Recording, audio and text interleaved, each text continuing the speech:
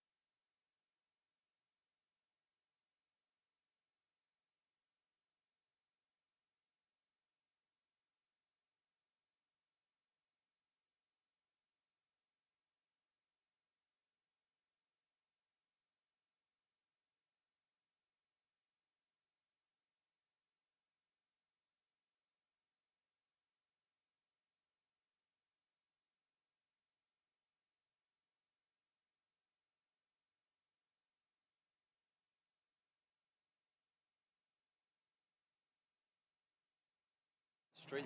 On stream. I'm not bothered.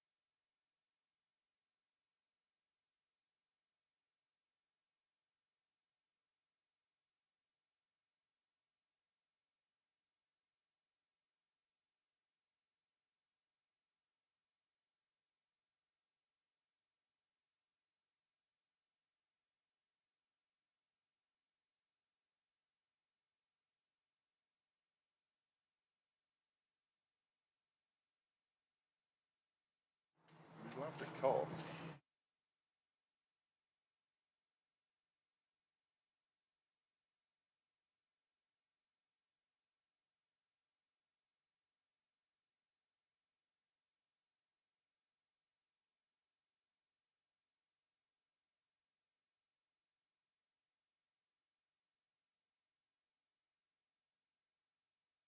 Derbyshire are and Right, well, we don't need to say anything then. Jonathan Doidge, Dave Fletcher with you at the moment. Dave Townsend will be back, but that was Jane Huff just giving you all the information. The only information she didn't give you there was that Derbyshire won the toss and decided to have a bat. First, they've made 2 changes. Mitch Wagstaff and Ross Whiteley come in for Anuj Dal and Matt Lamb. Anuj Dal absent due to personal reasons. Matt Lamb absent due to a slightly stiff back, which he had at Lord's, but has clearly stiffened up further. There's Dickie Bird. Look, Jonathan, you just want to tell us what the Yorkshire changes are, because it's very exciting. OK, I'll do that. 3 changes. Shan Masood back in on his one of his former home grounds for Will Luxton. Dan Moriarty in for Don Bess, and Ben Code in for Matthew Revis. So it's live been Masood, Warton, Hill, Tattersall, Thompson. In fact, make that a further change, because I've written that down on the team sheet. Come in for Revis, who's then come in for McCurr. Yes, my apologies. McCurr is now missing and Revis is back in the side. That was a late change made after the toss. Details of which, or reasons for which, we are not yet sure. Lovely. Thanks very much. We'll have Jonathan again tomorrow morning at the same time, just before 11 o'clock. With more inaccuracy. Well, no, not really. We're about to go on to 2 umpires, Sue Redfern and Neil Pratt. Neil Pratt standing at the pavilion end. Sue Redfern at the lake end, therefore. And they're very excited. Field with 4 fielders in plus. It's going to be Ben Code. Ball 2, Mick Wagstaff. He's in and ball Wagstaff gets back. The ball pushes it down the offside. And Henry, did you talk to me? Was there anything inaccurate about that? Thank you very much. Henry Martin sitting next to the club, but unfortunately it hasn't quite worked yet for him. But it might do one day. It might do one day. You never know. Part of the magnificent Derbyshire media team. Missed the game against Northamptonshire. Missed last week's match at Scarborough. And the win against Gloucestershire. Good delivery here. There's an appeal for LBW. And Wagstaff pushing forward, missing. And the ball wrapping him around about the... And I do apologise to everybody on the stream, but the update has to go this way. It's the only way we can do it.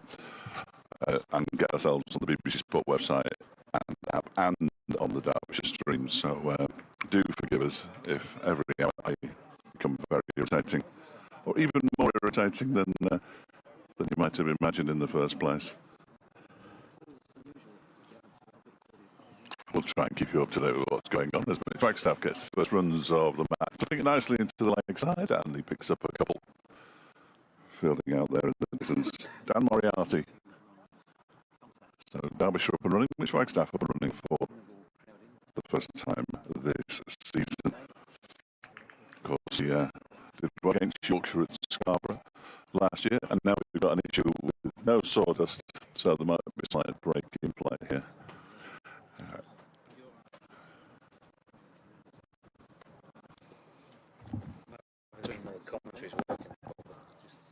Properly? In what way do you mean properly?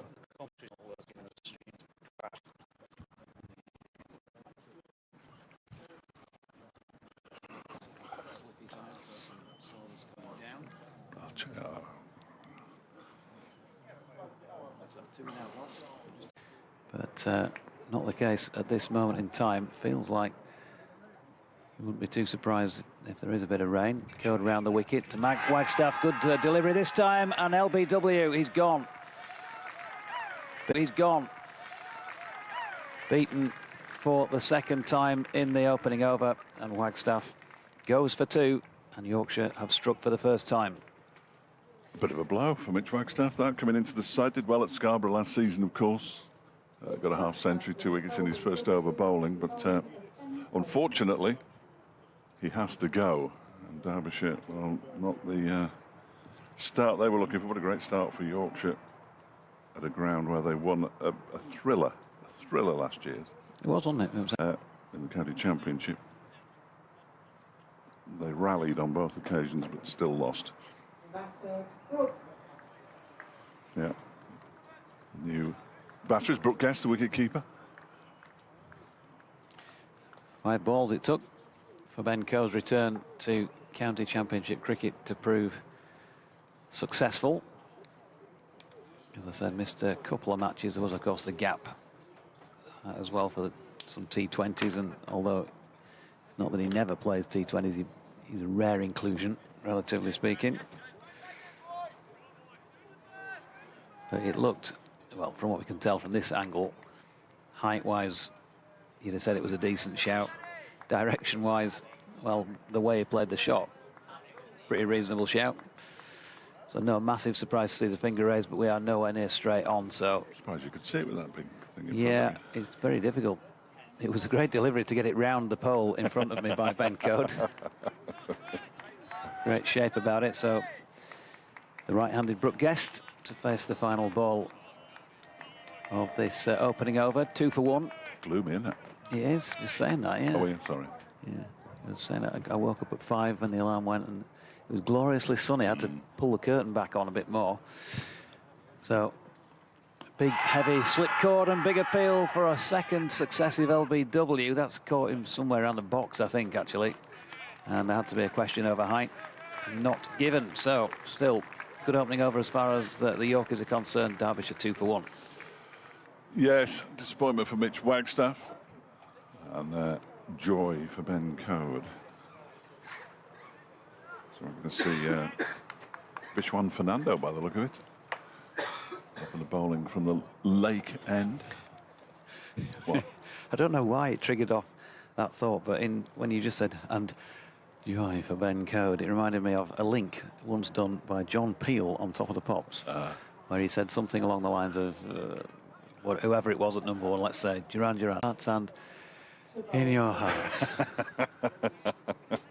Well, I'm not supposed to be joyful for anybody, really. I try not to be, as you know, joyful at the best of times. I think I pull it off most of the time. I think you're pretty good at not being joyful. It's the Past Players Day today as well, so there'll be a lot of... Past players? Well, yes. Yeah, that's how these things work. I've no idea where this photographer's going now, because he can't stand there. He can't... Well, he can't, well, he can for this, though, I suppose. Kev Sharp's going. Messaged me the other day to say he's going to be here. Here we go then. Fernando bowling to Lewis Rees facing his first delivery. He turns this one into the leg side. The camper through for a quick single. In actual fact, as Moriarty does the field at mid-wicket, and Derbyshire move on to 3-4-1. Healthy crowd. It's Fernando's final match in his stay for Yorkshire. He's heard the drums and he's going back out. Aha.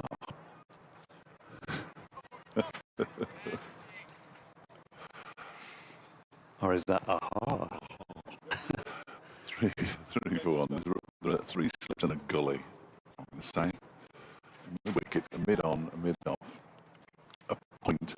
Must be a long leg there is. Away to our left-hand side, who we can barely see because of that ridiculously large camera. And Fernando, left arm, over the wicket, bowls to Brooke Guest, who pushes it straight back to him.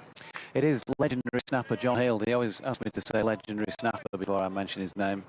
So there you go, John. Can't see the end of his lens because it's camouflaged. So you can't see it in and amongst the trees there.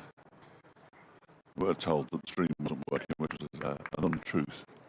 I don't. What, from a just? Well, yes. Interestingly enough, Fernando in a bowls to Guest, who leaves that one alone to go through to Johnny Tattersall. Hill, Lythe, Bean, and Thompson. Apart from a magnificent draw at Headingley early this season, and obviously looking at the league table, how things, dare I ask that? Well, the quickest way to find Derbyshire if you look from the bottom up, and that's been for some time. If they don't win this game, and they made a terrific start, it has to be said. By the time they next play at the end of July, is it? Whatever it is.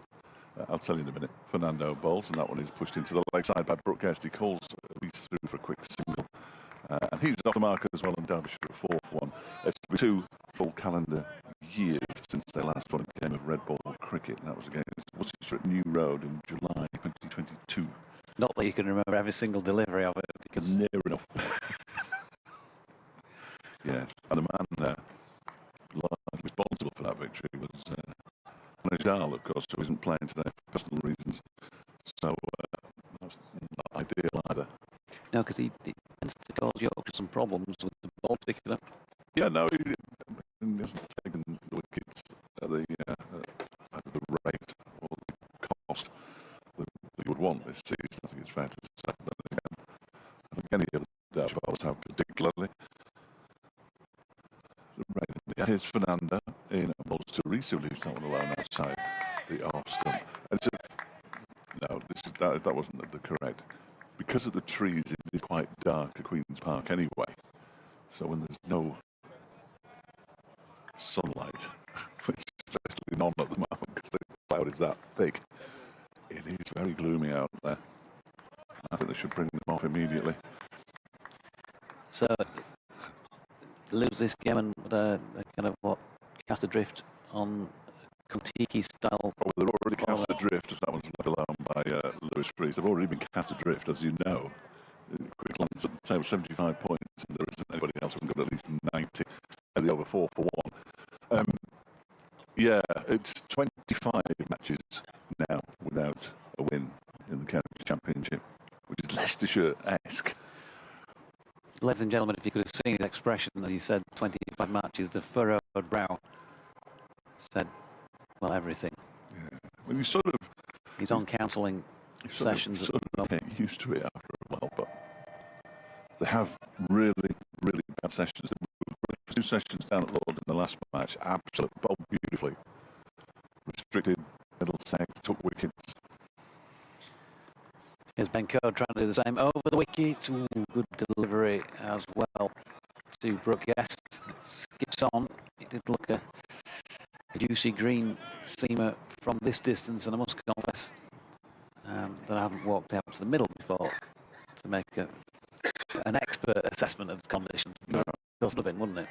As you well know. Yes. Yeah, no, I'm sorry. I was supposed to say yes then. Yeah. Yeah, it would have been. It looks like an AstroTurf strip at the moment. So Code comes in, and he's bowling again to Guest, who's trying to turn this one to leg. There's a stifled appeal. Not out, but he's certainly making an early impact here. Is Yorkshire's, well, I suppose in this lineup, star county bowler, 200+ wickets at 20-ish. We talk about Anajal causing problems. He's got 8 wickets this season at 68. Are they? He's making cause problems. The Scarborough last year. Yeah. Nipping around, he's covered in again, and Guest thinks about playing and pulls the bat inside the line. The leading bowler, Derbyshire, who's bowled any kind of number of overs. Ross Whiteley's got 1 wicket at 23, but that doesn't really count, does it? Because he only bowled 5 overs. Alex Thompson, 20 wickets at 32. Zach Chappell, 15 at 34. Drew Pavlon's got 9 at 48. I mean, it hasn't been a great season. No, here's Code coming in once again, and that ball turned off the pad backward of square leg. Tattersall out from behind the stumps. And it is a leg by Johnny Tattersall, of course. Tats Toddlers, as I named them last week when they won at Scarborough. 24, the average age, and that included Fernando at 32 and Adam Lyth at about 67, I think he is these days. Nothing to do with body work and body art. No, nothing to do with that at all. It's a shame. No. But yeah, stepped in as captain for 1 match in the absence of Shah Massoud, who took a bump on the head in the... That bizarre. Yes. Yes. Against Lancashire. Here's Code in round the wicket to the left-handed Reese, who plays it to James Warton in the onside no run. I've spoken to Shan about that because I said, well, you were out, weren't you? No. I said, well, I congratulate you for bringing in the law that includes the words, if the batter's confused. He said, yeah, I knew that law. And even in your confused state, you were able to remember. It was absolutely magnificent, but I couldn't work out how he wasn't out. Here comes Code again. Ooh, and a ball that kicks a little off the pitch and was well dealt with there by Rees. End of the over. And 5 for 1 after 3, Derbyshire. Attendance-wise, but certainly not as well lined as it is for the T20. No, which no. Inevitably, next week's will be, because Derbyshire will probably win it once again. No. 6 in succession here in that competition. Do you not think, though, that the longer that run goes on, the closer you are to not winning? Well, I keep thinking, no, I did think that after about year 4, but no, I think the longer it goes on, the longer it's going to carry on. It is remarkable. It is genuinely remarkable. Fernando to continue then from the Lake End here at Queen's Park in Chesterfield, with Puffin Billy at the background doing his rounds. Fernando is in and bowls to Brooke Guest, who turns that into the leg side. There's no run. We were talking about Yorkshire's desperate record here in T20s to somebody the other day who said, yeah, but before that, the record at Chesterfield was pretty good. So I looked back through the records, and I think in the 3 years prior to that, it had gone something like Derbyshire, Yorkshire, Derbyshire. So it's something like 8 out of the last 9 here or something. It is. It might be 7 out of the last 9. It's a very strange record. There is Fernando again. Bowls. Oh, he just about pulls his bat inside the line. And last year was about as close as it was going to get for Yorkshire, wasn't it? They looked like they were going to win for long enough, and then Ben Mike went for 32, didn't he? Off that. Last year was a heavy defeat for Yorkshire. Oh, was it the year before? Might have been the year before. Okay. Yeah. Yeah. Last year it was 90 odd runs. Oh, sorry. Yeah. So that it must have been the year before it was close. So last year, then he went. I think they all finish in the rain. They all finish with it absolutely teeming down. There's Fernando Poles, and again, I think he might have played it, that one. Goes through to Johnny Tattersall, but gets the batter. I've no idea why I start these conversations without the records in front of me. No. It just exposes my inability to remember things. I can't remember anything, but I know last year was big. Just remember the ball disappearing over near the scoreboard on several occasions during that over. Yeah. He's playing well this season, though, Ben Mike. Usually against Yorkshire, actually, he's had runs a couple of times. Now he's back at his spiritual home. There is Fernando, a day's player, anything like that. He said he was quite good though in the old days. When you see the 70s footage and they stroll along and the ball disappears over the boundary in front of him, it's quite fun. Couldn't quite move a foot to the right. David Gower was a lovely runner alongside the ball, I always thought. Fernando in again. That one is driven straight down the ground. That might be the first boundary of the day. It will be the first boundary of the day. Really nice shot from Brooke Guest. He moves on to 7. Derbyshire in double figures, everybody. 11 for 1 at the end of the over. Yeah, hurrah. You hear around the ground. There's a couple of people standing. That's because they can't find their seats yet. There's a lot of people suited to our right. And 1 or 2 people have really let the side down there. They've got shorts and trainers on. Can you imagine? Been invited to a posh marquee and appearing in shorts and trainers. Well, a marquee, certainly. Well, I was trying to talk it up. So Ben Code going to continue for over number 5 from this pavilion end.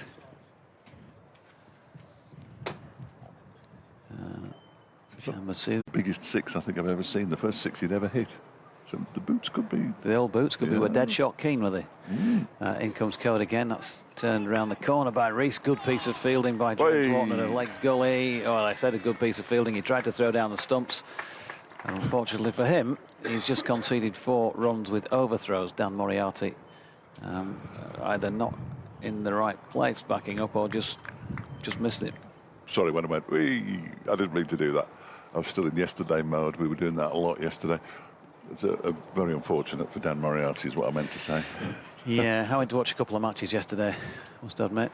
Neither of them favourable for the sides on which Doidges were playing. Oh, really? One of them cricket, one of them rugby league. You know, The rugby, in fact, the rugby league match nearly ended up in the highest score as the cricket match did for the opposition.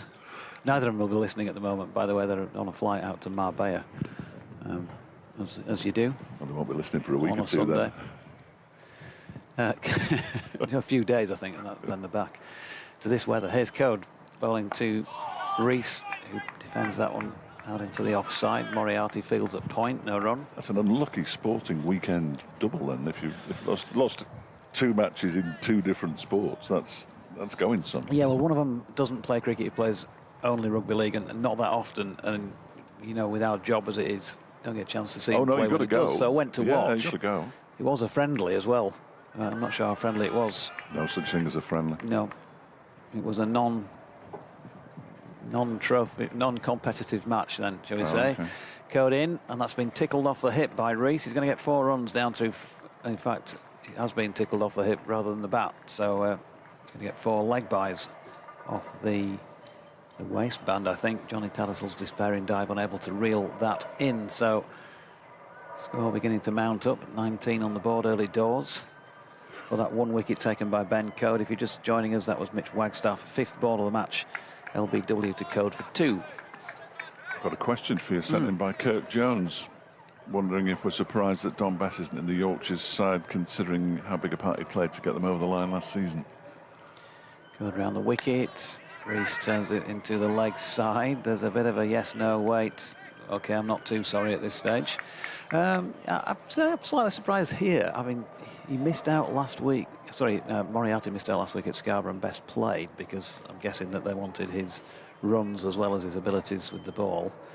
Yeah, the way things have gone, maybe slightly surprised that they've made the change back here. Looking at green seaming deck, maybe you'd want just to bolster your batting that a little bit more. Down the leg side, this delivery from Code, and that completes the 5th over with a dot, so 19 for 1. See what the coach makes of it when we have a chat. Yes.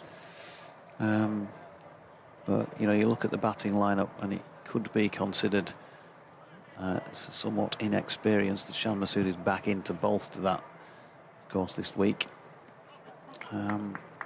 Maybe they're taking Shan as a player and a half, you know, batting wise, and you know, who knows? I mean, Matthew Revis obviously wasn't going to be in the 11, was he, until late on? Like dairy milk. Fernando bowls to Brooke Guest and pushes that one out into the offside. And it is Shan Masood who does the fielding, but there's no run. No surprise, I don't think. Well, once we knew Anuj Dal was going to be unavailable due to personal reasons, they needed somebody to replace him. Of course, Matt Lamb has been struggling with a back problem for probably the entirety of his time here at Derbyshire. So Mitch Wagstaff coming in, deserved his chance. Unfortunately, we have to wait until the 2nd innings now to score more than the 2 that he got earlier. Ross Wiley coming in as well adds to the batting, as this one is turned into the leg side nicely by Brooke Guest. It's a very, very good piece of fielding by James Warton, who actually bent down, picked up and threw back in one motion. Keep them down to a single. 20 for 1 now, 8 to Guest and 5 to Rees. So I woke up this morning slightly irked because my nephew posted on a WhatsApp group for our local club, "Can I get a lift tomorrow, please?" No, and I responded, "No, but I'm sure you can have one." Yes, well done, Georgie. Yeah. What's all that about? They're all gets now, aren't they? Yeah. Get this, get that. Here is Fernando bowling to the left-handed Rees. A full delivery that he clips away. Code runs around the boundary to get there. Oh, and he slides, but can't quite reel it in. And it's 4 more. Code got there, put the slide in. The field is very hard. And 4 to Rees, who moves on to 9. 24 for 1. Unsurprisingly, nobody queuing up for ice cream at the moment. Quite often one of the more popular attractions around the boundary's edge, but my word, it's cold today. I've got a big coat in the back. As Fernando bowls to Rees, who lets this one go outside the off stump through to wicketkeeper Johnny Tattersall. I'll have a quick look and see who's won toss. I can't remember his password.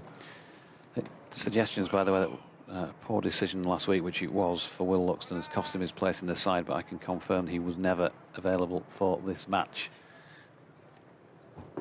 because of other cricketing commitments. I might have missed a ball there, but nothing happened. No, he didn't. He didn't. Did I not? No. I wasn't sure. Had caps lock on. Here's Fernando. Up the hill towards us. Bowls to Rees, who plays at that one outside the off stump and admonishes himself straight away. It goes past the edge of his bat through to the keeper. Bat some distance away from his body, I think it's fair to say. Not the best shot that Lewis Rees has played recently. He's got a century in the first innings against Middlesex down at Lord's. Picked up some wickets in the second innings as well. Durham are 14 for 2 against Worcestershire at Chesterfield Street. I say that apropos of nothing really. As Fernando comes in again. And Rees leaves this one alone outside the off stump. There's no run. Leicestershire playing Middlesex just down the road at Grace Road. Just down the road? It's not far from here, is it? Dearly me. Just down the M1. Are you walking it then? Leicestershire 17 for 1 after choosing to bat. Northamptonshire put Sussex in, and they're 19 for 1 at Wantage Road, just down the road, Wantage Road. And at Cheltenham, just down the road at Cheltenham, Glamorgan won the toss, put Gloucestershire in, and the home side are 12 for 1. Surely that's across the way. Across the way, Yeah, it will be actually. Yeah, that's a good shout. Go south a bit, turn right. Don't forget to turn right. That whatever you do, otherwise you'll never find it. Believe me. Believe you me. So Code over the wicket from this pavilion end, and that's pushed into the offside by Brooke Guest. Shan Masood in his Yorkshire cap does the fielding. And there is no run. Not sure what the cap he might be wearing, but he's wearing a Yorkshire one. Well, he'll have a Derbyshire one somewhere. Yeah, it would have been awkward, wouldn't it, if he'd brought that one on instead. Henry's trying to find some electricity now. It's in short supply here at Chesterfield. Oh, it's the vibes I give off. Or clearly not. I don't think health and safety would pass this arrangement that we've got going here either, by the way. Code. That's edged. And It's you, is it? Yeah, Sorry. that's me. It's you. And it dropped short of George Hill at first slip. Panicked. And there is no run. Stand easy. Good delivery from Code. Finds the outside edge, but yeah, short of Hill. Not a lot you can do about that at slip, apart from stand a bit closer, I suppose. But he didn't go at the ball, did he? It was kept relatively low. So I think I'd be holding that position. Jesus. Code comes in again over the wicket, and this one turned into the onside and fielded there by Vishwa Fernando. I don't know, I'm telling you, you knew. It was you, didn't you? I did. Yeah, I knew that. Just me, you had no idea what was going on. For the first time. Yeah. Lots of concentration from the suits to our right. One or two of them concentrating on the mobile phones. Trying to stay awake. Yeah. 24 for 1. This is over number 7. And it's been bowled by Ben Code, who's in here to Guest. And that's pushed into the offside for Masood to field. And there is no run. You can get in touch if you like on BBC West Yorkshire Sport at gmail.com. I'll try and vet the emails this year before I read them out. Good morning, JD. That colleague of yours is no. England's decision to leave out Johnny Bairstow from the Test squad may hopefully mean that they will allow him to bolster the White Rose batting lineup. Oh, no. You think? Do you? I think he might be rested. In comes Code again. A leave this time on length as much as anything. I would think by Brooke Guest, no run. Good luck to all those playing today, he says. In particular, the Yorkshire lads, Northern Diamonds at Scarbados, the England ladies playing at Worcester. Hopefully Gareth Southgate will also incentivise the England 11 to present a much improved performance. I wouldn't be hanging my hat on that. No, I wouldn't either. I wouldn't. Slovakia, is it? 5 o'clock? Slovenia. Slovenia. Oh, that was Isn't Slovakia. Slovakia. Is it? Yeah, Slovenia. Have they already played that? I think so, yeah. Okay. I'm not that interested. Here's Code in and bowling again, and solidly defended the final ball of the over. I'm just going to check that now. Going to double check some stuff here. I think I've been writing Slovakia all day, and fortunately they are playing Slovakia. That's good. Thank goodness for that. I've also been doubling up on a sports news job this morning, I which I might actually now send. Doing a wonderful job. I'll just checking this and that. I'll have a read of it and then see if the newsreader that comes on before me at midday reads any of it. Seems unlikely. Kirk, yes, I would bring a fleece if I was you. In answer to your question. 24 for 1. And a change of bowling. It's the man who makes things happen, Jordan Thompson. I think. From this distance, it looks like Jordan. It is Jordan Thompson. That's a very early change. It is a very early change, isn't it? Unless they're going to bring Fernando down the hill. To bowl for the lane. There we go. Thompson. Thompson, because it's not quite working as it should there. Thompson is coming on to bowl. And Lewis Rees isn't happy with something. Jordan Thompson is in. Goes through with his... somebody was walking behind the sight screen. I think he wants them pushing together as well. We had a bit of this at Lord's with Lewis Rees last week. He wants the... he likes the sight screens pushed together. I don't think those move down the far end, actually. They're those sort of ones that you can sort of see... Well, no, you can't sort of see through them. You can see through them at the far end. Anyway, Thompson's on his way in. Perhaps for the first time, who knows? Yep, he bowls to Rees, who leaves alone outside the off stump. Ball goes through to Tattersall. Wind blowing from left. Well, it seems to be coming from all directions in this gazebo, but I think it's fluttering left to right. That's certainly how the Chesterfield Council flags are going away to our right by the scoreboard. Don Bess walks in front of us. I think he's allowed, because he's actually part of the Yorkshire squad. So it would have been amusing had a steward tried to stop him from walking around the boundary to get the drinks bottle that's been left just behind Ben Coates to our right. 3 slips for Thompson, who's on his way in again now. Bowls to Rees, who defends that one just to the offside of the stumps at the non-striker's end. And there is no run. Dodgers correspondents mentioned the Women's International at Worcester.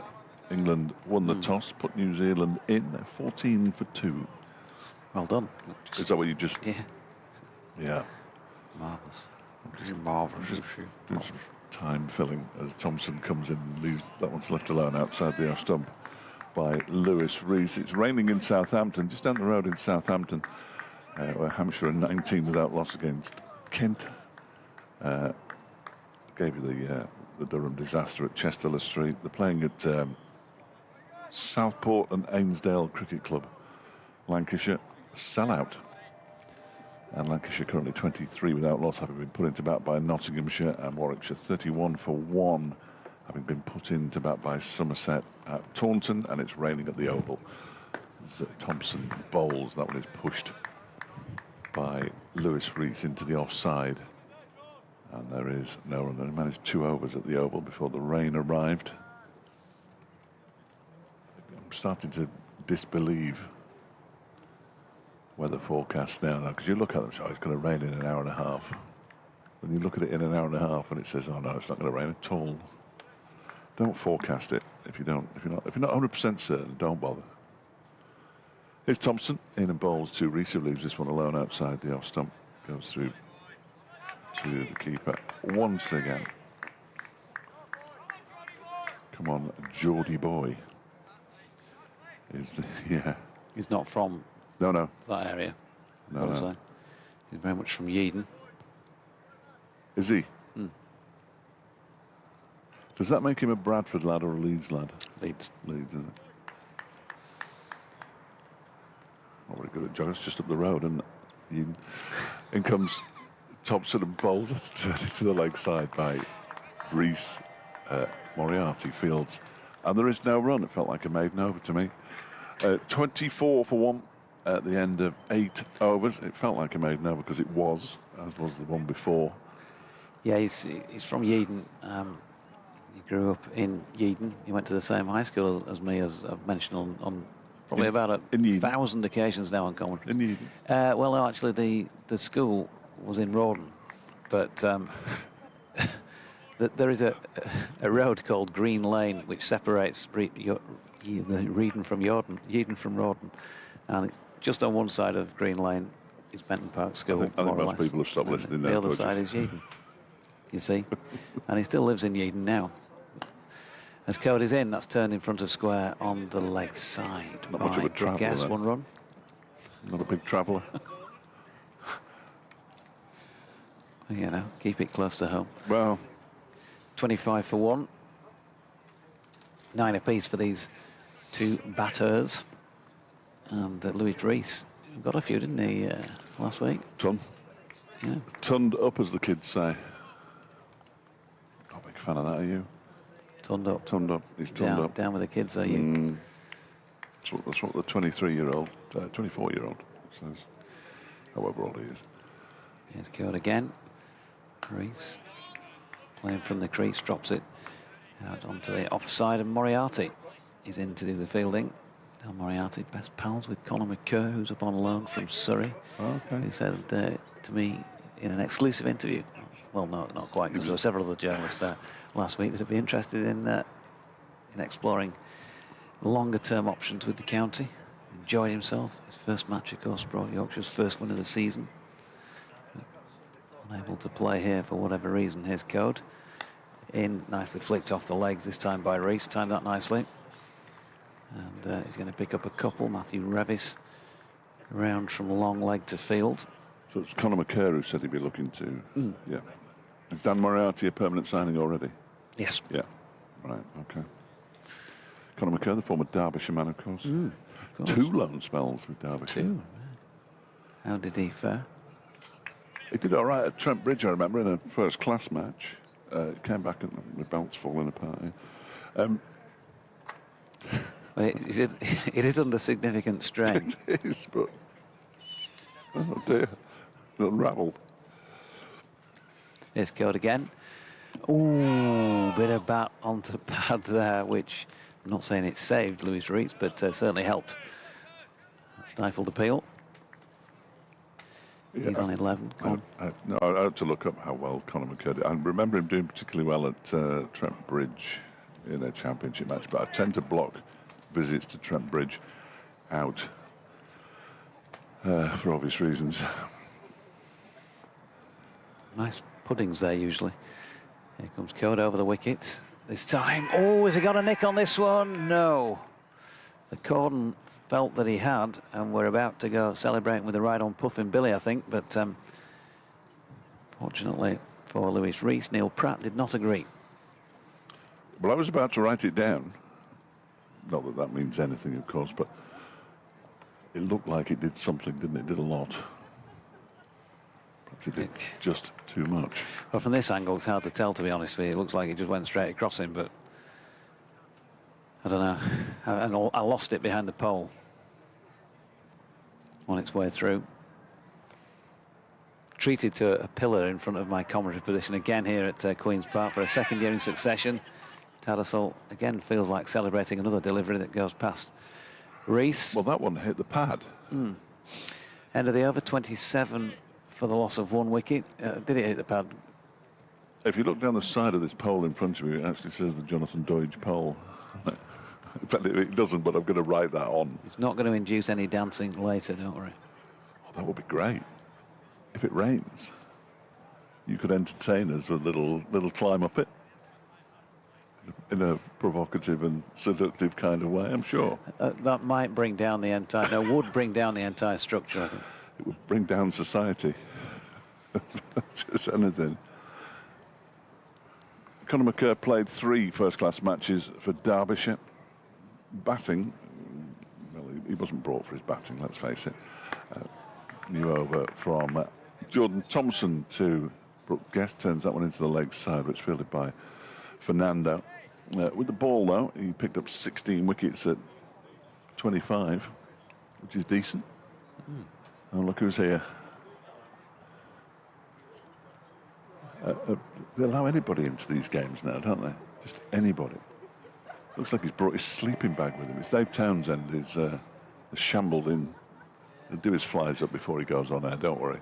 Here comes Thompson and bowls. That one is driven got a hand to it nicely there. Thompson prevented a run from being scored. Excellent work from him. Best of 5 for 54, which I imagine were the figures that he got at Trent Bridge in the game that I can vaguely remember. Anyways, he's not playing. So I don't really know what I was talking about. He was named in the 11. And then I assume he was here. He was here, was he? I think he was here. Dodgy's been distracted by Stephen. In comes Thompson again. Now it's gone past the edge of Guest's bat. And another good delivery. The Yorkshire bowled pretty well this morning. Have they indeed? Well, I think so. They've done all right. Got a wicket.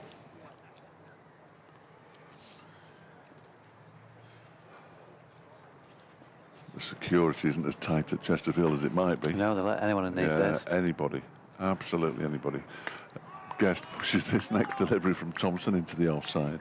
Because he's too late to get a chair, bless him. So he'll have to stand for the rest of the day. That one's Griff's. Yeah. He's going to sit on Griff's chair. This could be controversial later on, but as long as he doesn't eat Griff's sandwich, I think we'll be all right. That will be a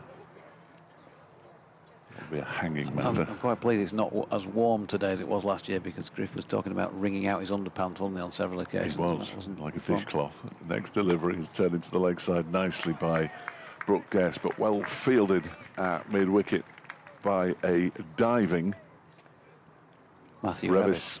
Yeah, I spotted his numbers about the same time as you. But now he's checking his knees. I thought he's going for a paddle in the lake. He pulled his trousers right up above his knees there. Is it deep, the lake? I've no idea. I've never seen it. It's over there somewhere, but I've never walked around there. It's too far away. I'd rather walk to Leicester. Just down the road? Just down the road. Here comes Thompson and bowls that was wide of the off stump and left alone by Guest. And there's no run. I thought DT might have been at Leicester, actually, because that's where his team's playing, or one of his many teams, one of his several. There are only 18 first-class sides, and DT supports 12 of them. I think we can rule out Surrey, but everybody else is up for grabs as far as his affection is concerned. At 27 for 1, we've had 10 overs. Yeah, already talking about rain at the back of the box. Apparently there's been continued good behaviour from England fans who were starting to arrive in Gelsenkirchen yesterday, with no issues reported and no arrests made, and that's news now. I know. I was just going to ask you why that's news. Yeah. Code over the wicket, meanwhile, bowling here to Rees, who leaves one wide of off stump. An odd one's kicked, but more of them feel like they're keeping low. Just a little on the low side. Yeah, you're right. Which will make it leaving on length a bit of a game of Russian roulette. Yeah, you're right about the screens. You can see people walking behind them right now, can't you? Yeah, they're not mesh netting. They're a bit like those ones at Lord's that you can see through one way and not the other. Unfortunately, you can see through both ways on these. Code in again. All good delivery. Rees plays the original line. It clearly nips away from him. I'm just commentating on field there. I can't really see much of anything because there's pole in front of me. Right, you've got 3 more mentions of the pole for the entire match now before I start digging you in the ribs with this very large stick that I brought with me. It could be worse. Griff could have his lens standing up on its end in front of me. That's slightly... Not on a Sunday. Slightly fuller in width. Here comes Code again. Past umpire Neil Pratt. Bowling to Rees, who leaves another one wide of off stump, but again, lengthwise... Height-wise, I mean, it would have been in the game had it been straight. There's a bit of a ripple of the flags around the ground, suggesting a light enough breeze out there. Not strong, I wouldn't have said. It's been grey and overcast since arriving. As your notes blow off the table. False teeth are struggling a bit to stay in as well. Code making his way in again. And once more. Wide. Cry of don't get bored. And he puts it wide of off stump. I imagine the That reason was from his dad. the reason Dave Townsend has arrived is because Brampton Brewery have brewed a pale ale called Griffin, especially for this match. And his book, apparently he's got a book out, Griffin. He never talks about it. A bit like when Townsend had one out himself. Copies are available, apparently. It's like, oh, good delivery from Code this time. That was tighter to off stump and did well. Lewis Rees to play inside that. DT had the bins trained on something down there. I'm not sure it was the cricket. You've got to be I careful. think she's half your age, DT. Yeah, you've got to be careful.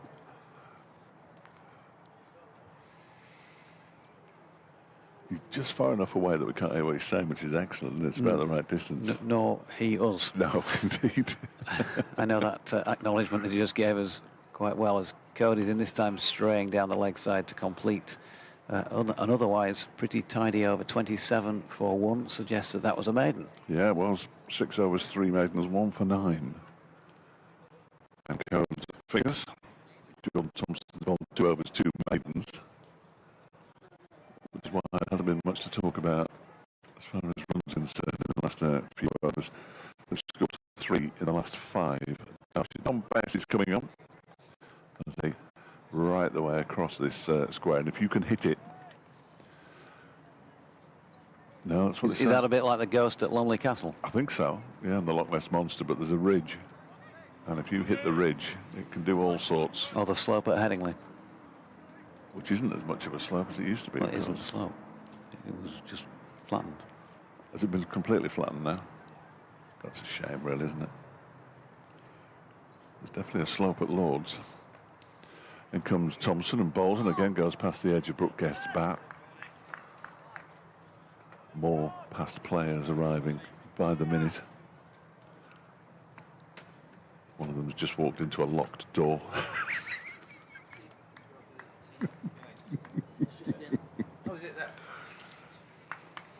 North Norfolk Radio looking for the tea and coffee.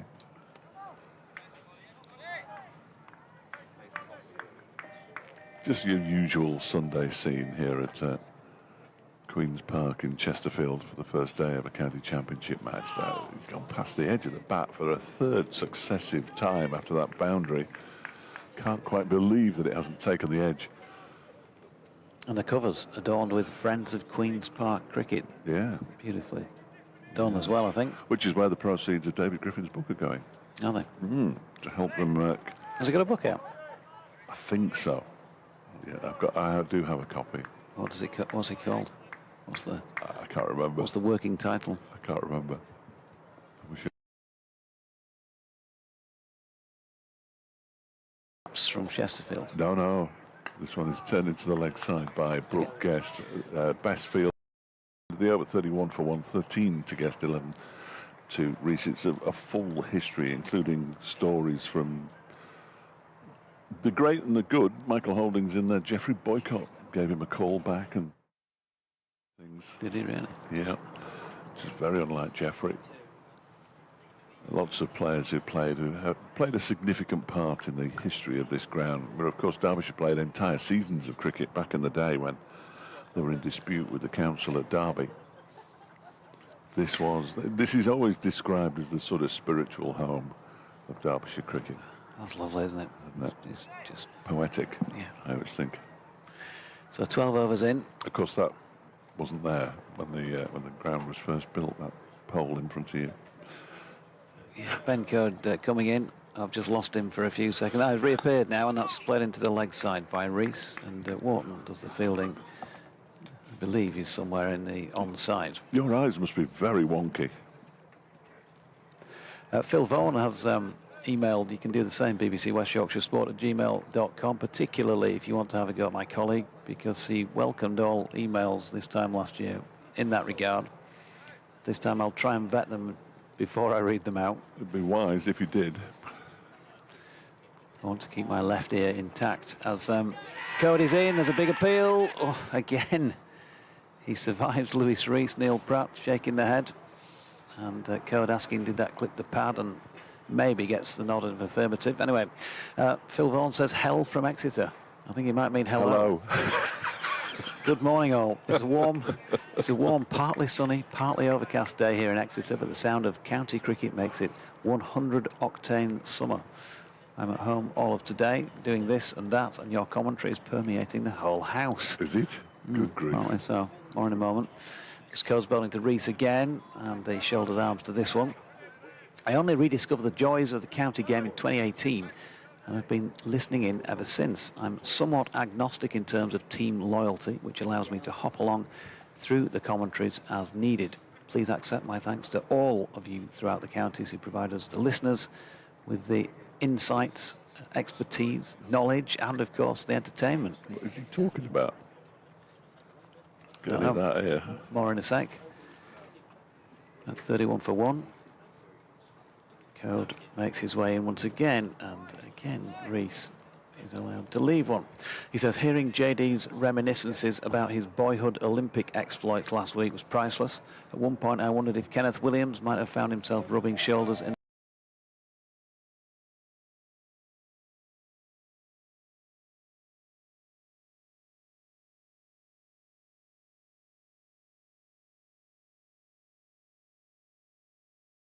Kenneth Williams were in the commentary box at Scarborough last week. Couldn't possibly impersonate as well as themselves. Here's Code. Oh, good delivery again. He's playing across one here, Rees. Great toss to win him back this, wasn't it? The top three must be thinking. Yes, thanks, Skip. Well, David Lloyd, who won the toss and decided the bat, has been opening the batting in recent times, but of course he's at number 5 now, so it wasn't quite the risk that it might have been had he been opening the batting. Yes, so FST and and who was the other one again? Kenneth Williams did get an airing.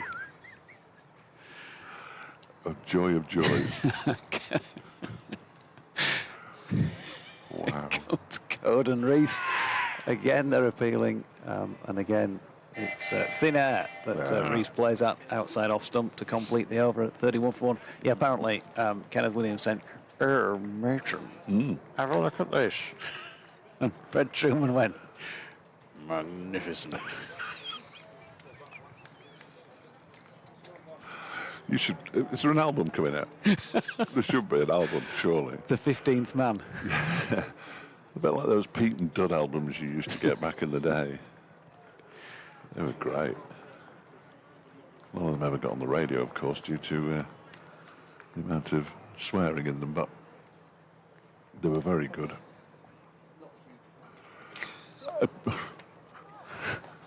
Much unlike the impressions. Here's Jordan Thompson coming in from the lake end, bowling to Brooke Guest, who defends this one up to Shan Masood at mid-off. And there's no run. Fernando windmilling his arms as though he might be about to come back sometime soon. At the moment, Don Bess is still out there, which means that Matthew Revis isn't.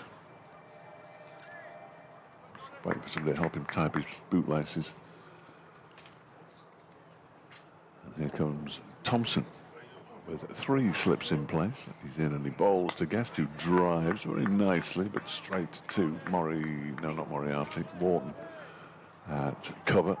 Moriarty is at point. He's just stretching the hamstrings out, Moriarty. Desperately trying to keep warm. I would have thought there's a lot of hands in pockets out there, and I'm not surprised. A number of long-sleeved sweaters. Take long for Puffin Billy to get round that circuit, does it really? Here comes Thompson and bowls it short and wide and clipped away into the offside. Well, straight to Warton. Had you ventured down there, you would realise that Puffin Billy doesn't have to travel more than about 300 metres. Is that right? Maybe 400. Okay. No, it's not an actual train, though, is it? There's no tracks. Ah. It's like a tractor pulling a pretend train, I think. Stop it. I don't want to ruin the illusion. My dreams of a ride on Puffin Billy. Well, when you've had a ride on Puffin Billy, come back and tell us all about it. Thompson bowls. Oh, it's trapped him right in front. Can't see umpire Sue Redfern from here because there's a massive pillar in the way. No, a crowd of players, but she kept her hands down, and as a result, Brooke Guest has survived. There's been an awful lot of appealing going on this morning, but so far just the 1 wicket. Mitch Wagstaff, Ben Code trapped him leg before for 2 in the first over. Since then, Brooke Guest has got 13, and Lewis Rees, who's on 11, have taken Derbyshire to 31 for 1. It's been a struggle for the batters, though, as Thompson is in and Guest gets bat on ball this time, and that is Moriarty who does the fielding. And there is no run. So David Griffin will be signing copies of his book at lunchtime, which is where I'll be. Good Lord. Haranguing him from the back. He's brought a special pen and everything. It's a lovely blue pen. His best handwriting. So if you could ask him to write some complicated things in the books, anybody who's going out to buy one at lunchtime from him, something really long and complicated, that would be great. Here comes Thompson again and bowls. That one jumps a little bit on Guest. He's going to get 4 runs down to third man because it came off the edge of his bat, but he pushed forward a little bit hesitantly there. Came off the edge and he picks up a boundary, and it's the first boundary for a while off Thompson, I believe. 35 for 1 at the end of the over. 17 to Brooke Guest, 11 to Lewis Rees. Yeah, in other news, the Women's Championship will not see Reading take part in it next year. They've been booted out? No, they've decided to withdraw themselves. Have they? Yeah, this is down to, quote unquote, the current economic realities of the club. Yeah, well, absolutely totally irrelevant to this broadcast, but I'm just writing it now for the sports news. I was at the. Well done. I was at the Medeski, or whatever it's called now, the something select car leasing stadium last season when the game against Burton was halted after 14 minutes because the Reading fans threw tennis balls on the pitches. They were protesting against their owners. I feel sorry for a lot of the staff and the players there who are unfortunately having a difficult time. So we're going to see a change of bowling. Ben Code has bowled for almost the entire first hour. 7 overs, 4 maidens, 1 for 9. Fairly tight then. It's Vishwa Fernando who bowled 3, did he? 3. That's a great, yes. 3 at the other end. The lake, is it the lake end? It is very much the lake end. The other end's the lake end, yeah. And he's bowling now from this end. This end, yeah. That was wide of off stump first up there to Rees. This end's got the pavilion at it, if that's any help. Yeah, that's good, that. As Zach Chappell going through his bowling action in his... How are you lot? Yeah, we're good. We're all right. Yeah, good. Thank you, Zach. Yeah. The loudest. That's a very much a live microphone there, Zach. Just a... Well, I don't see why you should start now, but... So it's Fernando from this pavilion end, left arm over the wicket, wide of Rees's off stump, and he leaves. And you've got to go and do some sports news. It's me again on the stream. Apologies. Well, no, I'm not going to apologise for being on the stream, but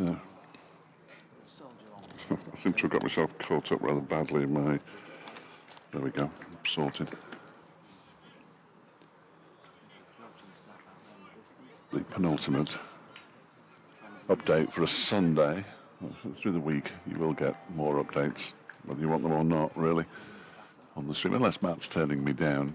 Here goes Fernando then from the pavilion end in and bowls. Oh, that's a wide one, and going wide when he has a real go at that one, Lewis Rees. Not sure that was wise.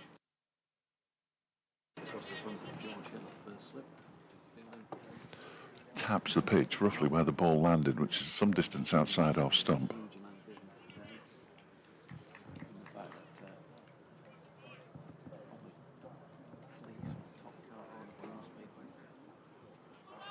Still very overcast, quite chilly. Derbyshire battling hard here as Fernando is in and bowls. That's left alone outside the off stump. Goes through to the wicket keeper, Johnny Tattersall. There are 4 slips or 3 slips in a gully. Thompson moving in between slip and gully, having a chat with one or two of his teammates.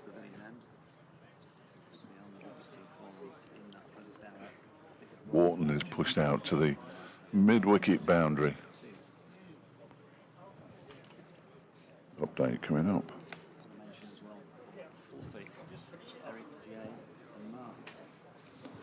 An hour's play here at Wesley, and Derbyshire are struggling a little bit, although they've only lost one wicket. They're 35 for 1. They lost Mitch Wagstaff into the side for the first time this season to the 5th ball of the day's play. He was dismissed for 2. Since then, Lewis Rees, who's on 11, and Brooke Guest, who's got 17, have helped them to 35 for 1. They won the toss this morning and decided to have a bat, 35 for 1. Did I mention it was 35 for 1? Fernando gives the ball a good shine on his cricket trousers and turns once again and leaves our commentary position behind with a good delivery, which is edged and taken at first slip by George Hill, and a second wicket falls. Now this time it is the patient Lewis Rees who has gone, and that was a good catch by George. The ball on its way to terra firma as he managed to get the hands cupped underneath it, and so Rees has gone for 11. Caught Hill bowled Fernando, and Derbyshire 35 for 2. It felt only a matter of time, didn't it, before somebody edged it. It's been out there a long, long time. 44 deliveries. Lewis Rees was caught by Lewis George Rees. Hill off the bowling of Vishwa Fernando for 11.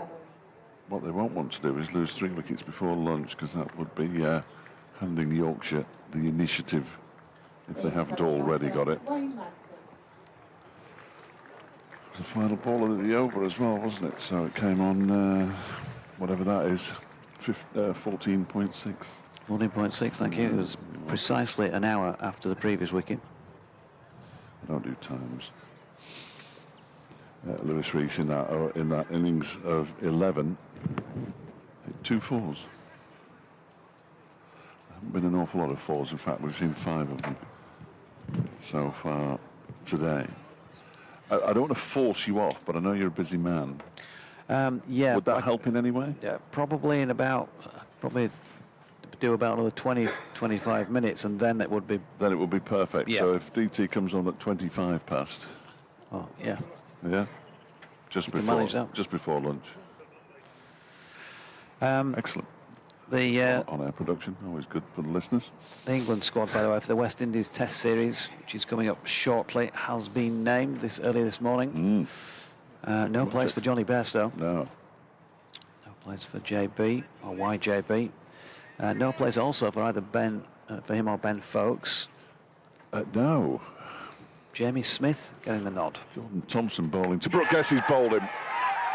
2 wickets in 2 deliveries for Yorkshire. Thompson strikes, Guest goes for 17, and Derbyshire are 35 for 3, which means there will be 2 batters out there, neither of whom have faced a ball in a few moments' time, after Rees and now Guest have been dismissed in successive deliveries. Yeah, couldn't see it because of the pillar, but I think it's the off stump that's gone just slightly knocked back. So maybe top of off stump, was it? I'm not telling you. I couldn't really tell because of the batter, to be fair, as much as the pole. But anyway, Yorkshire cock a hoop, as you could tell, I think, by the Celebrations. Yeah. The word you're looking for, I think. Well, I was just looking for a word that likened it to an old Western, you know, where... Jordan Thompson, the gunslinger. No, where the Comanche came over the hill or whatever, you know, when you got because there's that sort of a sound to it, wasn't it?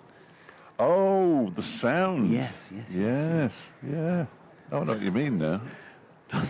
The whooping and the hollering. Yes, there was some indeed. whooping and indeed hollering going on. David Lloyd's the new batter, the Derbyshire skipper.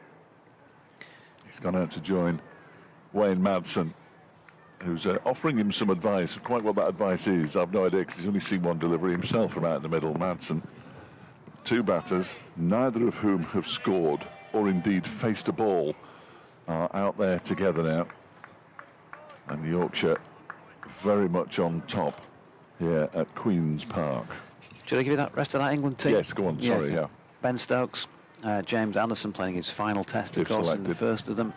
Gus Atkinson is in. Shoaib Bashir, Jack Leach not even got a place. Harry Brook, Zach Crawley, Ben Duckett, Dan Lawrence, Dylan Pennington in for the first time. Ollie Pope, Matthew Potts, Joe Root, Jamie Smith, and Chris Wokes. So form in the county championship doesn't mean a lot then, with Shoaib Bashir being in it clearly. Here is Thompson bowling to Lloyd, who gets one down the leg side, tries to flick it away. Tattersall moving to his left, takes it on the full. What did he go for last week in an over? 28? Yeah, something like that. It was the second most in a single over in first-class cricket until Louis Kimber got hold of. Oh, yeah. I watched the highlights to that. Well, we were watching it because it was quite dull at Lord's. We were watching the game on the stream, and there was as much commentary on that as there was on anything else. Thompson in bowls to Lloyd, who has a little fill at that one outside the off stump. Ball goes through to the keeper. Not for me. That's very kind of you, Henry. Brought me a cup of tea. No hot water. Excellent. Well, it looks warm to me. We're going to be asked for our lunch in a minute, which is quite awkward when you're on air.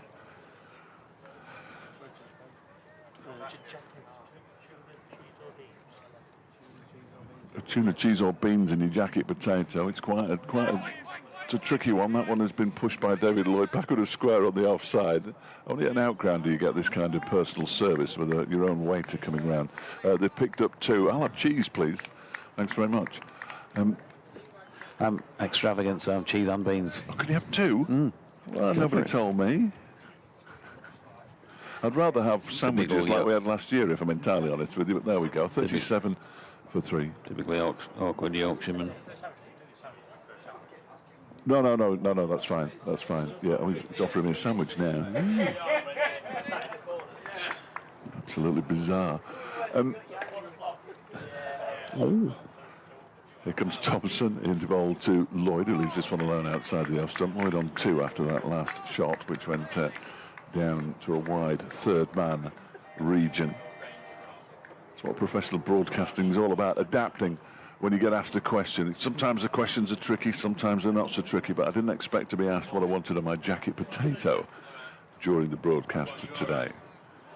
But now everybody knows what I'm having for lunch. I'll have a word with Tom in a minute about that. He's walking through with a big smile on his face. First time I've been asked live on air what I want for my lunch, Tom. Here's Thompson in and bowls. That one is turned into the leg side by David Lloyd. And the over comes to an end, a successful over. 2 runs from it, but also the wicket of Brooke Guest, bowled for 17, 3 fours, and his innings of 42 deliveries. 37 for 3. Do you want a cold cup of tea, or shall I drink it myself? You have that, I think. Thanks. It's lovely, this, Henry.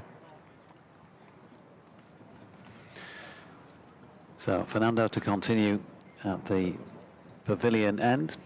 If you're joining us in more recent times and you don't know the teams, 2 changes to Derbyshire's from last week. Anuj Dal missing for personal reasons. Mitch Wagstaff replaced him and lasted 5 balls at the start of the match for 2. And Ross Whiteley in for Matt Lamb, who has back problem, or a back problem. And in comes Fernando, and that is punched back up the pitch past the bowler, and there is no run. Madsen yet to get off the mark. Yorkshire 3 changes from last week's victorious side. First time this season they beat Gloucestershire, of course. Sham Masood is back in. Will Luxton was never available for this match, so that was an easy return for Masood in that respect. And then there was a bit of to-in and fro-in. Dan Moriarty in for Dom Bess. Ben Code also back in the side, as Fernando's latest delivery is wide of off stump. And Madsen happy to leave well alone. Conor McKerr retained his place originally, and Matthew Revis was not in the original 11 named, but for whatever reason, post the toss, McKerr then was withdrawn from the side, and Matthew Revis then replaced him. Published author can't spell on Twitter, but never mind. Published author. That's what we have proofreaders for, I think, David. As Fernando is in, wide of off stump. Madsen thinks about playing at that, and then leaves. And a tumbling take from Tattersall. Tumbling take from Tattersall.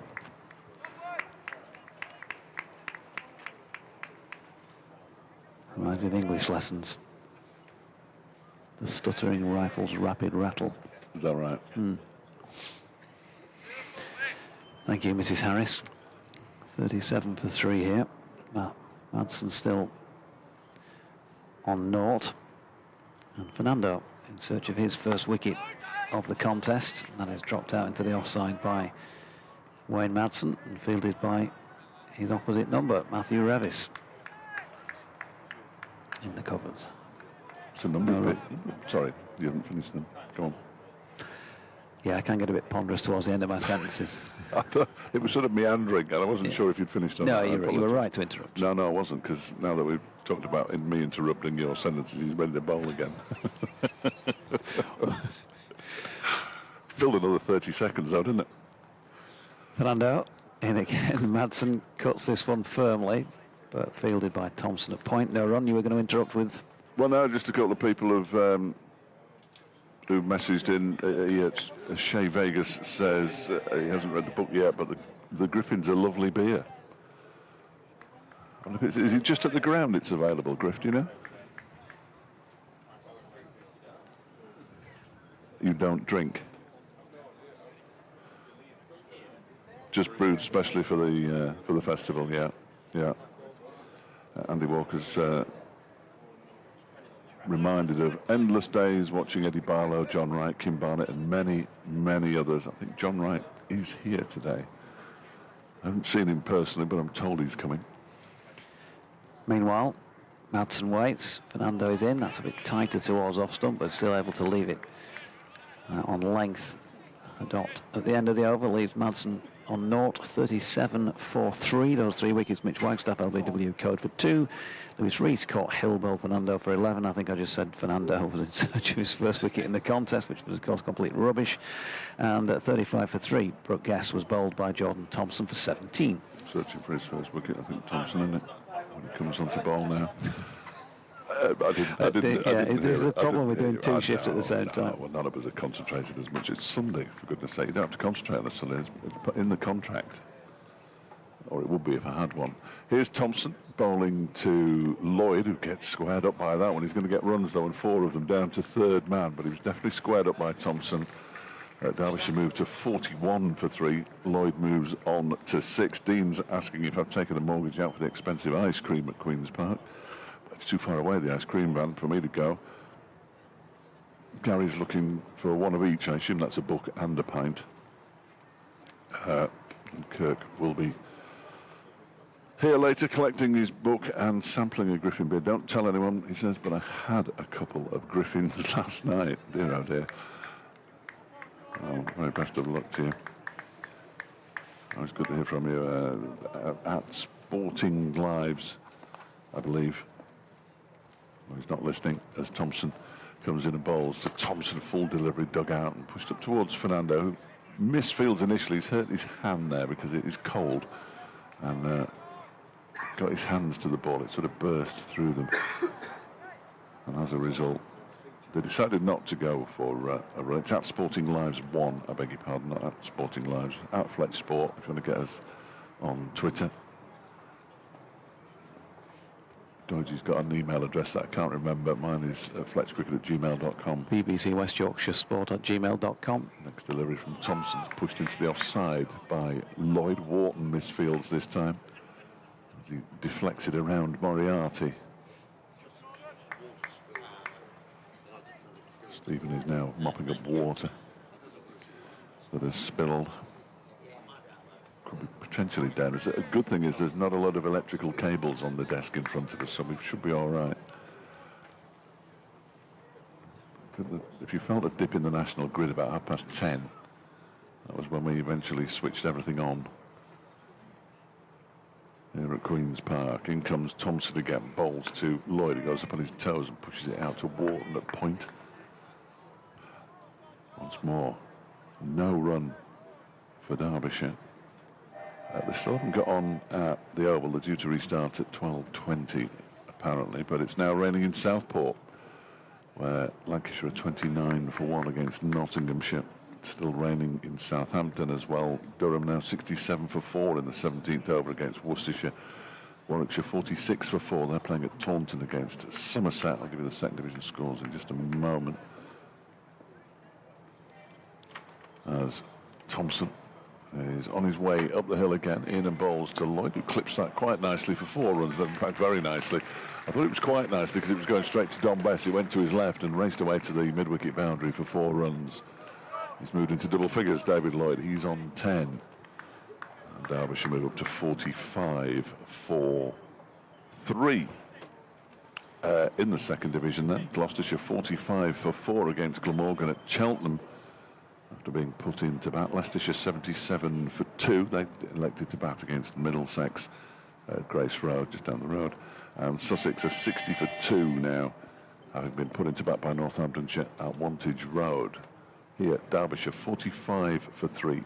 Lloyd has 10, waits as Thompson bowls and then leaves that one alone outside the off stump to complete what was a fairly decent over for Derbyshire, with 2 boundaries from it. One very nicely clipped through mid-wicket, the other one after squaring Lloyd up and ball flying off an edge down to wide third man. He's on 10, Lloyd. Madsen, who's only faced 6 deliveries, is yet to get off the mark. 45 for 3 after 18 overs. We've had 18 overs in an hour and 20 minutes. Jonas Vingegaard, meanwhile, said he's feeling pretty good. Oh, excellent. What about? Stage 2 of the Tour de France. Taking place today from Cesenatico to Bologna. 199.2 kilometres, apparently. Deutsch, you'll be reading the full Wimbledon draw later on with all the Eastern European names in them. Romain Bardet wears the leader's yellow jersey as Fernando is in a solid block from Wayne Madsen. That's 77 on his back. Always reminds me of what a great sporting year 77 was, Fletch. Does it? Yeah, can you remember much about 77? I can remember 1977, but was it warm? It 76 was warmer, wasn't it? Yeah, 76 was the warmest, but 75 wasn't bad, and 77 was pretty hot when as well. summer was summer. Yeah, when summers were long, and so too were flares. As Fernando is in, and probably your hair at the time as well. Yeah. As Madsen gets solidly behind it, pushed it to the offside. I was 14 in the summer of 77. Well, the summer was preceded by the winter. Redrum's spring. Redrum's third Grand What was his National third win. one, was it? Oh, That's yes. kicked the ball off, didn't it? And then Virginia Wade, of course, won the Wimbledon the women's singles title for the Queen, in the Jubilee year. And England won the Ashes. Yeah. Geoffrey Boycott scored his 100th 100. Was that in 77? I was at that game. Me too. Yeah. Fernando. With babe in arms.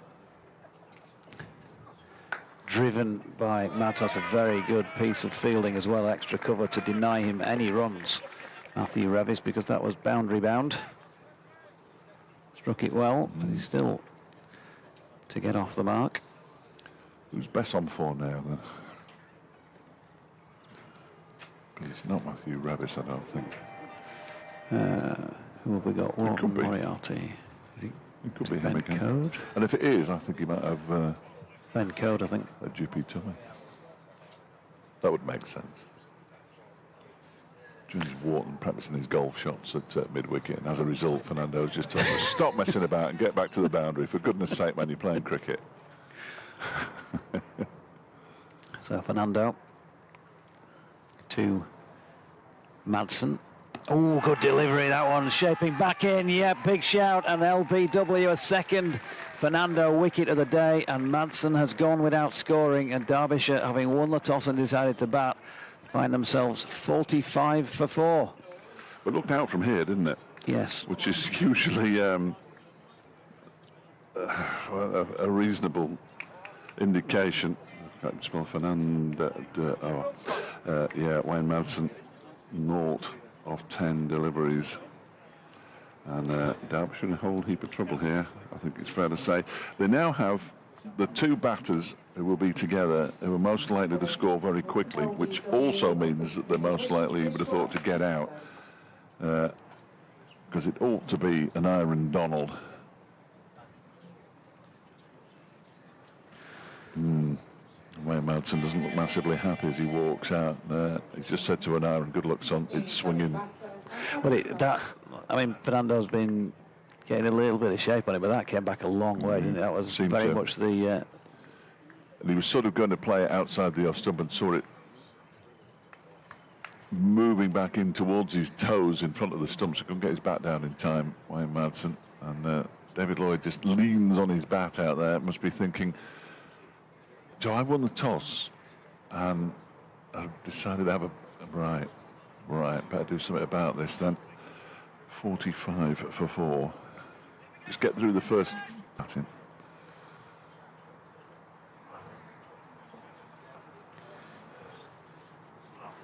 Aaron Donald's been in pretty good nick so far this season. Unfortunately, he's been in pretty good nick in the T20 with 3 half centuries off 19 balls and 21 balls. In the Championship, he's got 365 runs at 33. Yeah, but in the same way that the bowlers haven't excelled, the batters haven't excelled, and as a result, Derbyshire are cut adrift at the bottom of the second division table. Kontiki, as I said earlier, may spring to mind. So an Aaron Donald who certainly born in 1977 and whacked it around at Headingley T20 cricket the other week. We'll see what he's got to offer today. Great delivery first up from Fernando, and he's gone.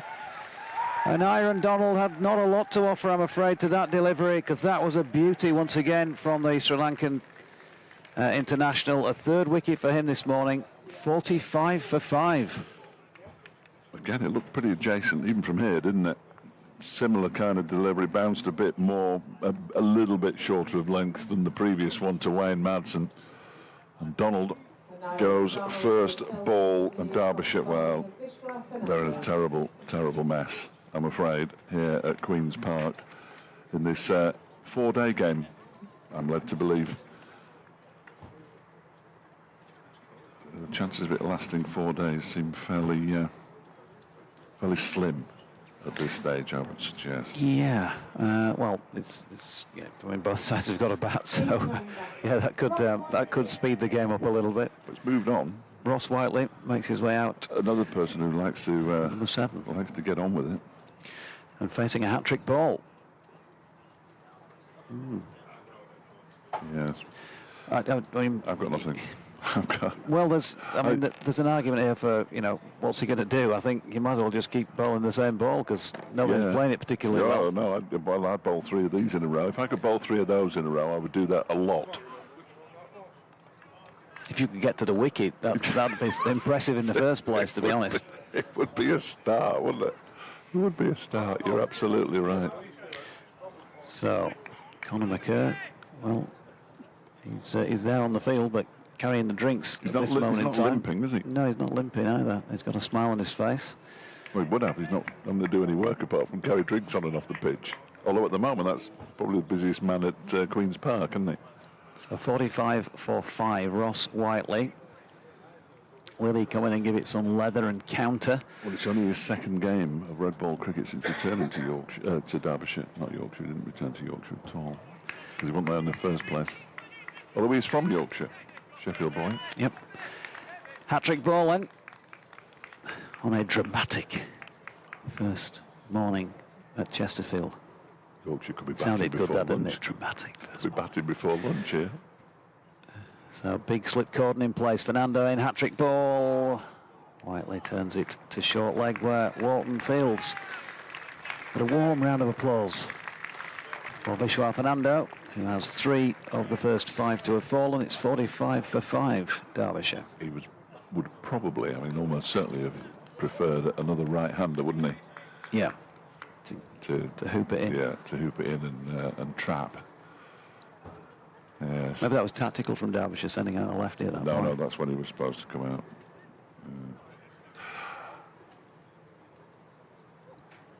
So Whiteley, and then it's Alex Thompson. Zach Chappell, who no more than 5 minutes ago was walking across in front of us with his sandals on and his civvies. I think he might be either running back from the far end to get his gear ready. He almost got caught out, knew over from Thompson, first ball through to the keeper Tattersall. He almost got caught out last week in the Derbyshire second innings against Middlesex when they suddenly lost. Well, it was a bit of a mess. It was a bit of a mess. They lost 4 for 12, and oh dear. Actually came out to field in a numberless shirt. Was he batting in a numberless shirt? One or the other. 45 for 5 then, Derbyshire, as Thompson is in and bowls. That's left alone outside the off stump by David Lloyd. Ball goes through to Johnny Tattersall. Behind the stumps, George Hill, Adam Lythe, and Finley Bean, the 3 slip fielders in place for Yorkshire.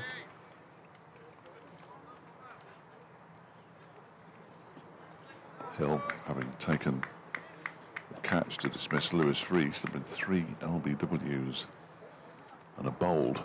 And Thompson is in and bowls, and Lloyd clips that into the leg side. Fernando picks up and threatens to throw the stumps down, but decides against it. And as a result, though, there is no run. A little more than half an hour until our jacket potatoes are delivered. Some with beans and cheese, some just with cheese. It's all very exciting. As Thompson is in, bowls a foolish delivery. There's a big appeal for leg before wicket. Sue Redfern says you've gone, and Lloyd's gone now as well, and there's 6 down Derbyshire. Lloyd goes for 10, a second wicket for Jordan Thompson now. Dear oh dear, 45 for 6. Genuinely couldn't see that because of the slip cordon or the pillar. On your laptop we'll screen. Take Sue Redfern's word for it. So 3 wickets have gone on 45. Yorkshire in clover and Derbyshire in trouble. Big trouble. 15 deliveries for his 10. A couple of 4s in there.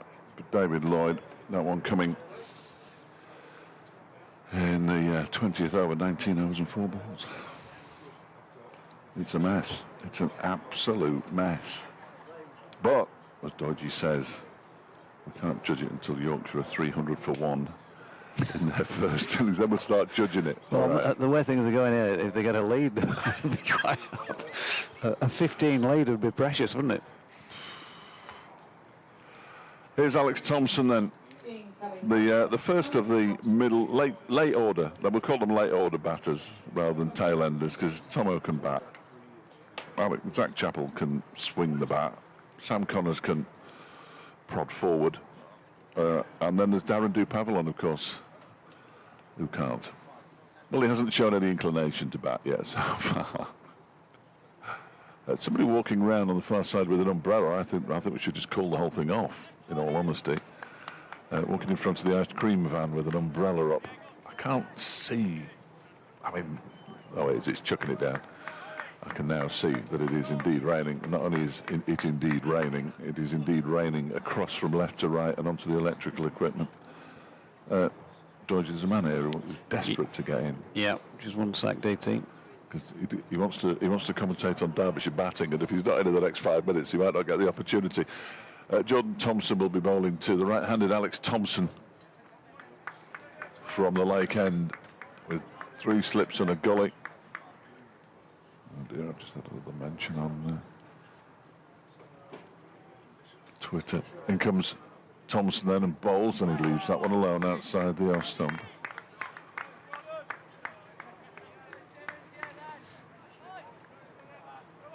That's a good shout from Kate, actually. Last year at this fixture, Derbyshire lost their 6th wicket with 24 runs on the board in their first innings. We all thought it would be over by lunch on day 2. The match actually finished in the afternoon of day 4. Unfortunately, Derbyshire don't have Leas Deploy anymore. But that's a good shout, Kate. Thank you very much. Here is Thompson in and bowls to Thompson. The one with a P is bowling to the one without a P. That's all you need to know, really. And it's a dot ball as it's allowed to go through to the keeper. 45 for 6 after 20 overs, Derbyshire. And Sue Redfern and Neil Pratt are coming together and pointing to the sky from where the rain is falling. And what are they doing? They're saying, should we go off for 5 minutes and see if it stops? I can't see the ground staff in any particular hurry to get the covers on, and they're going to stay out there, which I think makes sense. Shan Masood has a quick word with Neil Pratt. He seems quite happy, unsurprisingly, at 45 for 6, having lost the toss and been asked to bowl first.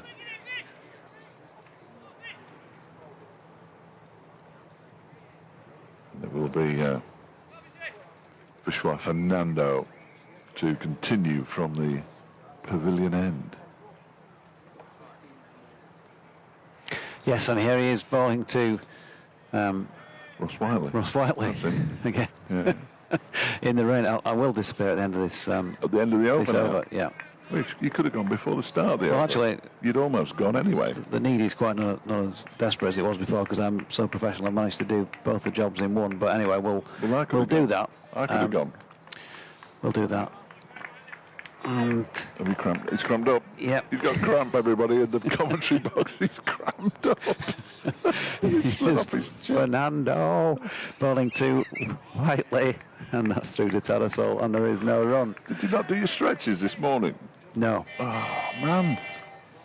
I was sitting in my hotel bed at 5 o'clock writing sports news. I don't want to know about what you were doing in your hotel room at 5 in the morning. You should have been doing your stretches. Oh, people loud as well. Do you hate that when you're trying to get... Stop.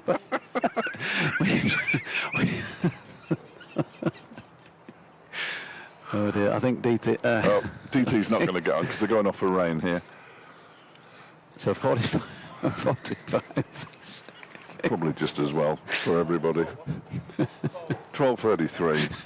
The rain arrives here at Queen. Well, it arrived at about 12:25 with Derbyshire on 45 for 6. Neither batter, Ross Whiteley, nor Alex Thompson have scored a run. That's how many overs in?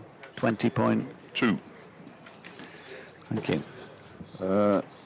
So wickets falling, a couple for Jordan Thompson, 3 for Vishwa Fernando, 1 for Ben Coate. He started it all off by dismissing Mitch Wagstaff in the first over. Rees for 11, Guest for 17, Madsen for Norton, Donald for naught first ball, Lloyd for 10. Derbyshire in a whole lot of trouble after winning the toss and deciding to have a bat first. The covers are being wheeled on as the rain continues to fall here at Queen's Park.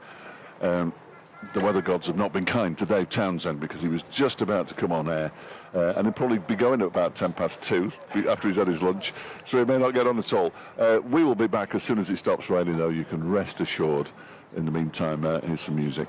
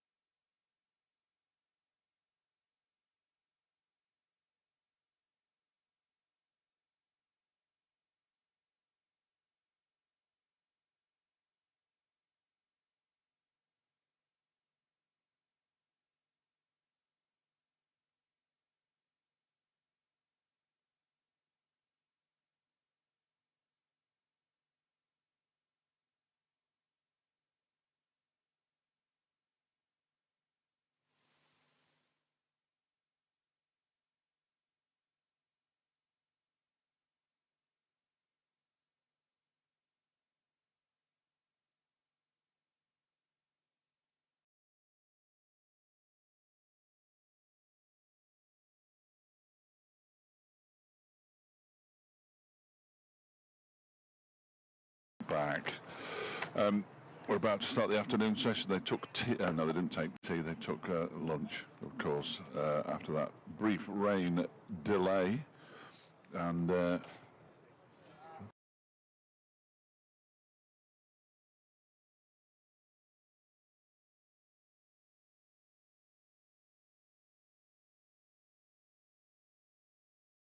short break fairly soon for the change of innings, which will probably allow myself and Jonathan Doyes to eat our lunch, which was late-ish, not quite as late as day one at Yorkshire, but late. Yeah, 2:15 that one chimed in, didn't it? Which was after the entire lunch break had finished and some 35 minutes on. At least this one with the early lunch, they've sort of been caught out. Anyway. So shall I carry on with Fernando's over? Yeah, and if you hear any chewing in the background, I apologise. So 45 for 6. Fernando 3 wickets against his name.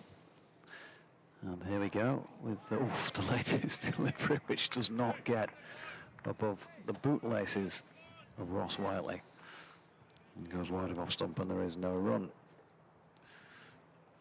Interesting. I have news, by the way, on Conor McKerr. I've spoken to Otis Gibson at the lunch break, and he says that Conor felt some tightness in his quad. Where's that then? I think that's the leg. Upper leg. Is it? I was thinking I was going for nostril. Here he is, Fernando again. Almost gets one through Whiteley. He struck it low on the bat. Full-length delivery. Managed to block it out. Now he's got some tightening of his quad. Nothing major, he said, but just felt it at the point around about when the teams were being exchanged, and therefore they made the decision to rest him rather than risk it, because of course if you start the game in those circumstances and then properly tear it, you're a bowler down. And Yorkshire have been a few of those this season, as in comes Fernando. Oh, that's a brilliant catch. What a catch by Jordan Thompson. How on earth did he get his hands on that? That is superb. And Whiteley has gone, and Derbyshire have now lost 4 wickets with the score on 45 either side of the lunch break. Whiteley gone without scoring, 45 for 7. That was superb.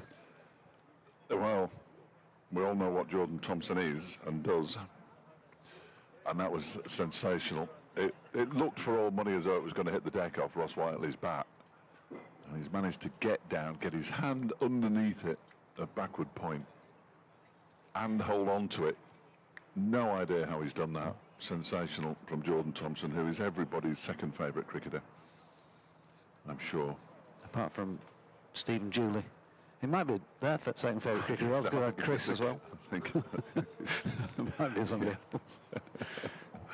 That was That was an awesome catch, that. Yeah. I mean, Adam Wyeth took one last week.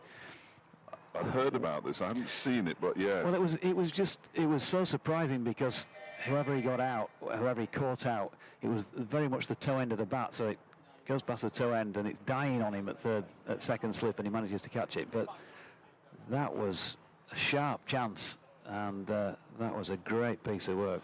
20 overs and 5 balls. That was brilliant. Absolutely brilliant. I've had a couple of messages at lunchtime from well wishers. Replied to both. I'm getting chirped, would you believe, by the head of media at Bolton Wanderers now. I thought he was Geordie. Turns out he supports Yorkshire. Of course he does. No, he's very much Scarborough based for many years. Pete Oliver. And Fernando then to bowl to Zach Chappell, who has gone in at number 9. He won't hang around. Now Fernando 4 for 13 here, with 1 ball left in his 7th over. And the cordon stacked. In comes Fernando. He's tried the Yorker first up, and well played Zach Chappell to get his bat down.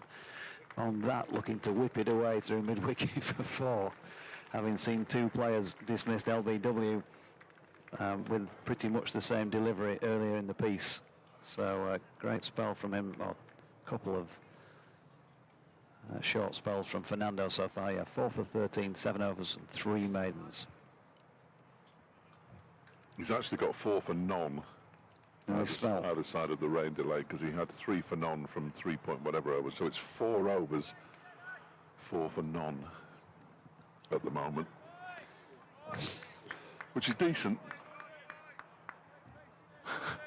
Decent-ish, anyway. Actually, that's Jordan Thompson, is it? It is. I see no reason why it shouldn't be.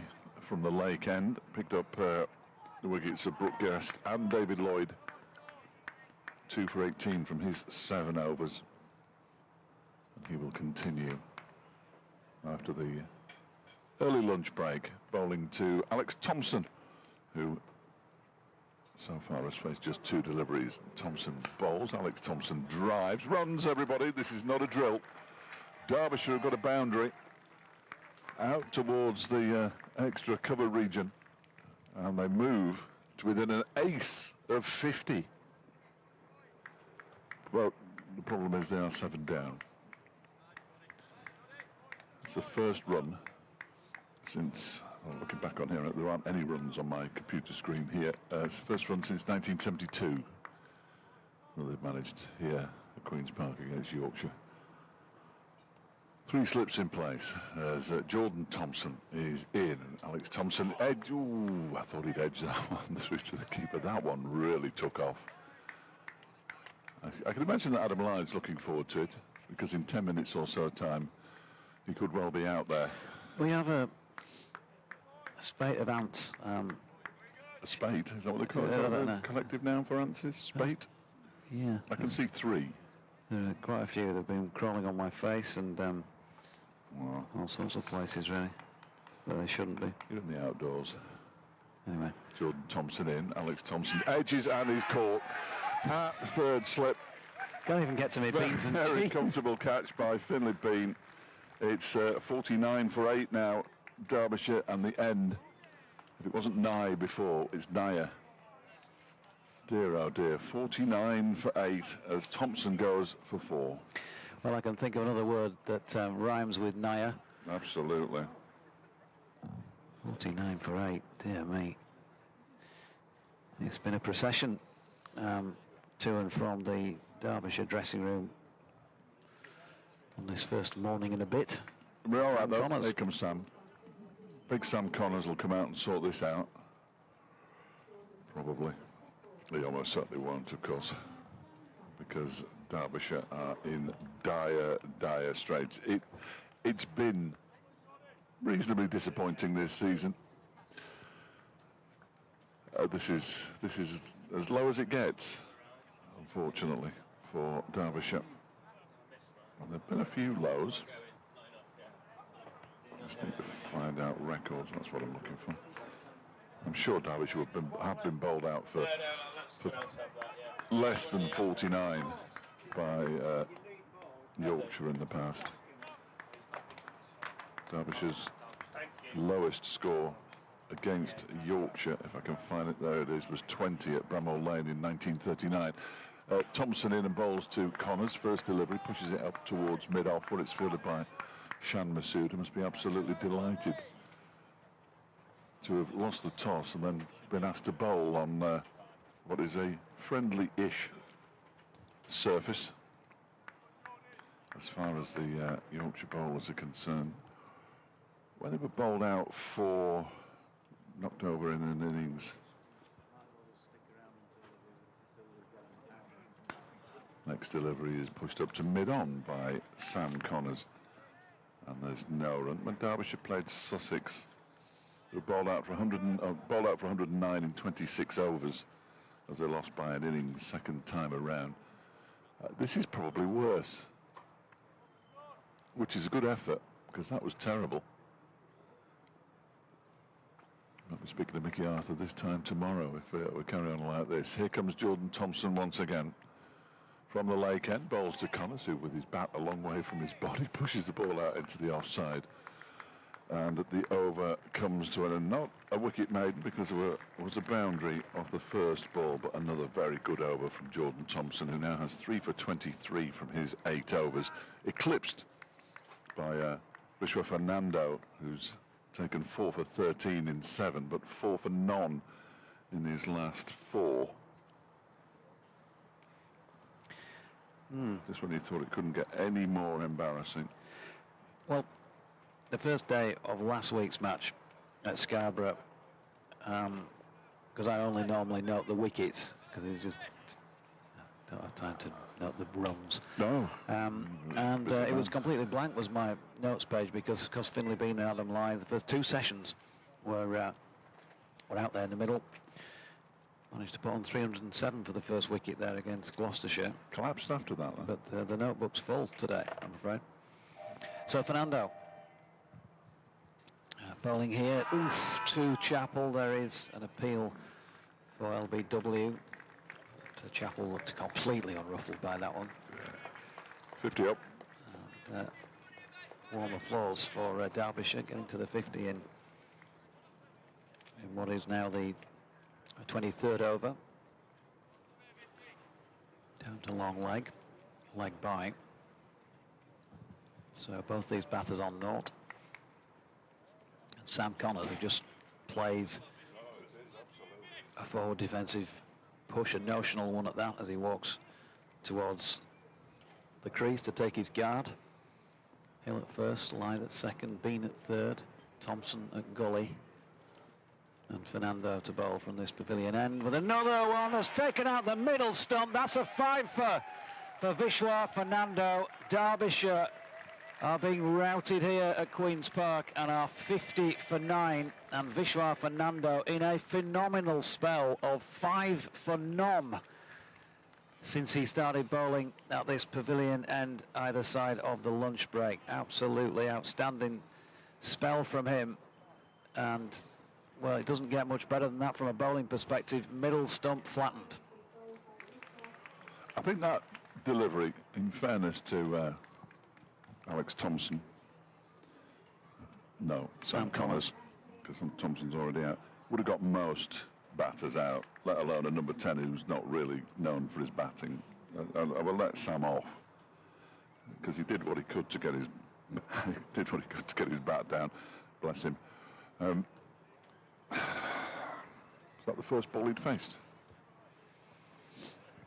No, he pushed. No, he wasn't. Of course, it wasn't. What are you talking about? He faced 4 deliveries. So the last man is Darren Du Pavillon. Dodgy's favourites, I know. Can Derbyshire make 51? Possibly not. It was just pointed out to me when they went, they were 45 for 3, which was bad. They're now 50 for 9. So they've lost 6 wickets for a few runs. For not many runs. Dear, oh dear, what is going on? So Fernando, can he finish it? In he comes to Du Pavillon. Not with this delivery, but it was not dissimilar to many we've seen from him, with big shape in towards the right-handers here from the left arm over. But he is off the mark, and that's more than we can say for 4 of his teammates who have already made their way back to the pavilion to our left. And if Zach Chappell doesn't survive this delivery, then that'll be more than 5 of his teammates, because he's back on strike. Suggesting he's going to have to bat at 6 second time round. 3 to come in the over. Can Derbyshire see it through? 51 for 9. Fernando in past umpire Neil Pratt. Ooh, another one shaping in towards his legs, and he's turned it away with rare aplomb through mid-wicket. James Warton doing the fielding. And there is no run. Sue Redford, I think it's the first time she's stood in a county championship game that I've covered. She was going to stand in the match between Yorkshire and Lancashire in the 50-over comp at Scarborough last year, but we never saw a ball bowled in the end. She did Derbyshire's game at Cardiff in the championship last season. Fernando in, good delivery once again. Might have been, I think, an inside tickle onto the pad there, because there was a yelp, but nothing other than that. One apiece for these two batters. 52 for 9, and Fernando, well, proving expensive in this spell because he's gone for one during this over. Yeah, he's gone, hasn't he? 5 for 14. 2 for 2 now since the lunch break. And he comes again. Ooh, and he had to be very watchful. De Pavillon turned it down round through fine leg for a single to complete the over at 53 for 9. Quite magnificent stuff from Vishwa Fernando, and I'm sure those of you Yorkshire supporting listeners who say that they shouldn't take these overseas players on short-term loan deals will be very happy with that. Oh, absolutely. Absolutely. Yeah. You can get somebody who can pick you up 5 for 16 in a game, help you win a match, which it ought to from this point. Then he's done his job, hasn't he, really? Unsurprisingly, Jordan Thompson to continue. He's looking for his 4th wicket of the innings, having bowled since he came on at the Lake End all the way through, and he's in and bowls to De Pavillon, who gets a little squared up by that one. Ball goes out into the offside. The one thing I am pleased to see is that they don't really have to, but Yorkshire haven't changed anything bowling to the numbers 9 and 11 as they are now. It's just there's so few balls that both batters have faced. Madsen faced 10, Donald 1, Lloyd 15, Ross Whiteley faced 6, Thompson 5, and Connors 4. And here comes Jordan Thompson into bowl to De Pavillon, who tries to flick this one away down the leg side. Good take by Johnny Tattersall, moving away to his left-hand side. Little tumbling stop, got both hands to it. Quite what the former Derbyshire players make of it. That might be that's one or two. Canvass their opinion when they come out for their big team photograph at tea time. I think David Griffin will be panicking because he will want to get the photograph of Vishwa Fernando leaving the field holding the ball aloft, and he's still signing books as far as I'm aware. Thompson is in. Oh, and he fishes for that one, De Pavillon. Not good enough to get an edge on it.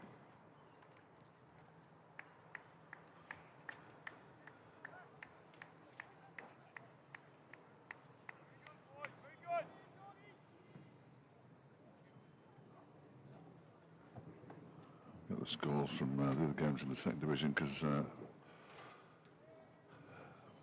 obviously Yorkshire in their fight for promotion will be interested. I'm not sure Derbyshire will be particularly interested in the scores from elsewhere. Here comes Thompson again and bowls, and De Pavillon waves his bat in the vague direction of the ball as it goes through. So elsewhere in this division, Leicestershire 101 for 4 against Middlesex at Grace Road, having it elected to bat. Gloucestershire, who were put in by Glamorgan, a 97 for 8 at Cheltenham. And Sussex, who were put into bat by Northamptonshire, a 96 for 4 at Wantage Road. Here is Thompson again. That one is left alone by De Pavillon to go through to Tattersall. I'm sure I just heard a wag shout, "Get on with it." I probably didn't. In the first division, Durham 106 for 5 now against Worcestershire at Chesterfield Street, having been put into bat. Hampshire 37 for 2. There has been rain around Southampton. It's now lunch there. Warwickshire 107 for 4 against Somerset at Taunton as Thompson bowls, and that one is crashed away to the backward point boundary for a single by De Pavillon. Was it De Pavillon or Chappell? It might have been Chappell, because he's gone to the other end. I can't imagine for a minute that they didn't take a run, unless they didn't take a run. 50, they did take a run. 54 for 9 at the end of the over.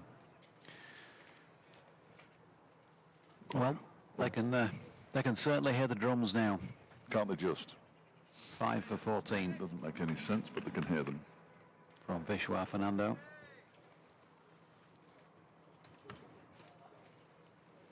And, well, I'm sure there will have been somewhere along the line, although my trusty Yorkshire County Cricket Club 126th edition handbook might say otherwise if I get a chance to have a look through it. And there may have been better spells than 5 for none. We'll see. As this delivery to Chappell from Fernando, short of length, is turned away for what would have been, should have been, an easy single, but they've turned it down. Well, Zach's taking on the role of batter here. Yeah, absolutely. Yeah. Why wouldn't they turn Well, it down? he got a few last year, didn't he? Is it, well, the lad can bat. Yeah, you've always said that. Yeah. Yeah, even when he gets out for nothing. No, he's a proper cricketer, Zach Chappell. Fernando then is going to appear from behind the pole any second. Now Stop bowls to Chappell, short, pulled. Is it a catching chance for James Warton? They're both looking at each other, the two fielders, and in the end they make a bit of a Horlicks of that, and they come up with 4. It's Dan Moriarty, I think, the other one, who... No, it's not Matthew Revis, in fact. Maybe he didn't pick it up himself. And I think James Warton was more or less, or possibly actually saying to him, that's yours. Yeah. But he didn't get that. Okay. 57 for 9. Derbyshire's lowest score here at Queen's Park. Their lowest score ever was in 1913 when they made 30 against Notts. What are you worried about then? I'm not. They might even have won that game, who knows? I'll double check on that now, actually. That would be funny if they had. So, Fernando to Chappell. And ball that shapes in towards him, and he gets solidly behind it, pushes it to Shan Masood at mid-off, and there is no run. So in that game against Nottinghamshire, Derbyshire made 185 in their first innings. Notts were all out for 94 in reply. Derbyshire then made 30 and bowled Notts out for 100 and won that game by 21 runs. Welcome to cricket 1913 style. Yeah. August 1913. Fernando in again. Chappell pushing once more up to mid-off, and there is no run. Just looking down the list, and doesn't appear that there are any records of best spells, best bowling analyses, for and against, hat-tricks, things like that, but no. He's not going to get in the 2025 book, is he? Hopeless. Here he is again then, to Chappell, short of length, and Chappell just drops that into the leg side and says, I'll have the strike. Well, he's leaking runs rather alarmingly now. Fernando. Yeah, boundary and a single.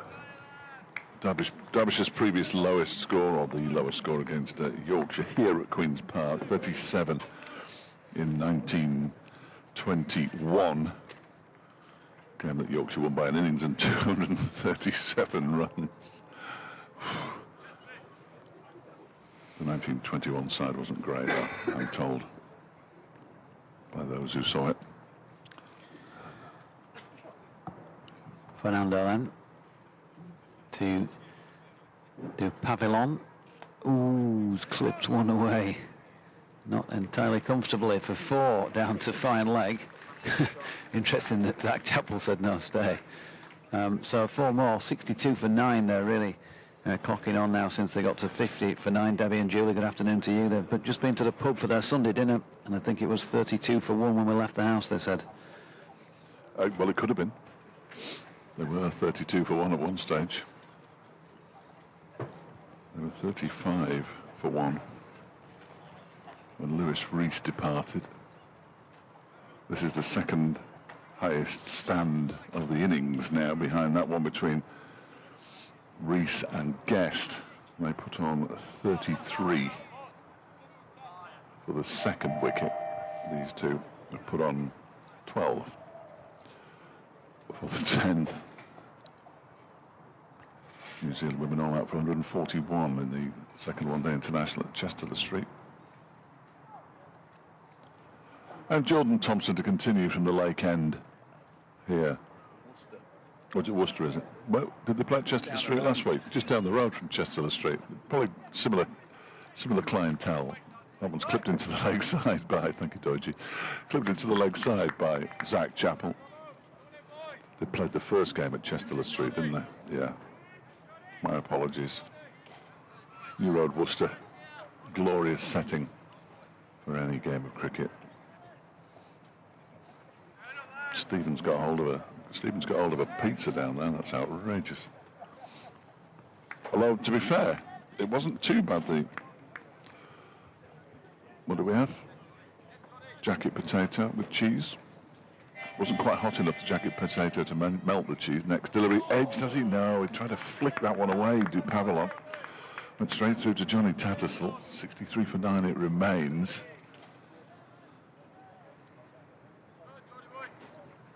Come on, a Geordie boy.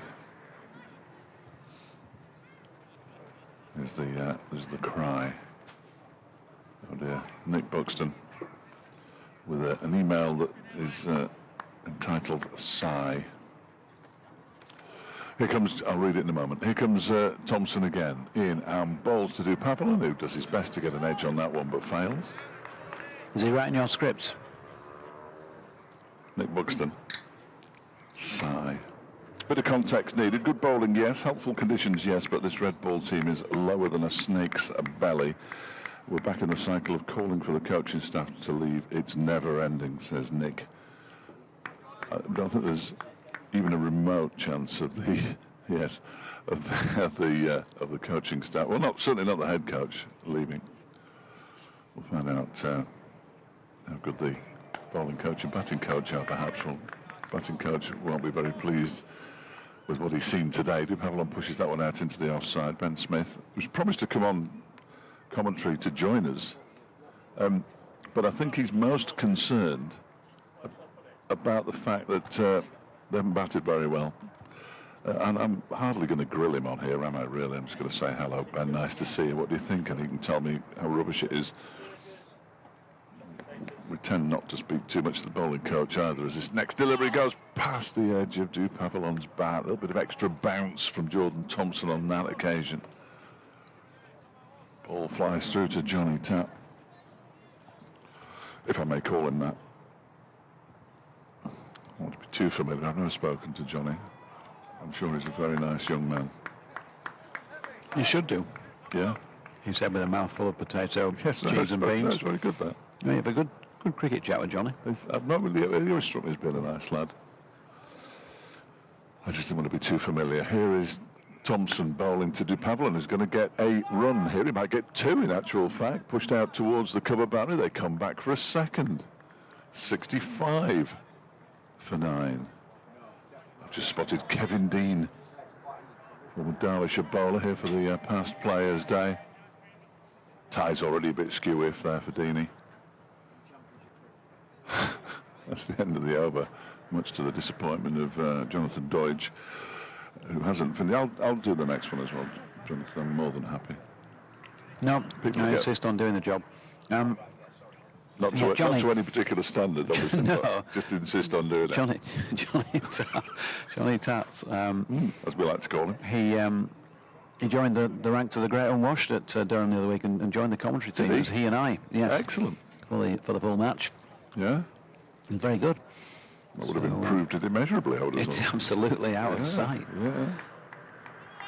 People were saying, could you please keep this same commentary team minus Doiji for the rest of the season? That'd be great. So Fernando is trying his luck round the wicket, left arm round to Zach Chappell, and tries a short ball first up. Not entirely sure that went to plan, as Johnny Tats himself ran across several of the translucent sight screens, across the face of them to take the ball.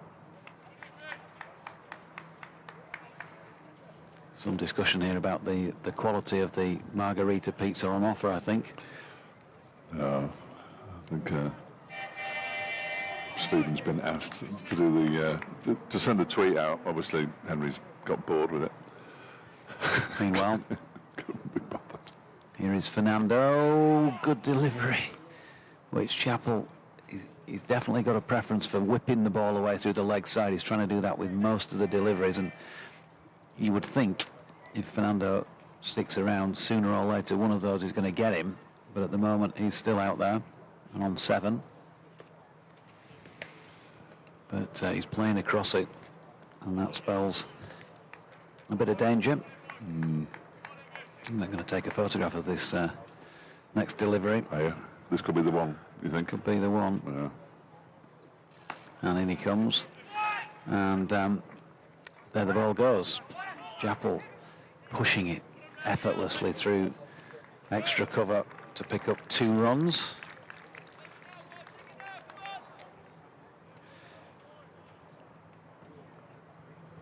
Oh, I see what you've done there. Yeah, very good.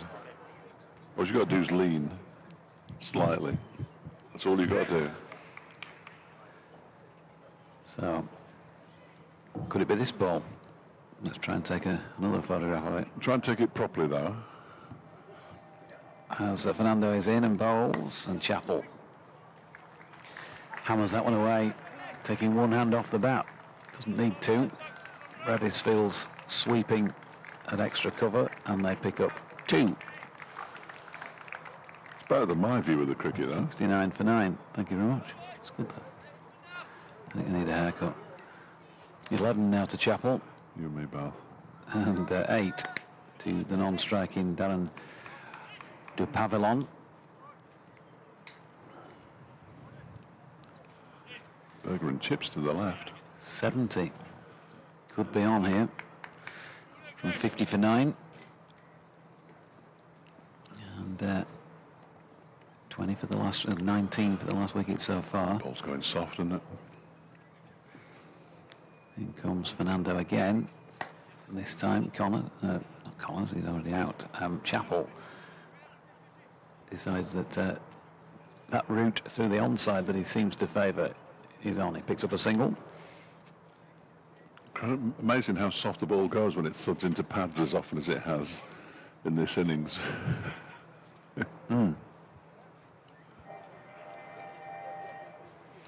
Debbie and Julie have decided to turn us off and watch Popmaster, because Yorkshire do better when they're not watching. Okay. There we go. I've got a few more bits of correspondence to read, but not at this moment in time, because I do really want to finish my lunch before it gets to tea, and it's 14:02 at this stage. So Fernando trying to finish it here at 70 for 9. And there's an appeal for LBW on du Pavillon. Outside the line. I couldn't tell because Zach Chappell was Yes, standing in my way. Absolutely no. I only knew it hit the pad by the sound. End of the over then, 70 for 9. More food by the looks of it. Yeah, more food that you won't have time to eat. So, this partnership now worth a very impressive 20. Previous, or the highest stand is a 33 between Rees and Guest. A 35 for 1 in the 14th, 15th over. Nothing seemed particularly amiss. However, it has all fallen in a very large heap for Derbyshire. Chappell on strike. Thompson bowls him and he smashed him down the ground for 6. Straight back over his head into the sight screen. Zach Chappell won't hang about. Told you. That is a very fine shot, a very clean hit from Zach Chappell. It's a slight concern as well, given that Thompson has picked up 3 for 24, had picked up 3 for 25 in 10 overs, that all of a sudden the number 9 batter can smash him back over his head for 6. Griff's come back with a very bad attack of writer's cramp, having signed all his books. And here comes Thompson again, bowling to Chappell on 18, who defends this one up towards mid-on, where Fernando retreats a little and waits for the ball to come to him. Highest score in the match then. Indeed, I'd missed that. Yes, you're right. It's John Elmer's spot. Yes, beating the 17 that Brooke Guest got. the one thing that Zach Chappell won't be is shy of going back into the changing room and saying, "What on earth were you lot doing?" I can imagine. Thompson in and bowls to him. Oh, and he plays and misses at that one outside the off stump. Practices a leave and another one, and then a shot that he shouldn't have played in the first place. 76 for 9 it remains. I should pop them in a microwave, Griff. Just the beans for Griff on his jacket potato. Do a little chart to see which the most popular was. I wish I'd gone for beans, really. Here comes Thompson again, in and bowls to Chappell, who's edged and caught by Lyth at second slip. He catches the ball and races off. The Derbyshire innings has come to an end. They've been bowled out for 76 here at Queen's Park. Zach Chappell goes for the highest score of the innings, as Dodgy pointed out. He made 18. The not-out batsman is Darren Dupavillon. He made 8. And Derbyshire 76 all out in rather ignominious fashion, I think it's fair to say. The bowling figures, which are very impressive and won't take very long to read out, in all honesty, as Chappell slowly makes his way off. Sam Connor's already on the pitch's edge, and here comes Vishwa Fernando, leading his side off, holds the ball aloft. Still looks fairly new. A nice gesture by his team and the whole crowd here at Queen's Park to applaud him from the field. He removes his hat and makes his way, puffs his cheeks out. He can't be that tired, for goodness sake. He's only bowled 10 overs. 10 overs, 4 maidens, 5 for 30. Ben Coates, 7 overs, 4 maidens, 1 for 9. He started it all off by getting the first wicket that fell, what seems like about 5 minutes ago. And Jordan Thompson finishes with 10 overs and 4 balls, 4 maidens, 4 for 31 after dismissing Zach Chappell for an 18-ball 18, which included 1 4 and 1 6. And Derbyshire, as I say, all out for 76. The heavy rollers going on, that should do us a world of good. It's being trundled out at the moment by the ground staff. The Derbyshire bowlers begin their preparations for the Yorkshire first innings, and we will return When we hear the drums. when we hear the drums.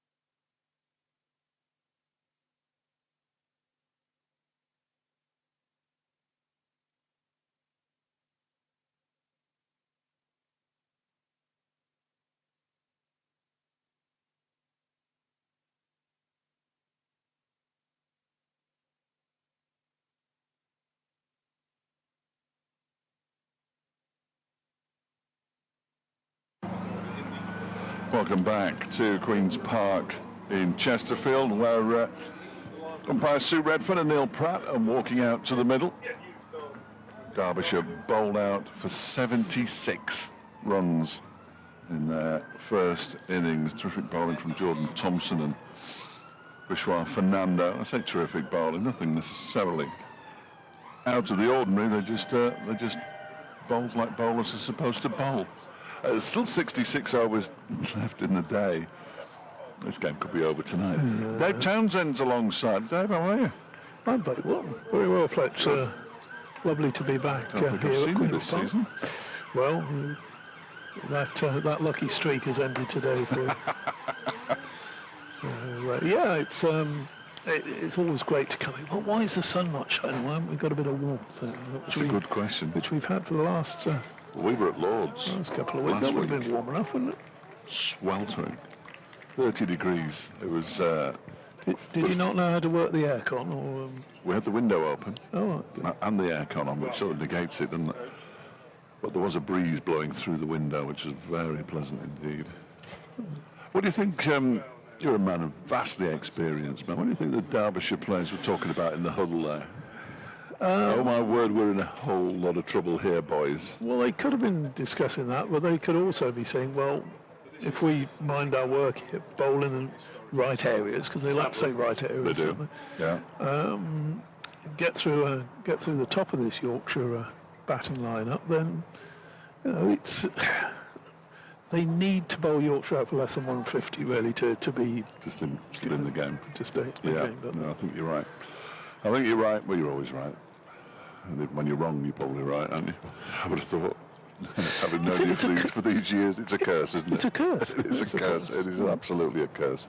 Darren Dupavalon's going to open the bowling from the lake end. He's going to be bowling initially to Adam Lyth. Finlay Bean is the other Yorkshire opener. There are 3 slips and a gully. So they have to attack, really. Give them 10 overs, and every man will be around the boundary's edge somewhere, I rather fancy. I'd imagine Zach Chappell would take the new ball from the pavilion, but we'll wait and see. Here comes the South African, then Darren Dupavalon in to bowl to Adam Lyth, who leaves that first ball alone. It rather dies on Brooke Guest. It bounced over the top of the stumps. I'm not sure leaving the ball on length's a particularly good idea. It came back in a little bit, didn't it? And I can't see he that would have been embarrassed if that had just caught the top of the post and crossbar and knocked off the off bail. There'd been a huge roar from somewhere. Decent crowd. Oh, it's a good crowd. No, I like that. Yeah, it's a very good crowd. That's what county cricket's all about. Crowds like this, days like this. There's Dupavalon again, bowls to Lyth down the leg side this time. Not a lot down the leg side at Lord's, which bowlers can do if they've never played there before, and the slope and everything else. No such excuse. Yeah, but he's running up a slope. It's not a huge incline, but it is a slight slope from the lake end towards the pavilion. The lake end is the lower end, is it? By very definition, yes. By definition, that's how these things from school geography, I think, work. Dupavalon bowls a fuller delivery, and it's driven down the ground for 4 runs by Adam Lyth. Nice shot, really nice shot, and a good way, a nice way for Yorkshire to get off the mark. They're 4 without loss. Well, I did say just before I was coming on there, I won't do any figures. That's because I'm on a busman sort of. But Adam Lyth been in a bit of form this season. 4 centuries and a 97 as well prior to this game here today. So it's a bit of a concern then. Well, not necessarily, but he has been in a bit of form.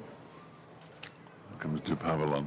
What's his response to being hitting for 4 going to be? It's a decent enough ball outside the off stump that Lyth leaves alone. 5, 6, 7, 8, 9, 10 fours in the Derbyshire innings and 1 6. And that is it. So Yorkshire aren't going to do too much to get themselves in front. Boundary and over, and they'll be there in no time at all. That involved doing maths there. Less than 20 overs, certainly. 19 overs, in fact. Here comes Dupavalon. Once again, over the wicket, balls to the left-handed Lyth, who leaves that one alone outside the off stump. Sue Redfern standing at the leg end, goes for a little walk. Neil Pratt, the umpire, at square leg, standing at the pavilion end in this first innings.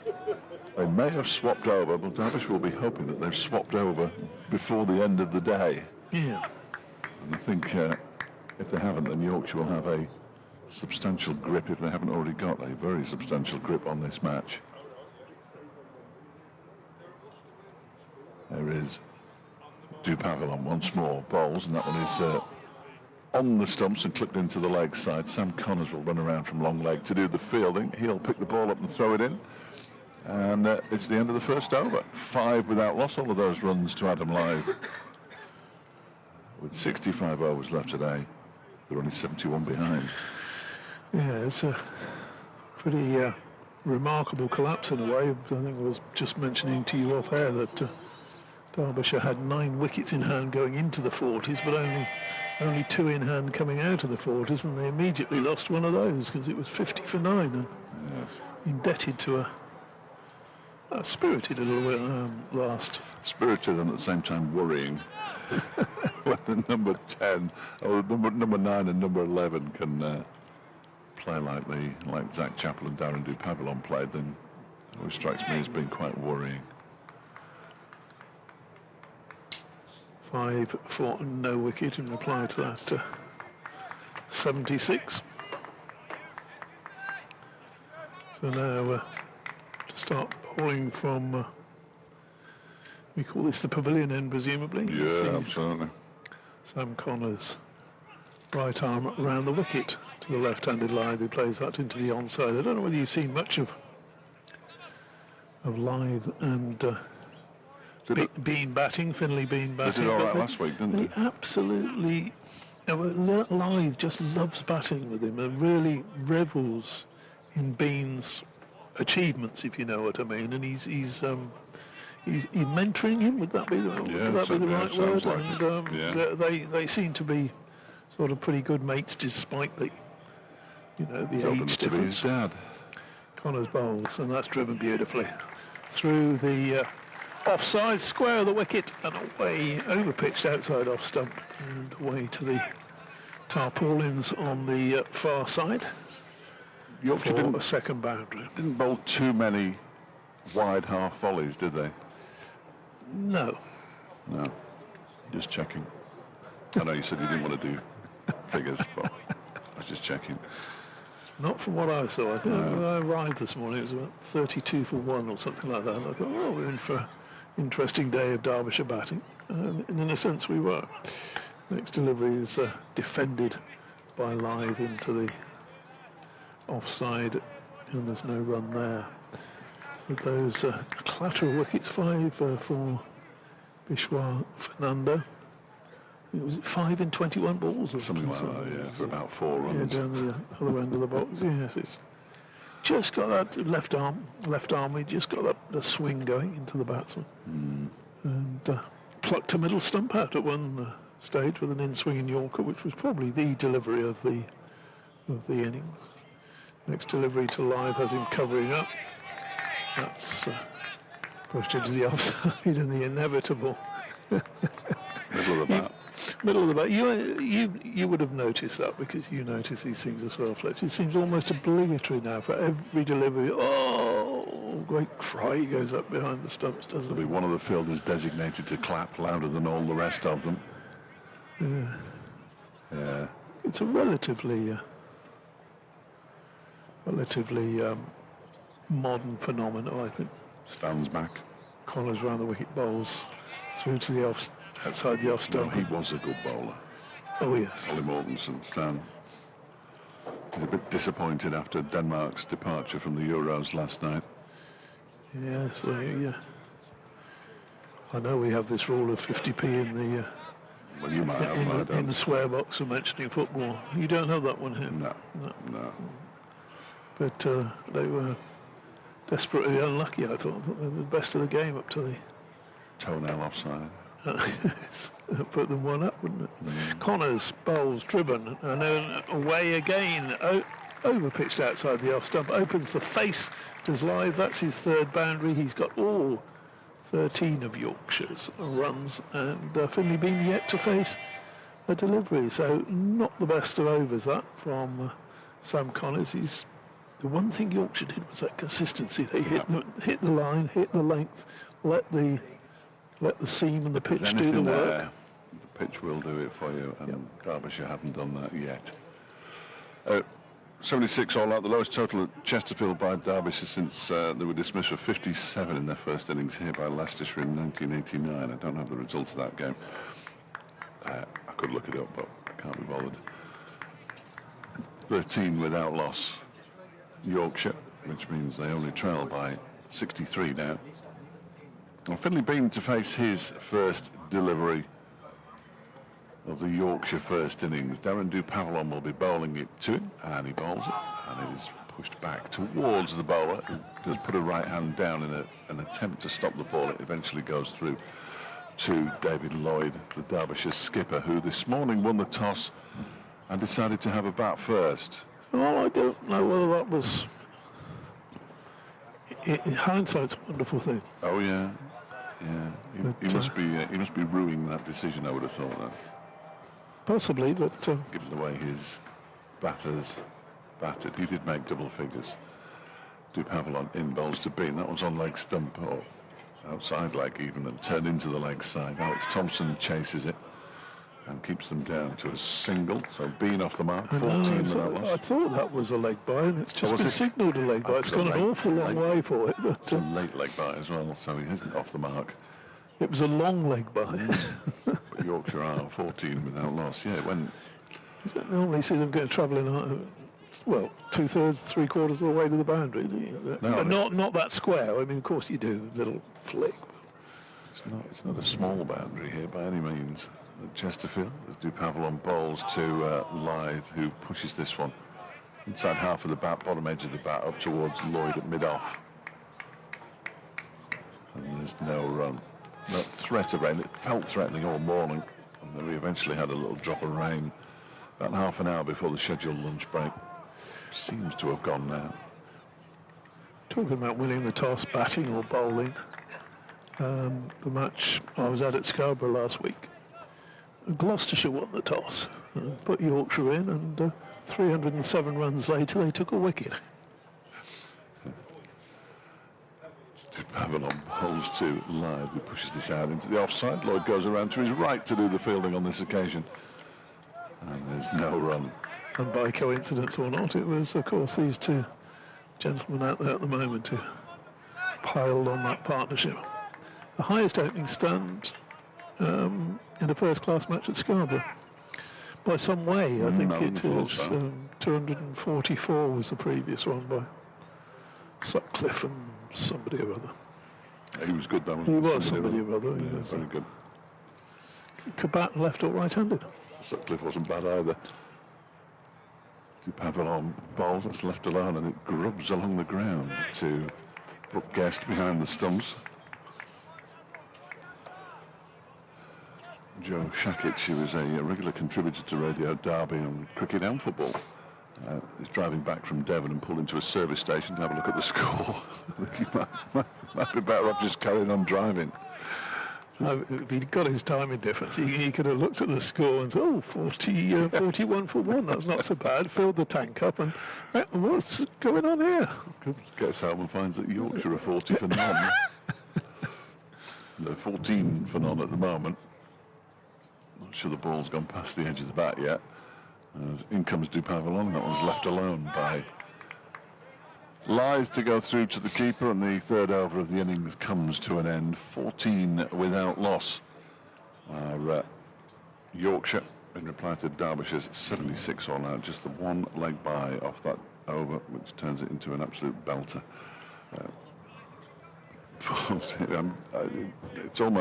It's gallows humour, isn't it? Watching Derbyshire at the moment. If they don't win this game, DT, by the time they next play, they will have gone 2 calendar years without a red ball win. 25 matches it stands at the moment. Well, and they're not Well, they certainly haven't made a great start not in to pole winning this position. game, are they? No, they're not in pole position. Sam Connors then fourth over the innings bowls, and that's covered up by Finley Bean inside half of the bat and plays it into the onside. Three very noisy slips, cover point, extra cover mid-off, then the regulation onside field of mid-on, mid-wicket, and fine leg, long leg, somewhere down there. Down there in the distance, in front of spectators in their chairs as Connors bowls, and Bean up on his toes, plays that one, go on top of the bounce and flick that one away square of the wicket for a boundary. That's his first boundary. Lyde's already got 3, so 4 boundaries have been conceded in the first, 20 deliveries. So just got to bowl consistently, which they're not doing. And the first 2 that Connors conceded were from over-pitched deliveries outside the off stump, and that one, he banged it in short of a length, and it just sat up. Just seems to have time, doesn't he? yeah, Bean? He's, but just bowl a top of off stump line. Make them work for the runs. Indeed. Switched now back to over the wicket bowls, and that's angled across, Bean going further away, taken in front of second slip, I think. It's, just can't get that consistent line at the moment. 18 for no wicket. Jack Chappell opened the bowling in the first innings down at Lord's.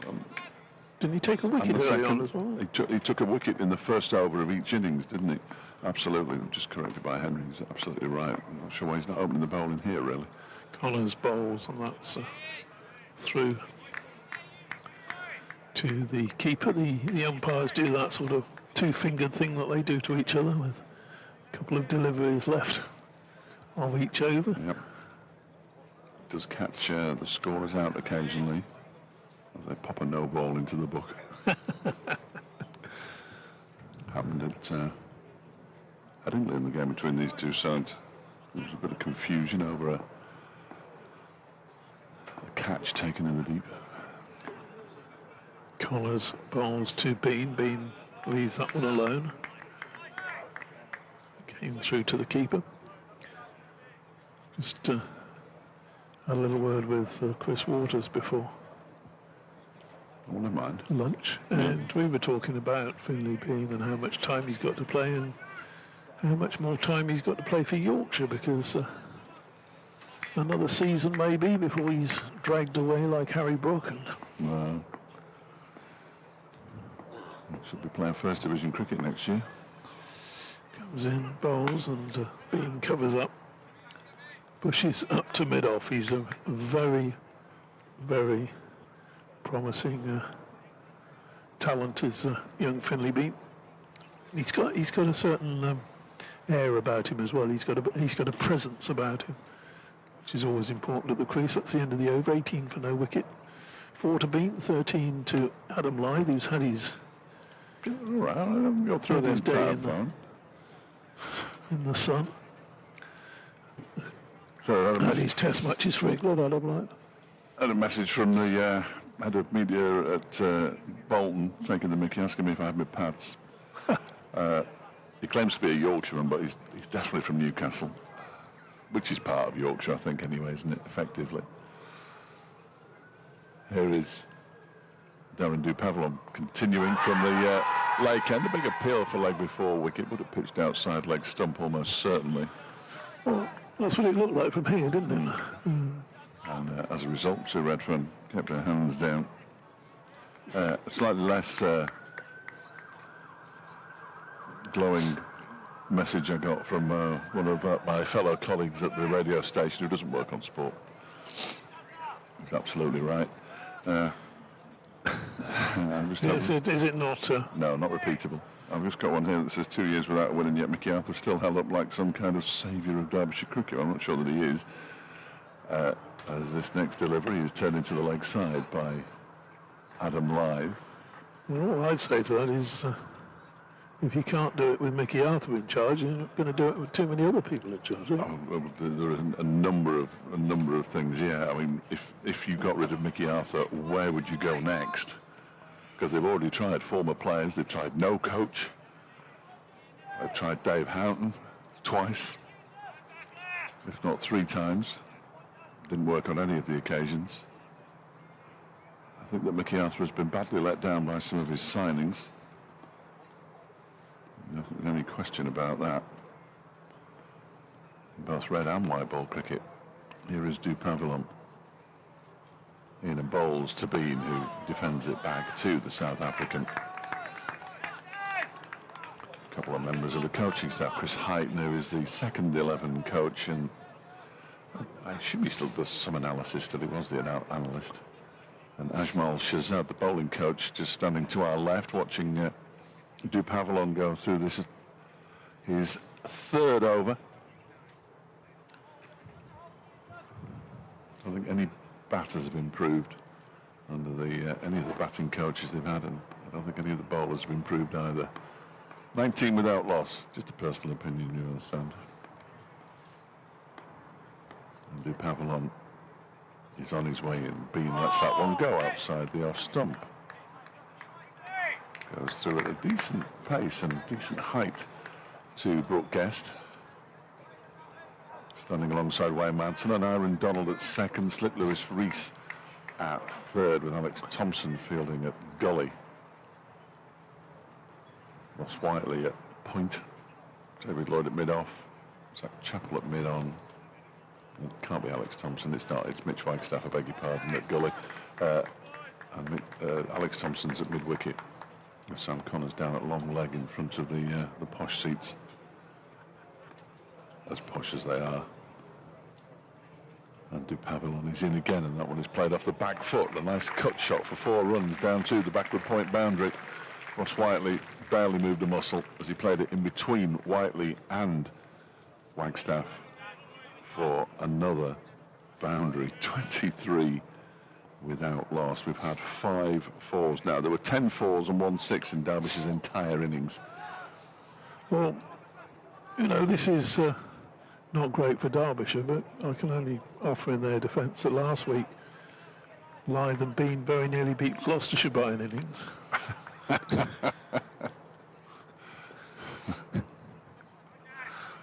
Yes. Bean waits. 23 without loss. Du Pavillon bowls to full delivery. It's driven down the ground for 4 runs. This time David Lloyd is giving up the chase already. That's another nice shot. Looking for the Yorker. Missed it. Driven down the ground. Bean moves to 12. Lythe has 14. Yorkshire 27 without loss after 5 overs. There doesn't look to be anything wrong with the pitch. Certainly.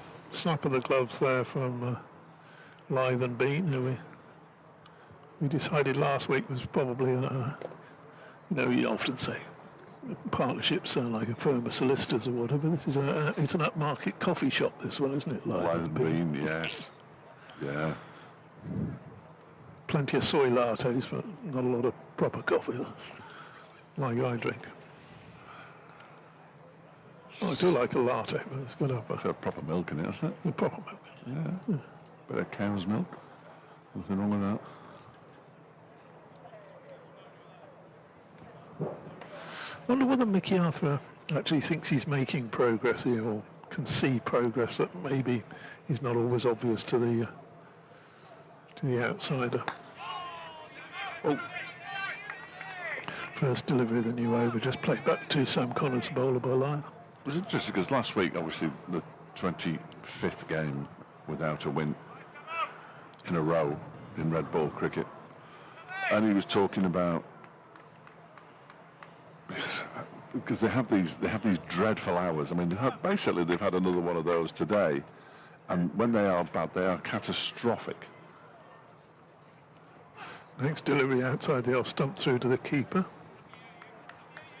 And I said, can you coach against that? And he said, no, not really. It's what's inside the player, which is a major concern, because if you can't coach that, then that is clearly the problem, these catastrophic hours that they're having at the moment. But he says you can't coach against it, so I'm not entirely sure. I mean, he looked fairly brassed off, unsurprisingly. Connors bowls, and that's pushed up to mid-off. Again, no run. Yeah, it's character and experience, isn't it? Those are the things that are important in that situation. Yeah, but there is experience out there. Zach Chappell's played a lot of cricket now. Sam Connors has played a lot of cricket now. He's still a young-ish man, but he's played a lot of cricket. Yeah, but you're talking there about your bowling attack as opposed to the sort of procession that we saw to and from the pavilion. Lewis Rees, Wayne Madsen, experienced cricketers. Connors again to lie. They just turns that of his hip away down to off his thigh. Really didn't get up that much. Way down to fine leg for a single. The only youngster in the entire top order is Mitch Wagstaff, and it was his first game of the season. His first game of the season. But Reese Guest, who's been an ever-present virtually since he arrived at Derbyshire, Madsen, Lloyd, Donald, Whiteley, they're all experienced cricketers. In which case they have no excuse. No, indeed. Connors bowls. Left alone by Bean through to the keeper. 28 for naught. It so often happens though, doesn't it, when a team's bubbling along and they have maybe a little mini collapse, you'll get a couple of, sturdy 6 and 7s come in, head down, grit it out for half an hour, and then start to move towards calmer waters and get a different, get a decent score on the board. Whereas if things are going against, 6 and 7 come out and they follow back to the pavilion just as quickly. Next delivery, beat. It's a no ball. Of course it's a no ball. The best delivery we've seen today is a no ball. Bat, taken low down by Brooke Guest. And it's a no ball. The two again, Lyther's going down. A little bit of advice. So I assume you heard the shout of no ball there, which is why you played that shot. Yeah, Lyther, I heard it straight away. I thought I'd have a swing at it. Changed his shot. Yeah.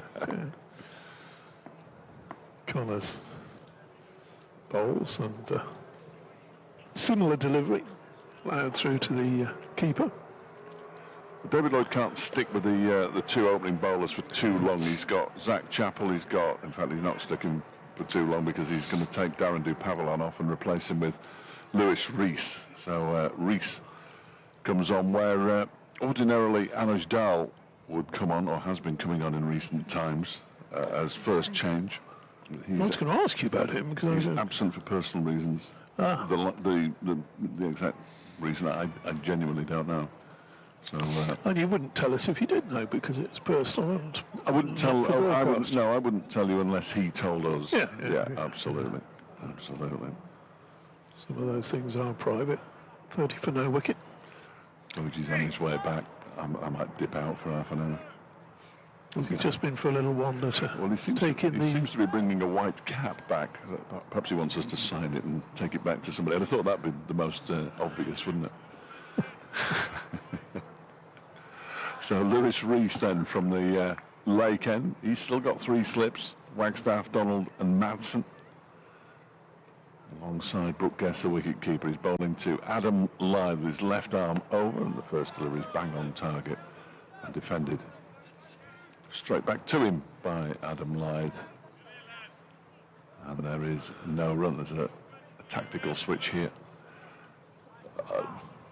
The reason for which I have absolutely no idea is Darren Dupavilon and Alex Thompson have swapped places. So Dupavilon's gone in at mid-wicket and Thompson is in the covers. Chappell and Lloyd at mid-on and mid-off. Ross Whiteley at backward point. Sam Connors at long leg as Rees bowls. That one is driven. Now it's perfect reason for swapping those two over as Alex Thompson dives to his left, or falls to his left, and does the fielding to a nice enough looking drive from Adam Lythe. And there's no run. 30 without loss. 46 behind.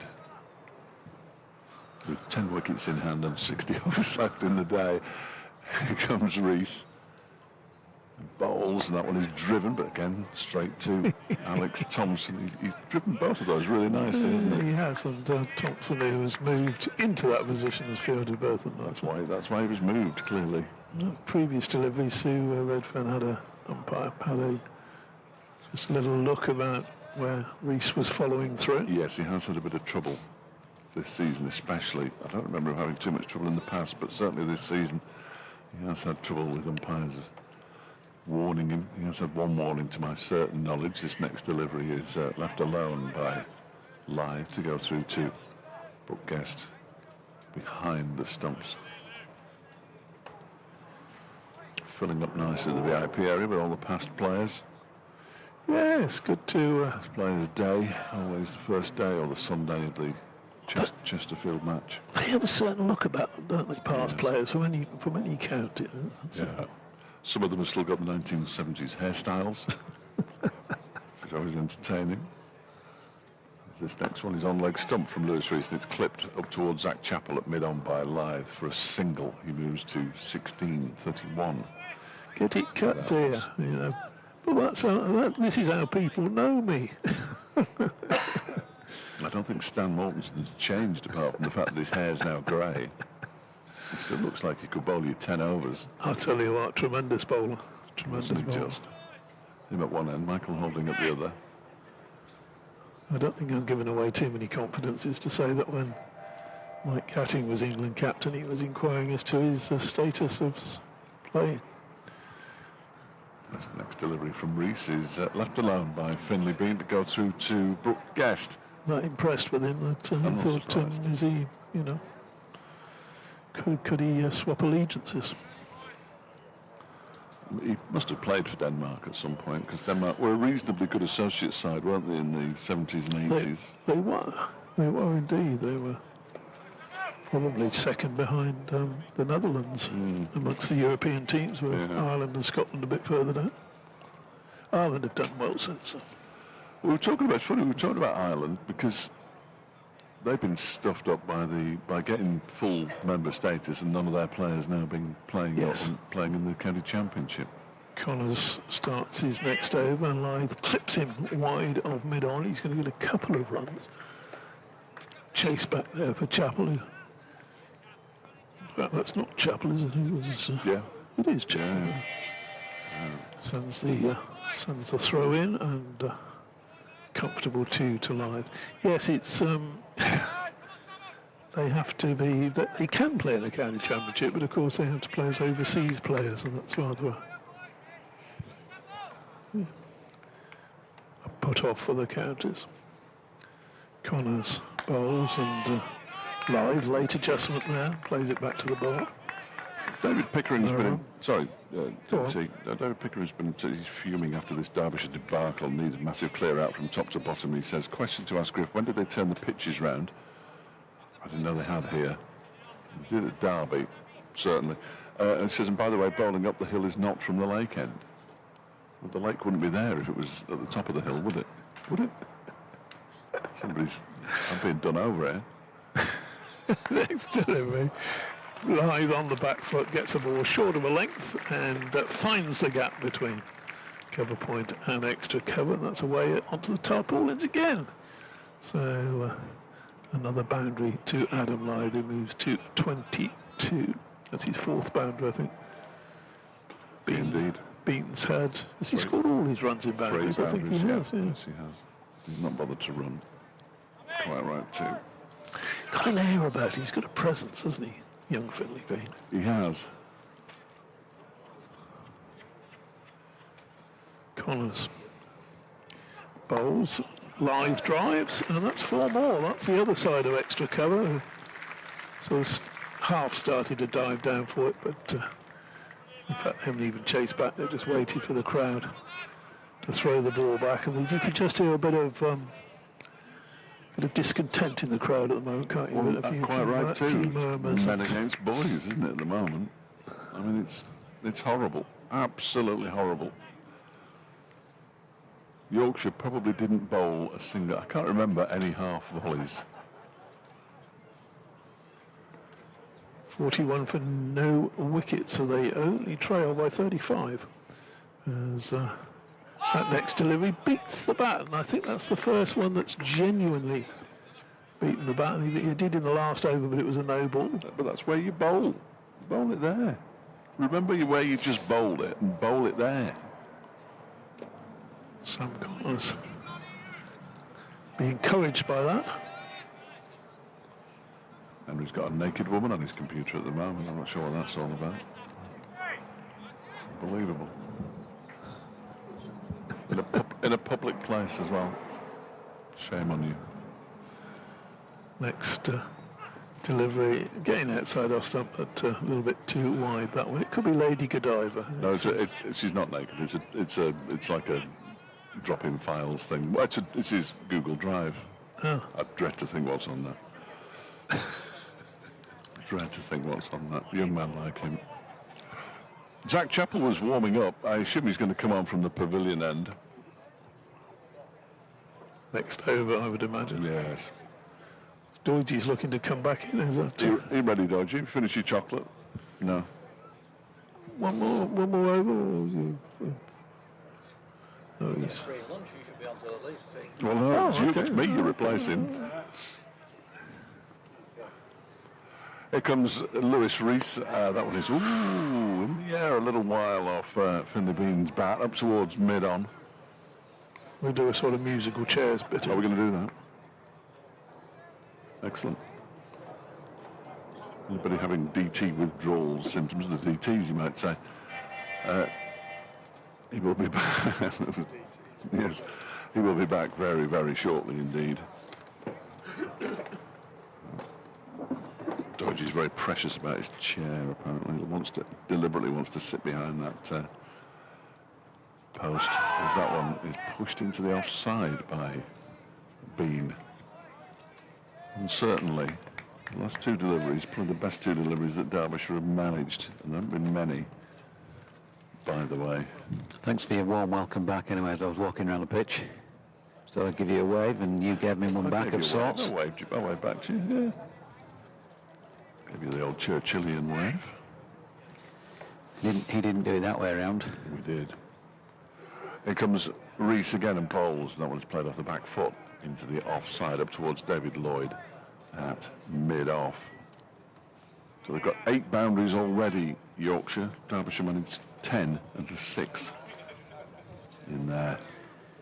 Another paltry 76 all out. They won't bowl many half volleys, of course. As Dutch Bird Kate pointed out on her tweet, last year Derbyshire lost their 6 wicket with only 24 on the board. We all thought it'd be over by lunch on day 2. They actually, that one's pushed into the onside up towards mid-on by Bean, no run. They did rally in the first innings as well as the second innings though, didn't they? Today they didn't rally. No. Well, I mean, there was a rally of sorts from 50 for 9 to 76 all out. There was a slightly bigger rally last year. From memory, I've not looked up the full details of that particular defeat. There is Lewis Rees in and bowls, and that one is in the air, driven. It's gone for 4, but it was in the air to the right of David Lloyd, a long way to the right of David Lloyd, and he picks up his 4th boundary. He's scoring only in boundaries. Finley Bean, he was under 16, 45 without loss. Did he get me catch on video? Said that shrinking violet Jordan Thompson as he walked past me as I was walking around the ground. I said, no, Jordan, I didn't. Because we don't do But it video, was a bit of a worldie. That was an excellent catch. It will have been on the stream, I'm sure. They're very good. It wasn't on the stream, I'm afraid. I've just been told. No? Not on the stream, no. It didn't make it to... What's going on? I have no idea. Here is Rees in and bowls, and Bean leaves that one alone outside the off stump. The ball goes through to Brooke Guest. It's the end of the over. I'm just having a look at the Finley Bean catch here, and oh no, it's nowhere near on it. Oh dear! And then he gets up and stumbles. That's all they got, sadly. So you'll have to tell him later.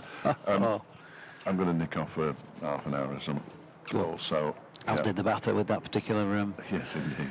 dismissal. Okay. Zach Chappell coming into the action at the pavilion end.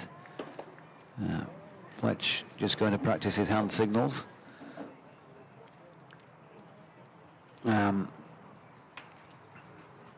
a few bits of correspondence to catch up with from earlier in the day. One or two of you asking about the Conor McCurr thing. Jimmy Burgess, or mentioning it, let's say, rather than asking about it. Yorkshire CCC Grumbler, David Bates. In case you missed it earlier on, I spoke to Otis Gibson at the lunch break. A slight tightening of the quad by Conor McCurr, and therefore they felt they didn't want to risk him. Here's Chappell bowling to Lythe, who opens a face and runs this one to a tumbling point, who fields, and there is no run. So Matt Revis, who wasn't in the original 11, was given a reprieve. Lily, good afternoon to you. Fantastic start by Yorkshire, great return by Ben Code.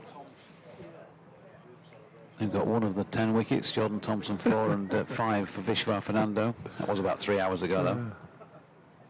Chappell turns, comes in, and Lythe, flicking along the deck to tumbling mid-wicket, Alex Thompson fielding. No run. Andy Walker says that the broadcast is evoking memories of endless days at Chesterfield, watching Eddie Barlow, John Wright, Kim Barnett and many, many others. James Green, afternoon to you, Jim, says with Bairstow being left out of the Test 11, will he be playing for Yorkshire? Talk also of dropping him from the one-day squad. Do you know if he'll be heading our way? No word on that at this moment in time. Chappell in and bowling, and Lythe playing that one back at a square on the leg side for 1. If he's serious about getting his Test plays back, then you would think he'd want to play some red ball cricket for Yorkshire, but honest answer is not sure. Yorkshire lad, day off from cricket, instead walking around Farnham near Knaresborough with wife. Enjoy the follow-on. Best wishes to you, Mark. Keith Bruce also asking about Johnny Bairstow. Do you think him and Adil Rashid will play for Yorkshire on Friday? Oof, as early as that. Don't know, but it's a question for Otis Gibson at some point during this or after this match, as that's a nicely played flick off the legs by Finlay Bean down to fine leg. And having seen Derbyshire perish for just 76, Yorkshire put 50 on without loss here. Another 50 partnership for this pair, who's, well, I think, again, just the fact that they went to each other in the middle there, and Adam Lythe gave Finlay Bean a hug. They love to bat together. Got a great relationship on and off the pitch, as they spoke to us about in that interview last week after that 307-run opening partnership. And again, they're getting Yorkshire well into this game if they weren't already. As Chappell makes his way in once again past umpire Neil Pratt. Good delivery this time, and Bean plays just inside the line on its way through to Brooke Guest. And there's no run. Andy Lockwood says, now then, JD and DF, well, DT now, sat at my mum and dad's in Ponty watching the YouTube stream. Great to see Cody back, sat alongside me mum, who made the lovely cake that you hopefully, DT and Ed, enjoyed at sunny Barbados. Oh, yes. We did indeed. It was absolutely divine. Both versions of it. Thank you very much. Mrs. L. Here's Chappell in to Bean. Now this time he's played a false shot and gets the thickish outside edge on one. For him, fortunate that it goes along the deck all the way, and for 4 through third man. Steve Jordan again on the Conor McCurr front. Yep, we think probably it must have been injured in the warm-up, because it was named on the sheet, and then post toss we were informed Yorkshire asked for permission to replace him with Matthew Revis, so it must have just been a late call on that front. Anthony Harrison asking if it's a bad track or just a combi of poor batting and good bowling. It certainly was very good bowling, and you wouldn't say the pitch has done anything untoward in that first session. It was more about what was happening in the air, and Fernando was just on it, wasn't he, particularly. All three of them were, to be fair, but he was the one who reaped the greatest of the rewards. DT? Yeah, Reese starts a new over, and again a false shot, and again runs to be had. I don't think he's quite going to reach the boundary. Chase back, and that keeps the batsman down to just the 2 runs. David Lloyd running back to. Yeah, well, what I would say about the pitch is that there's clearly, I mean, just from this distance, I know we're not close up to it, but there's a very definite green tinge about it. So there's grass on the pitch, and you're going to fancy bowlers to take wickets on it. But no, I don't think there's any major evils in it so far. Reese bowls again and played back by Adam Lyth. No run there, 56 for no wicket. You think it could be more than 9 millimetres on the left arm? Could be more than 9 inches. You do have to, I mean, I was surprised when I heard the news that they'd won the toss and decided to bat. It's probably one of those days when you want to show the intent of batting first, but you probably hope you lose the toss, so you've not made that decision, don't you? Yes, Yorkshire feel the same. Reese bowls again, pitched up and clipped up to mid-on. I think Johnny Tattersall should be congratulated for losing the last 2 tosses, because he lost the one at Scarborough. Yorkshire were put in by Gloucestershire, and 307 before they lost a wicket from these 2. And this morning he's lost the toss, and Derbyshire have decided to bat. Except that he hasn't. Bowled out for 76. Because Shan Masood's back in the side and captain. But good try.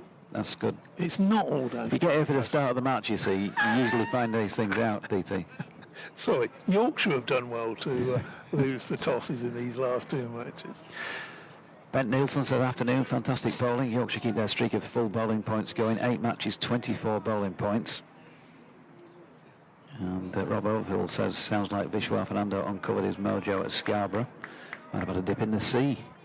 Might be a tad cooler there than in Sri Lanka. Absolutely. Next ball from Reese is through to the keeper. No run. Depressed Saga Lout says, umpire Peter Hartley took 9 for 41 at Chesterfield during the 1990s. Darren Gough took the other one. PJ took a hat-trick. Yeah. Neil Dutton, he can swing the ball, Fernando. He can indeed. I thought we'd had all the Fernando jokes last week. No, Neil, he doesn't know when to stop, really. Once you get him going on something. He'll still be going. Fernando will have been back in Sri Lanka for 4 seasons. Reese bowls again, pitched up and not tempted that time. Adam Lyth allows it through to the keeper. That's the end of the over. 56 for no wicket.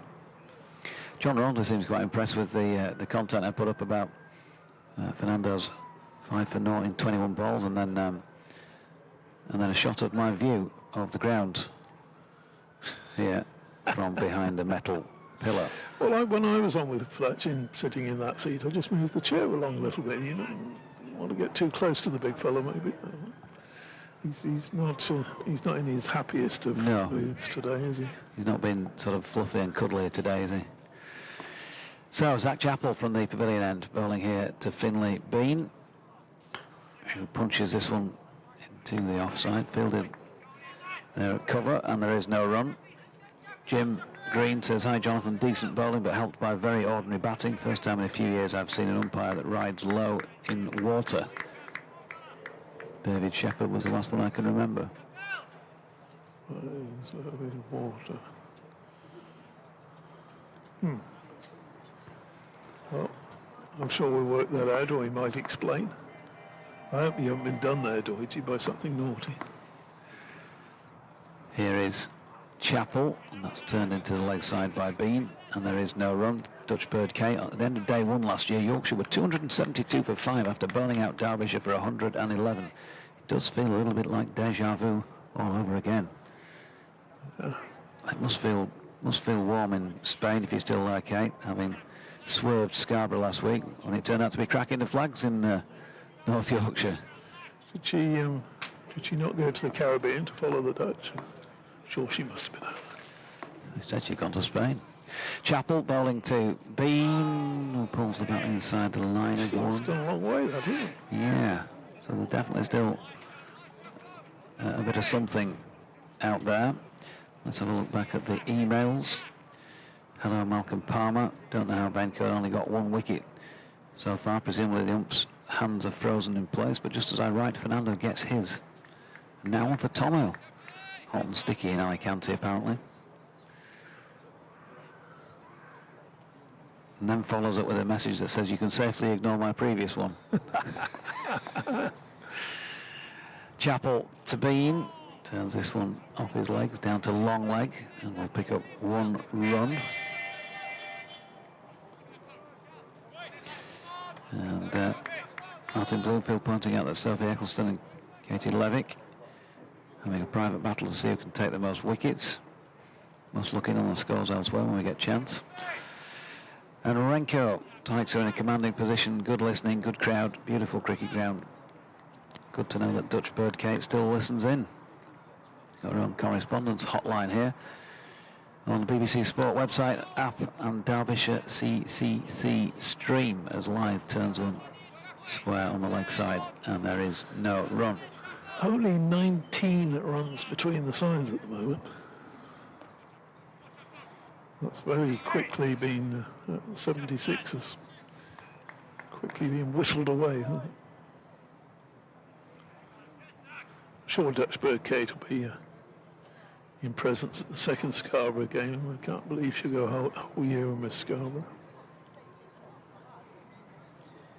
Chappell over the wicket, Lyth, full face at the blade, punches into the offside where it's fielded by Lloyd at mid-off. End of the over, 57 without loss, 29 of them to Adam Lyth and 25 to Finlay Bean. So Yorkshire having very much the better of it, and they're getting the better of the weather now. It's overcast for the entirety of that Derbyshire innings. Indeed, it was interrupted at one stage, wasn't it, by a bit of light rain. But just seeing the clouds lift a bit of blue sky over there. Look towards you, way to your right. It almost looks like so it almost looks like the shape of a man lying down in the clouds, doesn't it? See the 2 legs there. Odd-shaped man, mind you. Keeper's up to the stumps now. As Rees comes in from the lake end, bowls to Bean, who raises the bat, allows it to go through a run. You can see a few mannerisms of Lyth in Bean's batting as well, can't you? I mean, the way he leaves is very Lyth-like, I think. And as you said, the two of them got a very good partnership going there. Lyth clearly mentoring the young man. Rees bowls to him, and that's on the leg stump, and he just dismisses that. just flicked that one, didn't he? Bottom hand coming into it, past square leg, well, passed through mid-wicket really, away onto the tarpaulins again on the far side for another boundary. 61 for no wicket, and the rumblings of discontent are not only coming from Dave Fletcher when he's on air, but also just hear one or two sort of little grumbles around the ground with his Derbyshire performance so far. Rees bowls to Bean, and Bean looks to drive, but the ball's nearly a York when he digs it out into the offside. No run. I wonder what the former Derbyshire players are making of it to our writer. Former Players' Day today. Quite a few familiar faces if you're a bit older. It's been a bit like one of the Star Trek films. You recognise everybody, but they're all about 20 years too old, you know. Captain Kirk. Rees bowls, and a big appeal there, and it's gone. Bean has gone. LBW on the crease, a little bit high maybe. I think it was straight enough. Sue Redfern took her time, and the finger eventually went up, and Bean has to go. So they're not going to go into credit. 61 for 1. There's still 15 runs adrift. Rees has got the breakthrough. Bean gone. LBW for 29. Lyth not out. 29. He's not entirely happy with that one. I'd have thought it was a little bit high, but in fairness to Sue Redfern, she took her time, didn't she, and had a good think about it, and then raised the finger. Yep, you're never entirely happy, are you, when you're out to LBW, but it looks a pretty good shout. But that's all I can say, really, from this angle and distance. From behind him, it was easier with those Fernando ones earlier on, or slightly easier at least, because you had the batter in full front view, if you like.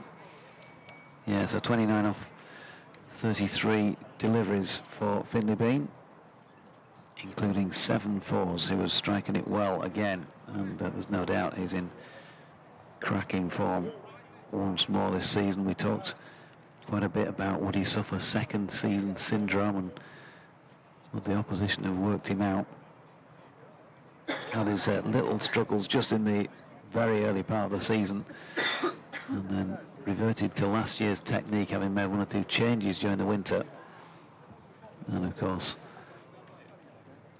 since reverting back to last year's setup, well, the results have been there for all to see. Big 100 last week, and more runs besides.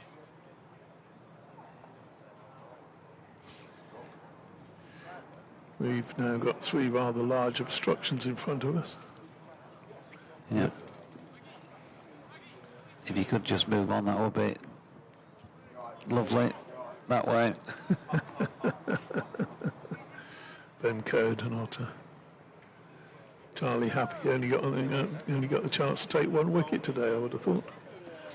So Rees comes in, bowls, and that's dug out back down the pitch to him, and there's no run there from James Warton, who's coming at number 3.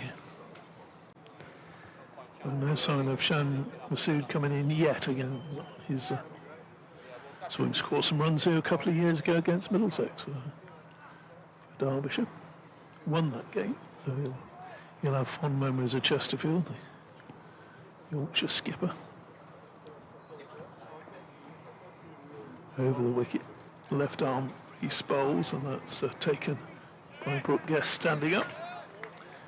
Goes to whip the bails off, just really passes his gloves across the top of the bails. Umpire calls over, and that's the first successful over of this Yorkshire reply. 61 for 1, replying to 76 all out, and that 76 really as much as that, thanks to a last wicket partnership of exactly 26 by Zach Chappell, who's going to bowl this next over. And to Pavel on.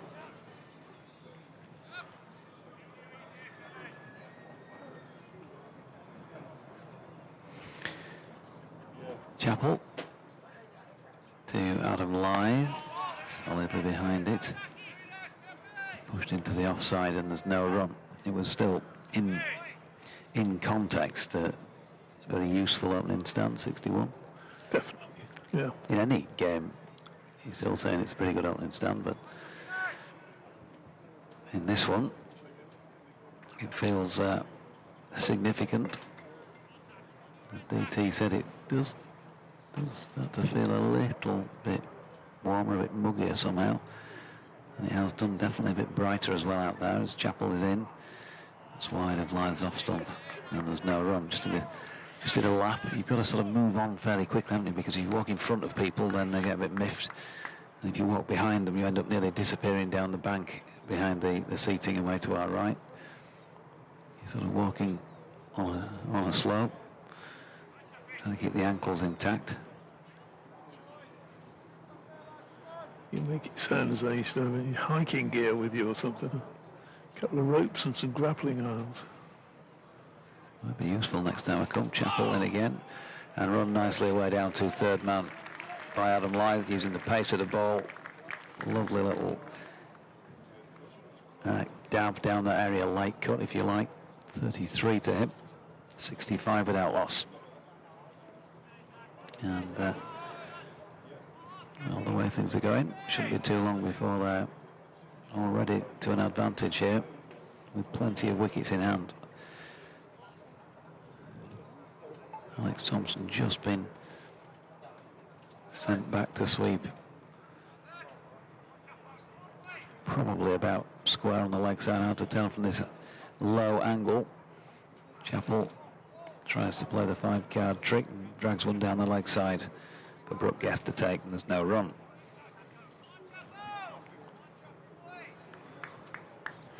Dutch Bird Kate has been back in touch, proving you can't keep a good woman down. Or indeed Dutch Bird Kate.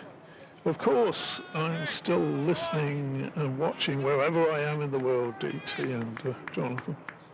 Unfortunately, the Scarborough Festival date clashes with the T20 Tri-Series. So the Netherlands are playing, so she's not going to be there for the second either. Chappell in. Oh, right, thinks about playing and pulls it back inside the line. The Netherlands are playing apparently a Tri-Series against the USA and Canada. And I've been asked to get my something out, pens out for those. Always scoring. Hashtag always scoring, she says. Always good to hear from Dutch Bird Kate. Kate Holdsworth. She calls herself Dutch Bird Kate. I'll hasten to add.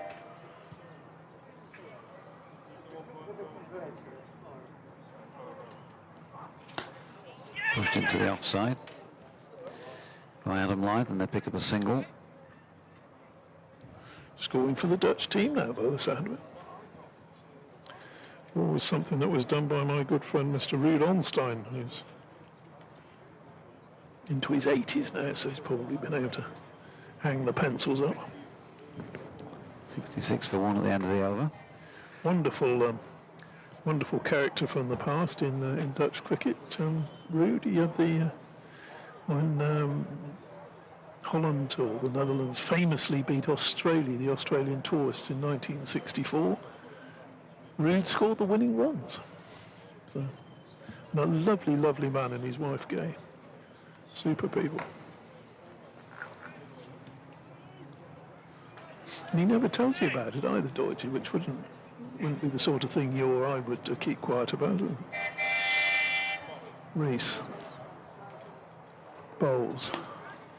And driven through extra cover by Lyth. He just eyes lit up, the ball was over-pitched. And Jason Gillespie likes to say happy birthday, or is it Merry Christmas? One of the two, and then he's hit it away for 4 runs. Probably both in this instance, right? As it is, one of his 2 favourite shots. If you'd hit the winning runs in a match against Australia, I think you'd tell a few people about it. You wouldn't just say I played in the game, would you? Don't know really. Is that You're modest sort of type, Deutsche. Here's Reese again bowling. Another drive and O's and R's. I think would have been a shout for LBW had that not struck a bit of the bat. my feats in cricket are strictly limited. Well, mind you, you've been. I've been at matches where other people have achieved feats. I've been at every match, in fact, where other people have achieved feats. Well, I'm surprised you weren't at that Netherlands versus Australia game a bit before your time, I suppose, 1964. Yeah. Even before my time. 70 for 1. It's delivery is going down the leg side, so Redfern's having nothing to do with that. Lyth across his stumps, looking to tickle that one round the corner, struck on the pad. Can't tell, of course, but from experience, you'd reckon that was missing leg stump. Maybe just might have taken the coat of varnish off leg stump. You don't know, but good decision by the umpire. According to Audrey Woodhouse, the Jordan Thompson catch was on the stream. 4 replays apparently. Not getting looks of any acknowledgement from the Derbyshire contingent away to my left. Reese bowls a nice looking drive, but straight to mid-off. It was one of the highlights of the morning, that was for sure, wasn't it? Just saying, according to Audrey Woodhouse, the Thompson stream was the Thompson catch was on the stream. And there were 4 replays. They're nodding away to the left there. Right. So will that be viewable on any forum, Fletch? On the stream? It was a tremendous catch. Reese over pitches, drives into the offsiders line. Doesn't get a run there. Score stays 70 for 1. Which is a really good explanation while you were talking there by David Fletcher, who said it wasn't on live, but it was shown then in various replays, which is what Audrey was saying herself in the text. Thank you, Audrey. Thank you, Dave. So that's all Marvellous. sorted. We got there in the end. If you PT. haven't seen it, tremendous catch in the gully, low down, one-handed, just off the ground. We were all looking out towards the boundary, thinking the ball had gone past it. I was looking out to sea, I don't know about the boundary. Reese. Well, all right, the pond at the back, the lake, sorry, the lake. The pond. Oh, dear. Yes, so Puffin that's Billy. the end. That's the end of that over. It was almost as bad as Kevin Hand here a couple of years ago asked. He said, "Does that bridge go all the way over the lake?" No, it stops halfway, Kev. 70 for 1. Thanks for the info, Audrey. Hope you're well.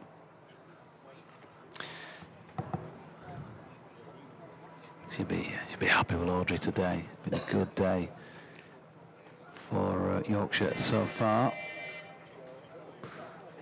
Look forward to our next meet. No doubt that some one-world cricket lovers do or other. Always very good to me, Audrey. I struggle with a knife and fork, these days. She usually cuts up my steak, something like that, when they treat me to a meal when I go on a visit. No, I'm only joking. Here's Chappell. Warton gets the elbow up high and pushes the ball back to Zach Chappell in his follow-through. And there is no running. Yeah, I'm feeling a little more optimistic that it has brightened, even though we've still got what appears to be just as thick-set cloud as we've had all day overhead. But definitely feeling of more brightness. So you're off to Leicester, are you, to see Kevin Hand? I am. Leicestershire versus Middlesex. Chappell bowling to right-handed Warton again. He flicks this one to David Lloyd at mid-on. He's not got off the mark yet, James Warton, which, as per, will probably just play on his mind a little bit. Always feeling that bit better, even if you've just got the one against your name. I should be back here in Chesterfield in August. What for? Cricket? Opening game of the League 2 season. Okay. The mighty Swindon Town. Will you come for a ride around on Puffin Billy? Maybe a dip in the lake as Chappell is in. Oh, Warton pushes at this one. Brooke Guest plays to the crowd. But there is no catch behind.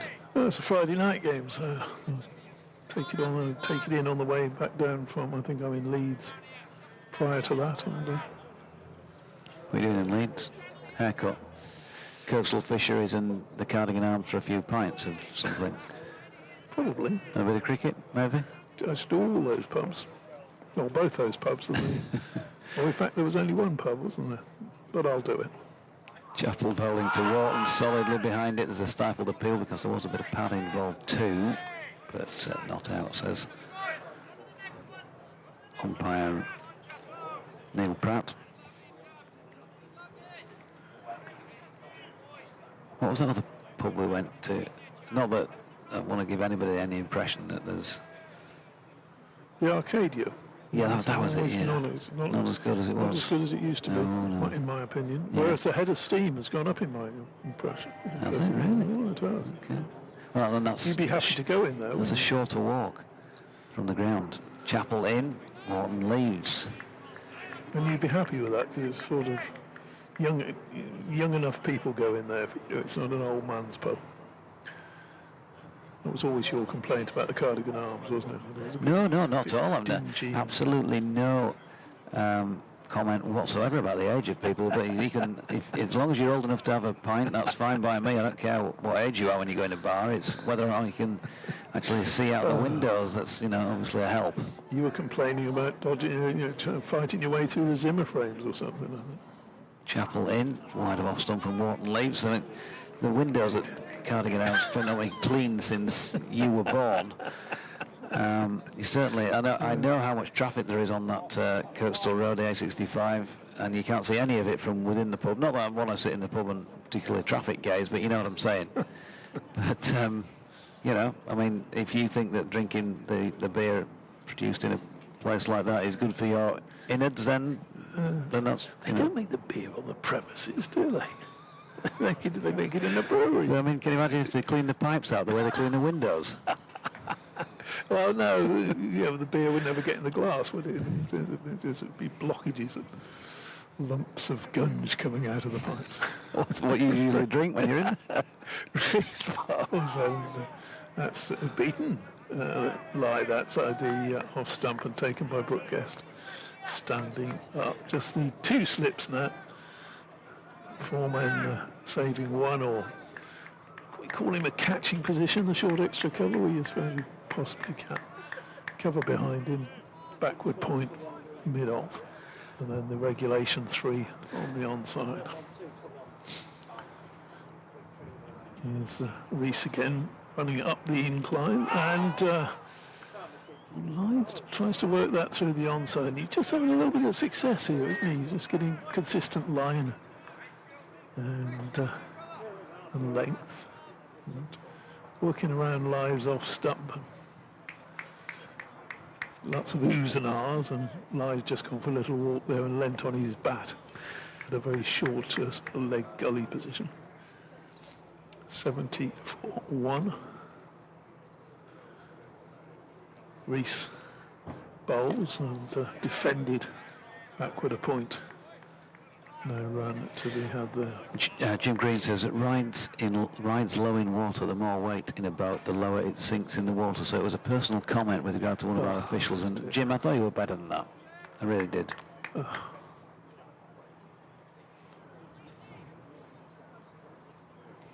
He thinks it was a rough decision, high and going down the leg side. 70-1.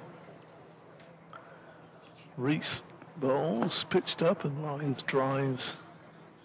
No run. My instinct with the LBW, with we can't see from here, but as we were discussing last week, Georgie, when you've watched enough cricket, you get an idea from the way the batsmen have moved and the feet and all the rest of it, don't you? That and you can judge height from most places on the ground, and I thought that was a bail trimmer, perhaps, can we say?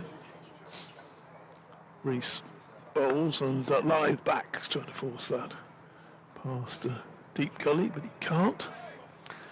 He also goes on to say the replay of the catch shows batsman hit ball, Thompson launching himself, then it cuts to Thompson getting up and running off celebrating. Yeah, I saw that bit, but apparently there must be some full-on replay by the sounds of things.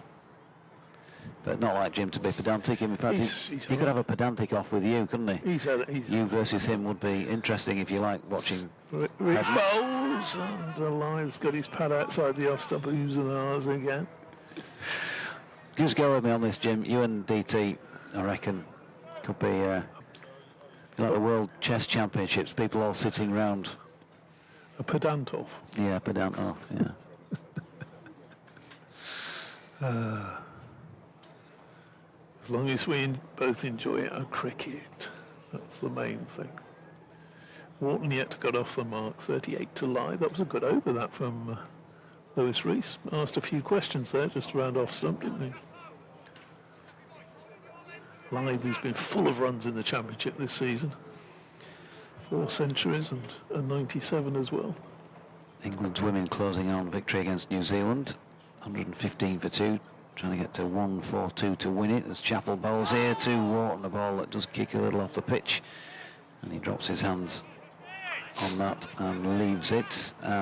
Just I wonder whether the effects of that heavy roll are just worn off a little bit. A little bit more excitement out of the pitch. Maybe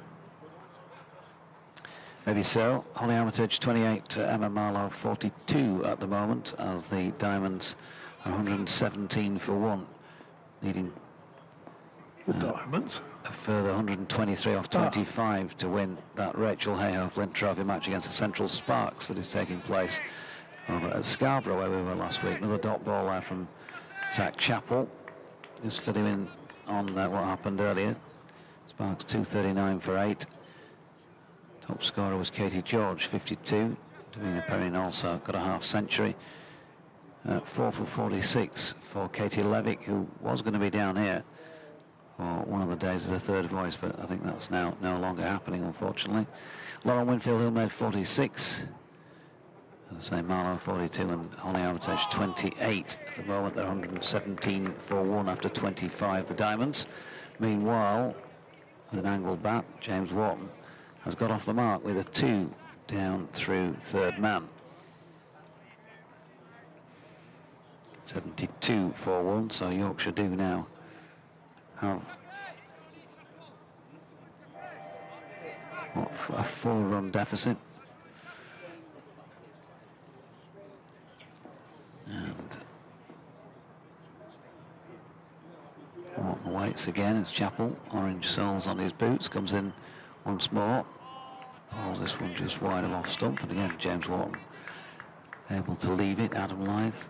Well, he started very well, hasn't he? 38. Finley Bean. Well, maybe he agrees with Jim Green that he got a poor decision. Maybe I'll speak to him later on. 29 off 33, including 7 fours for him. LBW to Rees. That was after 12 overs and 4 balls. Now 5 overs further on. Yorkshire have just been pegged back slightly and have added a further 11 runs during that time. Another ball just wide of off stump, and Warton pushing forward and living a little dangerously at this moment in time. The big fella.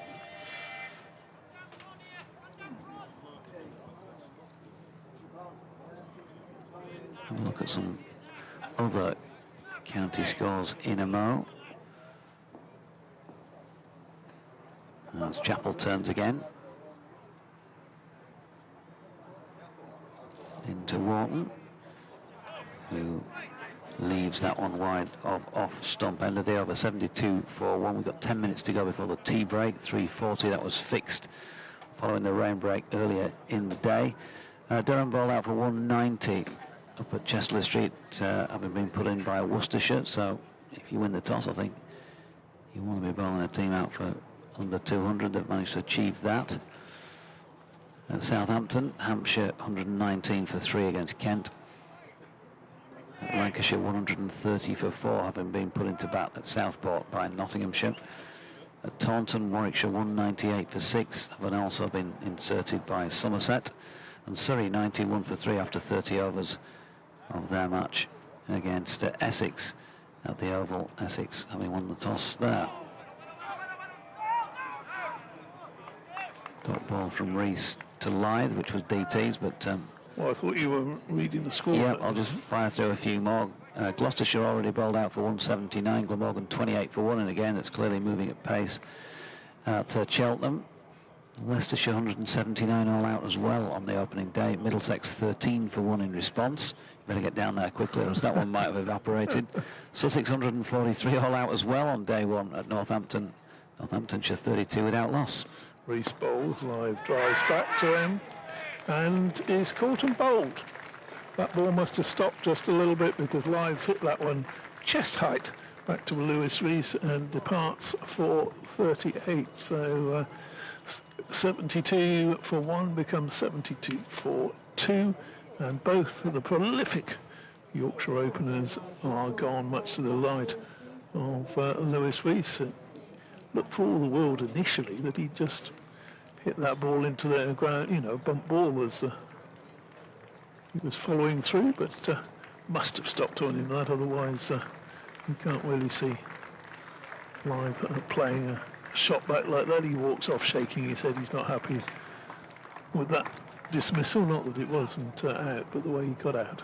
Yeah, I think disappointment on 2 counts. One, that he'd got himself in about as in as anybody on the day, looked untroubled really for long enough, and 2, that it's just a couple of overs or so before tea, and he hasn't managed to see the session through. Do we have a different tea time today then, or Well, no, it was originally 3:40, but then it's 3:40 or 32 overs remaining, isn't it? Whichever is a later, and they just decided to fix it at 3:40 following the rain break earlier. Ah, good man. It's nice to be kept up to date with yourself, Georgie, and letting me know these and the listeners know these important things. I thought we were going to be here for another. Well, the listeners have been listening, but clearly not the case where you're concerned. 64 balls and 7 fours for Adam Lyth in that 38. It was a surprise, wasn't it? I mean, to be fair, Rees had given him problems around that off in the last over or so. The left-handed Masood then waits for his first delivery from Rees and looks to ease that down backward off point, but straight to the fielder. No run there. 72 for 2. Come on, Reesy boy, is the cry from one of the Derbyshire fielders. Masood, as we were mentioning earlier, saw him win a game against Middlesex here a couple of years ago before moving to Yorkshire. Former Derbyshire player faces Rees as bowled, going down the leg side. There's a big appeal, and that looked far more out than the Adam Lyth one did, that equally wasn't given an over or so ago. Seemed to have gone a long way over. He gets a leg by, or Yorkshire get it. Oh, he must have got some bat on it, so no signal from Sue Redfern, so that's why she didn't give it some bat on that. Went away down to long leg for 1 run. Couldn't see it really, to be fair, from here, with Brooke Guest standing up. Was completely obscured from vision from this angle. No, it's only it looked a good shout because he had shuffled across, but of course if he's got bat on it, then it wasn't a very good shout. Just 3 runs, the deficit. Field changes round. 3 slips in for James Warton to Lewis Rees. He's been causing the most problems. Left arm over, bowls to right-hander, and oohs and ahs. Thickish inside half of the bat on that, plays it out to mid-wicket. No run there. And just coming back into the game a little bit, Derbyshire, aren't they?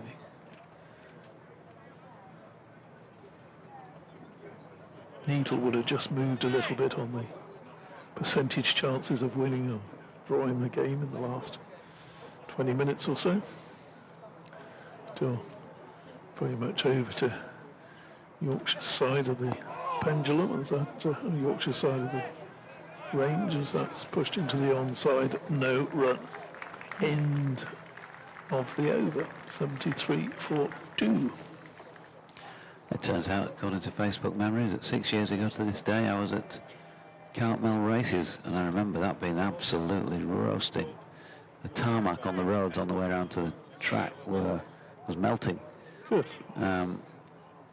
So your tyres were sticking to the road. I think that's just about the only time that's ever happened to me as a driver.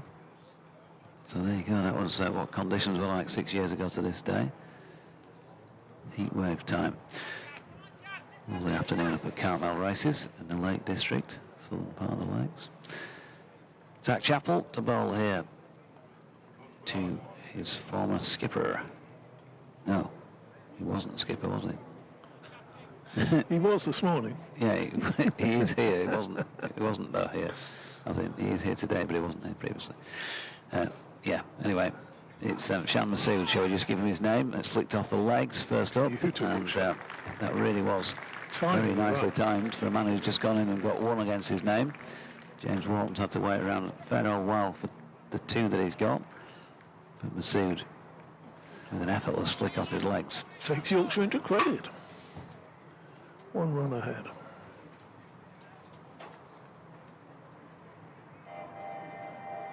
Oh, puffing Billy again. Yeah, he's going to retake his guard here because Chappell has decided he's going to come round the wicket out straight away after just the 1 ball.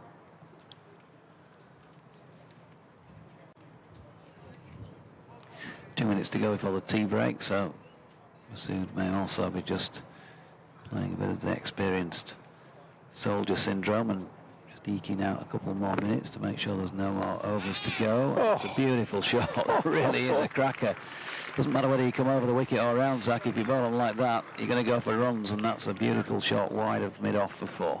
Oh, gorgeous shot. There's just a fluidity about it, wasn't there? That languid, is that the sort of word? It just flowing, gorgeous shot. Yeah, also helped Bit that of it the was a gap, fairly bit rank of- half volley. Yeah, but a bit of the gower about that, wasn't there? The actual just lovely shot.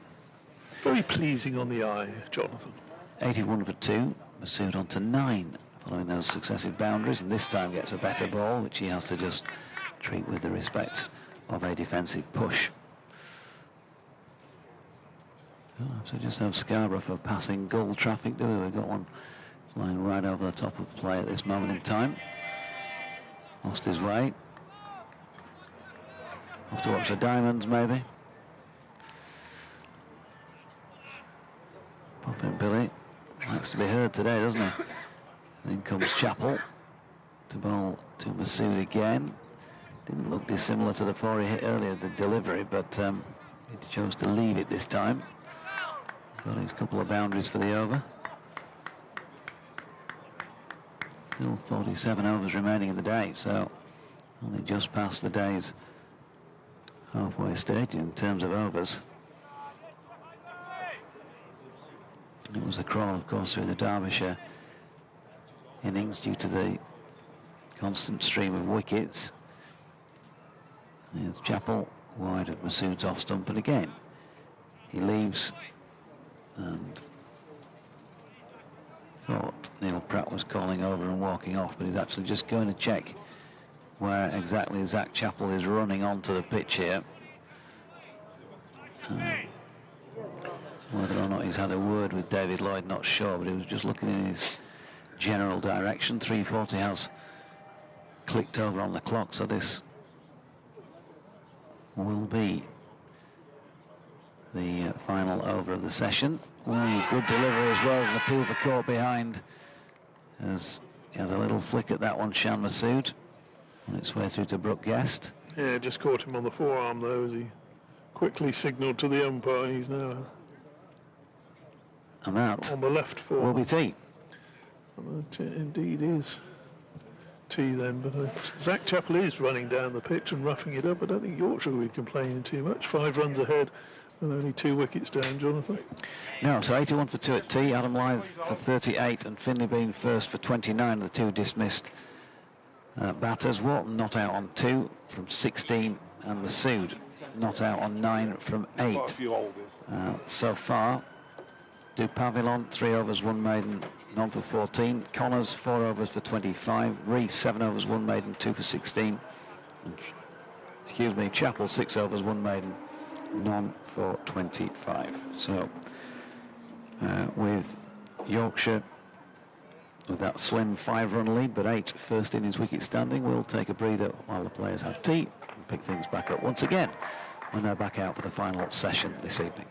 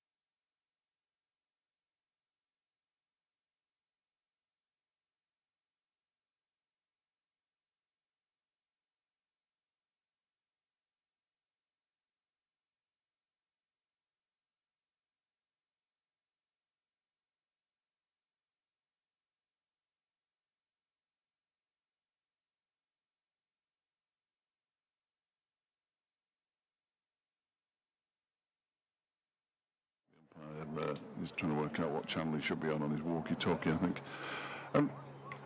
Yorkshire will resume on 81 for 2 in their first innings. That's a lead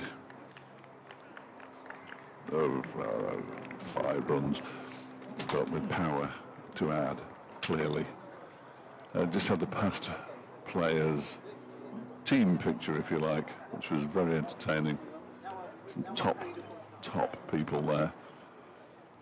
Oh, Derbyshire could do with a few of those now. Yeah.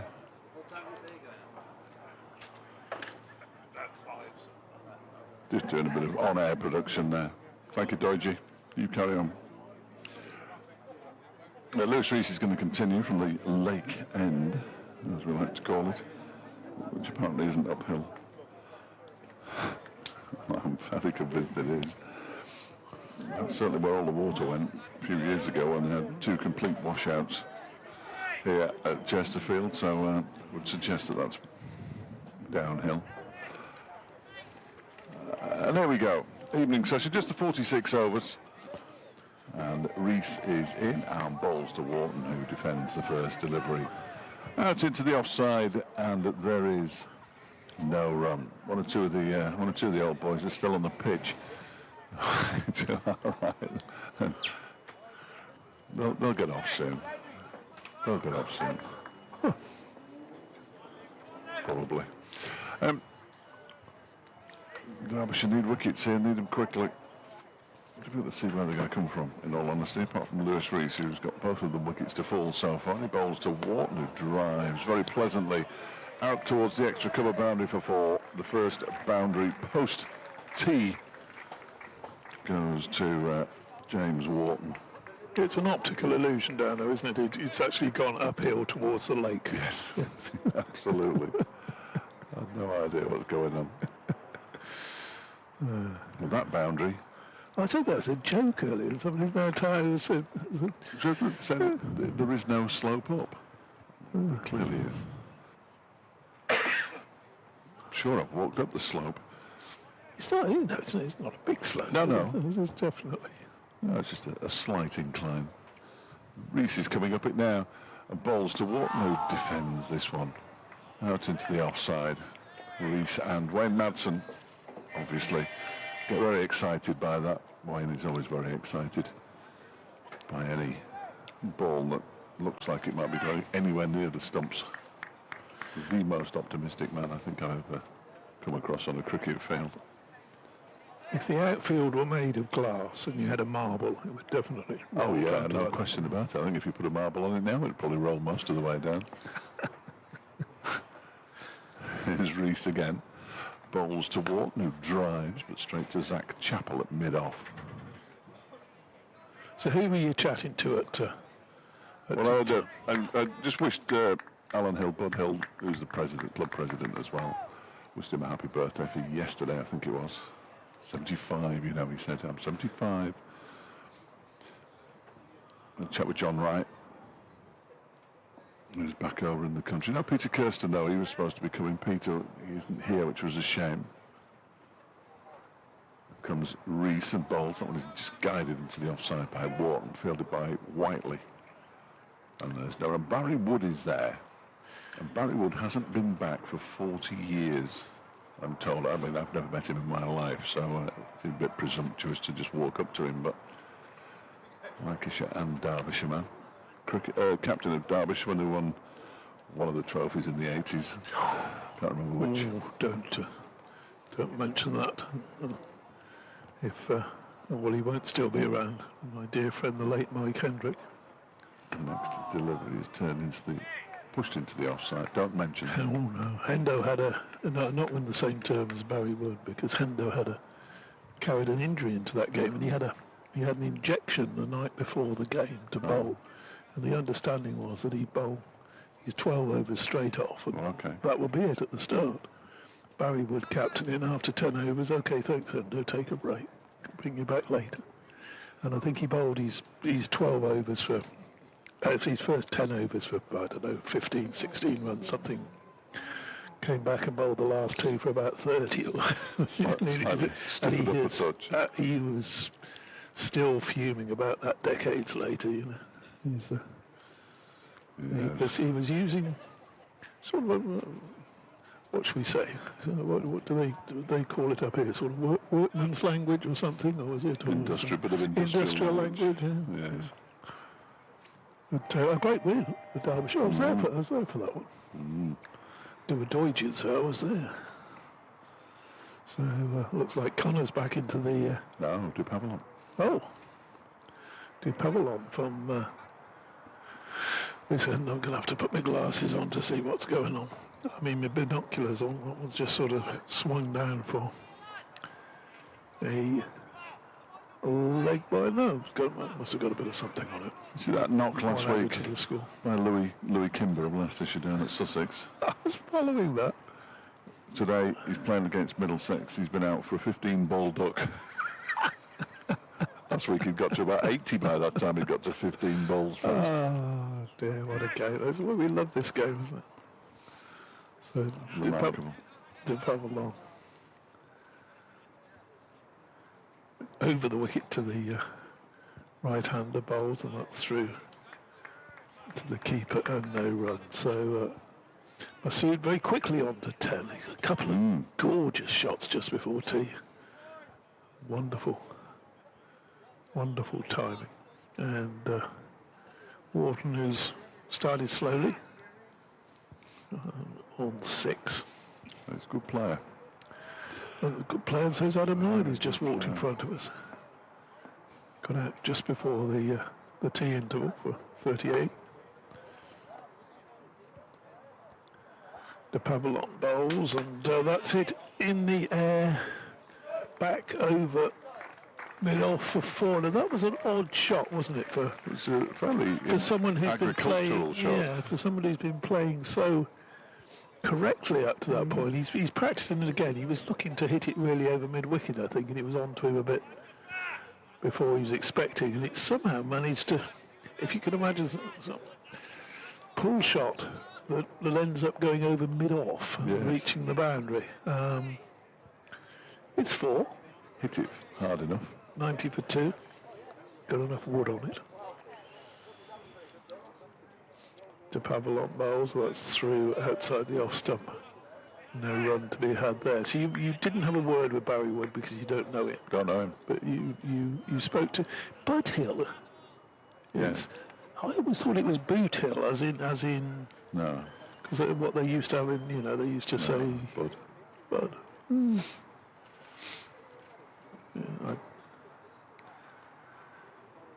I've only ever had one conversation with him, and he won't remember it, but I do.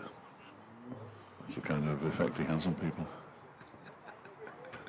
And the kind of effect you have with people. Pavlon bowls and slight misfield at mid-wicket. No run. It's yes, I'll never forget the first time I met you, Fletcher.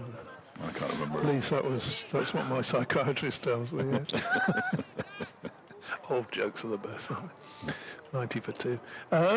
Yeah, it was actually at an Ireland game, Ireland against Scotland, and a young man walked out to bat who neither of us had seen.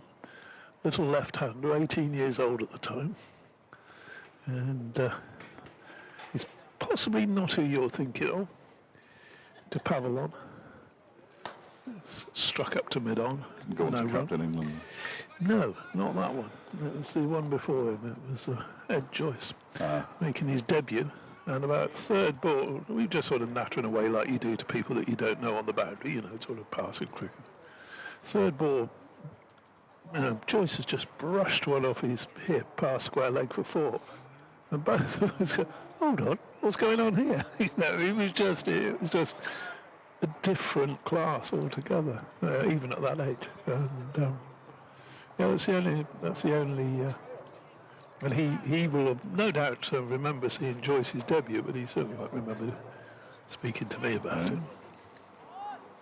90 for 2. I remember him as a very sort of obdurate opening I bat. believe so. Yes. Not flamboyant in any way.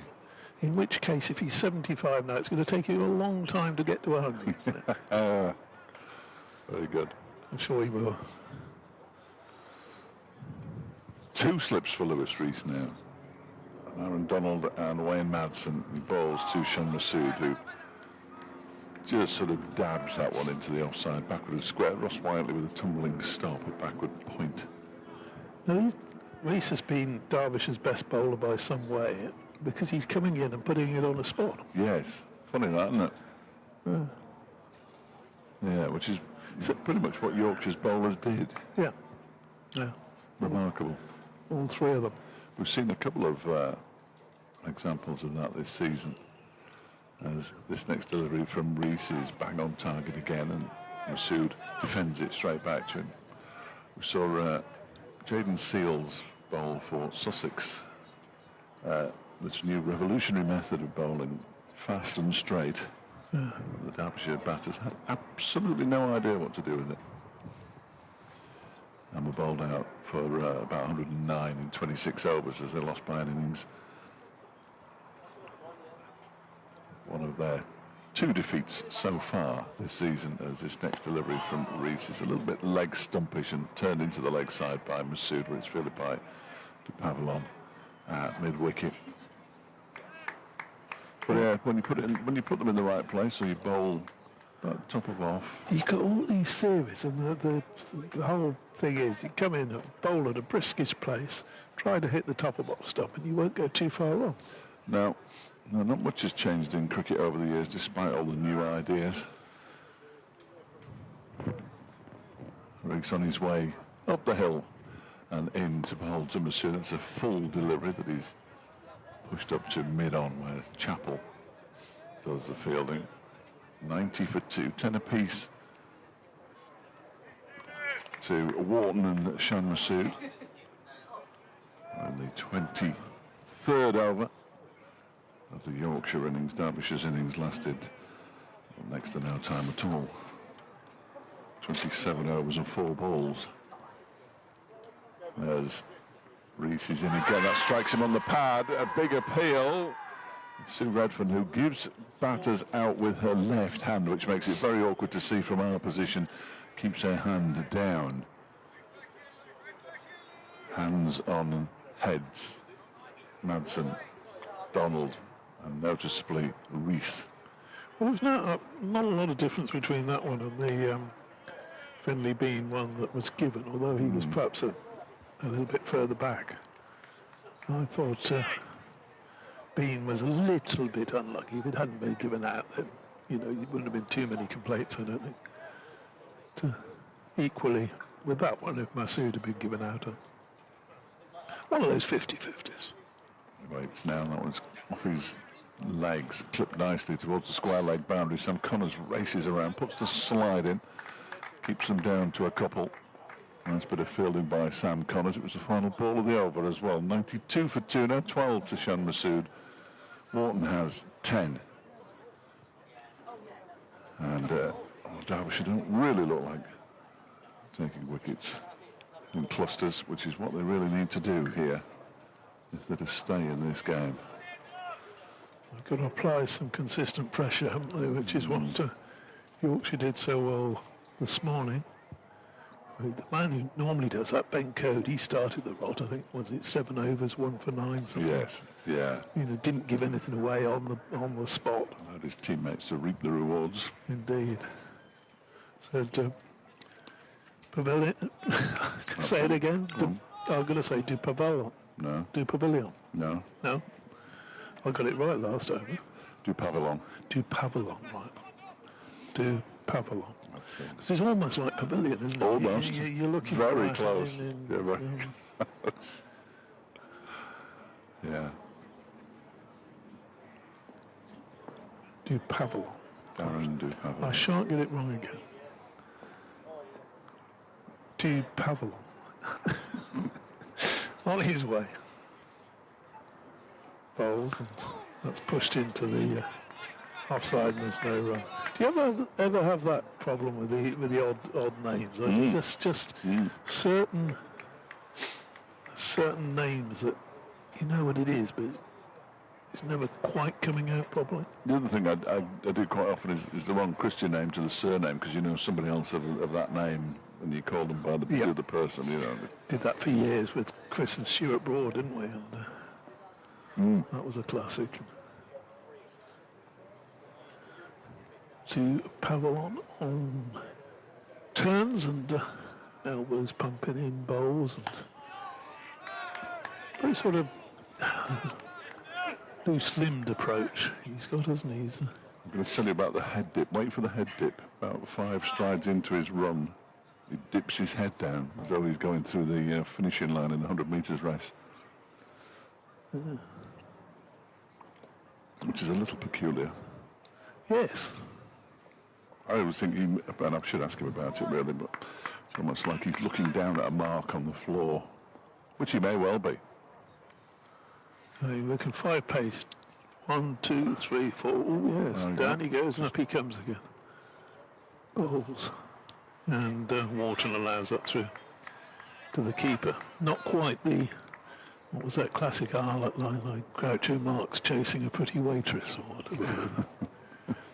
That sort of... He did have some lovely turns of phrase, didn't he, Mr. Arlott? Mostly before lunch. And not about the Pavillon. No, I don't think so. Oh, if you read his, what book was? It's a wonderful book out about Arlott and Jim Swanton. To Pavillon bowls, and that's struck into the gap on the offside by Warton. Yeah, he says, and Masood responds, and they come back for a couple of runs.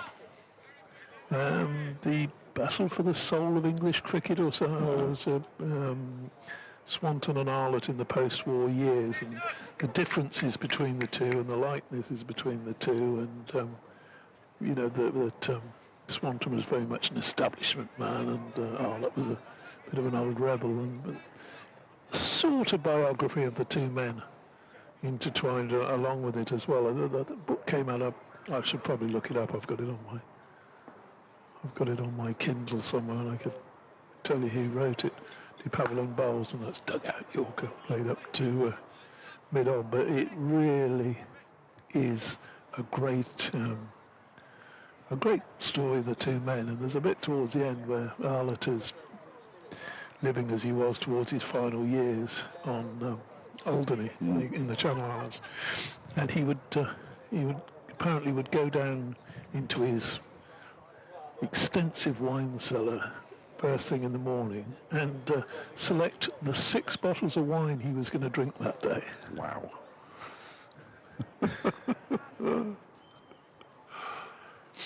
Did well to... and he had a fall at one stage for doing that. But yes. This was, Reese in bowls to Masood, who gets a little bit fiddly at that one. In fact, he got a little bit fiddly at that one and missed the ball because it went through to wicket-keeper Brooke Guest, who took it while he's standing up to Lewis Reese, as he often does.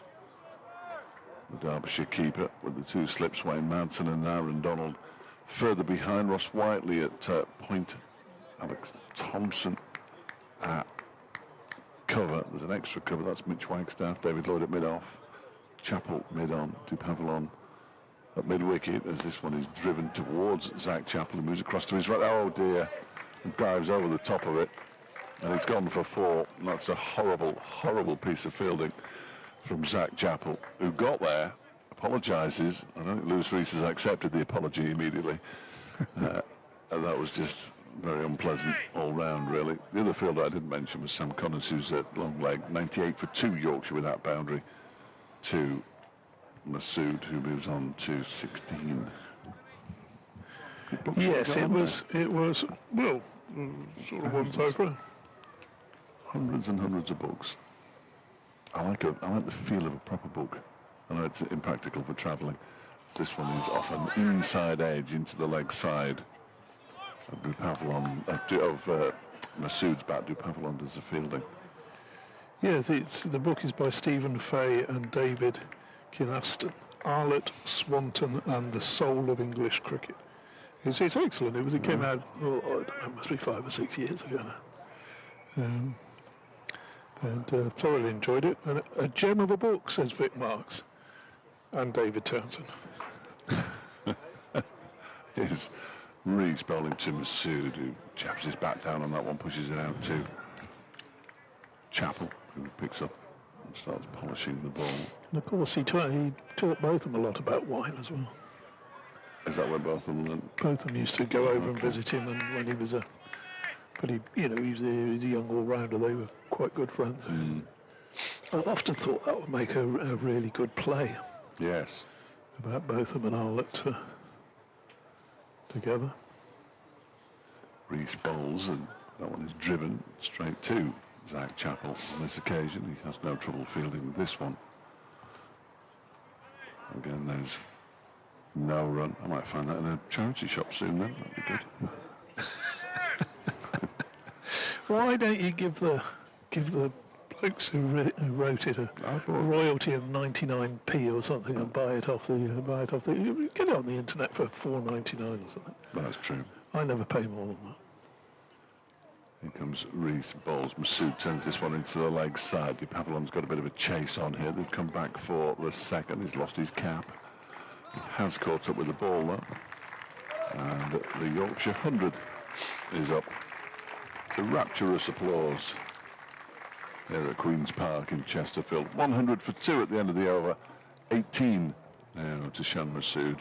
And 3, no, not 3, he is number 3, 12 to James Warton. Do you have a sort of routine for reading book or choosing books to read? Do you have a sort of, well, I'll read a thriller and then I'll read a comedy and then I'll read a sports book? No, I only ever read like factual books. Yeah. Yeah, I've got a couple on the go at the moment. Unruly by David Mitchell, which is all about. It's a humorous look. Well, it is humorous because he's a comedian, isn't he? But it starts off in the Middle Ages, goes through all the kings. How's that factual? Because he wasn't alive then, was he? Well, he's just writing about them. You can write about things before you were born, surely. Well, fair enough. So there's nothing to do with him being a comedian. So No. It's like a history book. Oh. Yeah, very good. I've got Adrian Edmondson's autobiography on the go as well. As we shared a school, did he? we both received the cane from the same headmaster. Oh, dear. Guy Willett, the former Derbyshire player, chairman and president. As it turns out, I think he was beaten slightly more than I was. Yes, two Pavilion bowls, and that's a gorgeous shot there from Warton. It was over-pitched on his pads, and he's just driven that, clipped it wide of mid-on's right hand for 4. 104 then for 2. 16 to Warton, 18 to his captain, Masood. I keep looking to my left because one of these two boys, Henry and Stephen, are going to go and drag somebody out of the changing rooms at the end of the day's play to speak to us. And I think they're struggling to work out who it might be at the moment. Lewis Reese has got 2 wickets. Yeah. And he's a good talker. Last time we spoke to him, he got a century at Lord's. And he shared in the biggest partnership at the Derbyshire innings. Absolutely, so it can't be that difficult to bat out there, can it, Lou? What went on? But as bad days this season go, this is right up there near the top. And there have been a few. To Pavilion again. Bowls, and again on Warton's legs, but that one bouncing a little bit more. Strikes him on the thigh pad, runs down towards gully. These lads have got an unnatural interest in what's happening in Gelsenkirchen now. So it might be tricky to get them to actually do any work later on. I like a cricketing autobiography. But the one thing with autobiographies that, you know, we all have pet hates. I probably have more than I'm not sure. you'd probably be right up there with me on that one, Fletch. But I'll come to that in a moment. De Pavilion bowls and again clips through. That's almost a repeat of the shot earlier in the over. Brings him another 4 runs through mid wicket. Probably not quite as impressive as the earlier boundary. 20 now to Warton. 108 for 2. My pet hate autobiographies that start with 3 words. I was born. No. You say, go on, really? Yeah. It'd be a tremendous story if you weren't, but there you go. You wouldn't be writing an autobiography, would you? Yeah. That's about the only complaint I got about Franklin Stevenson's excellent, otherwise biography, autobiography. Next ball is struck very firmly square of the wicket, and the batsman scamper through for a single, diving half stop there at point 1 run, which means that Warton will keep the strike. Got out well for an old man there, Ross Whiteley. In only his 2nd game in the county championship this season. Mitch Wagstaff playing his 1st. You've seen Mitch Wagstaff's last 2 appearances in the county championship, because he's the leg spinner opening bat who took 2 wickets in his first over at Scarborough last September. Ah. Always like a leg spin at Scarborough. Pavilon bowls, and that is going to be close, and he's out. And Masood's not happy. I think he's suggesting he might have got a little splinter of wood on that one, but it's LBW. We had a good view of that fletch, didn't we? We're almost right behind it. And it looked out and was given out. So Masood has gone LBW for 18. He played a few of those and survived the appeal, but that time he looked in trouble, and indeed he was in trouble. So Neil Prater put the finger up. 4 falls, 22 deliveries, Shamasood for his 18. I think he might have thought he was going down the leg side. I got an indication from a colleague next to me suggesting something similar, but it looked all right to me. It was a hit. But it's as out can be. I haven't seen the replay, but we're going to see the replay on the glorious stream that Matt is putting together up there, and he's pretty much out. I think that's right. If he hasn't I don't hit think it, that's going down the leg side. I don't think you can have any complaints at all.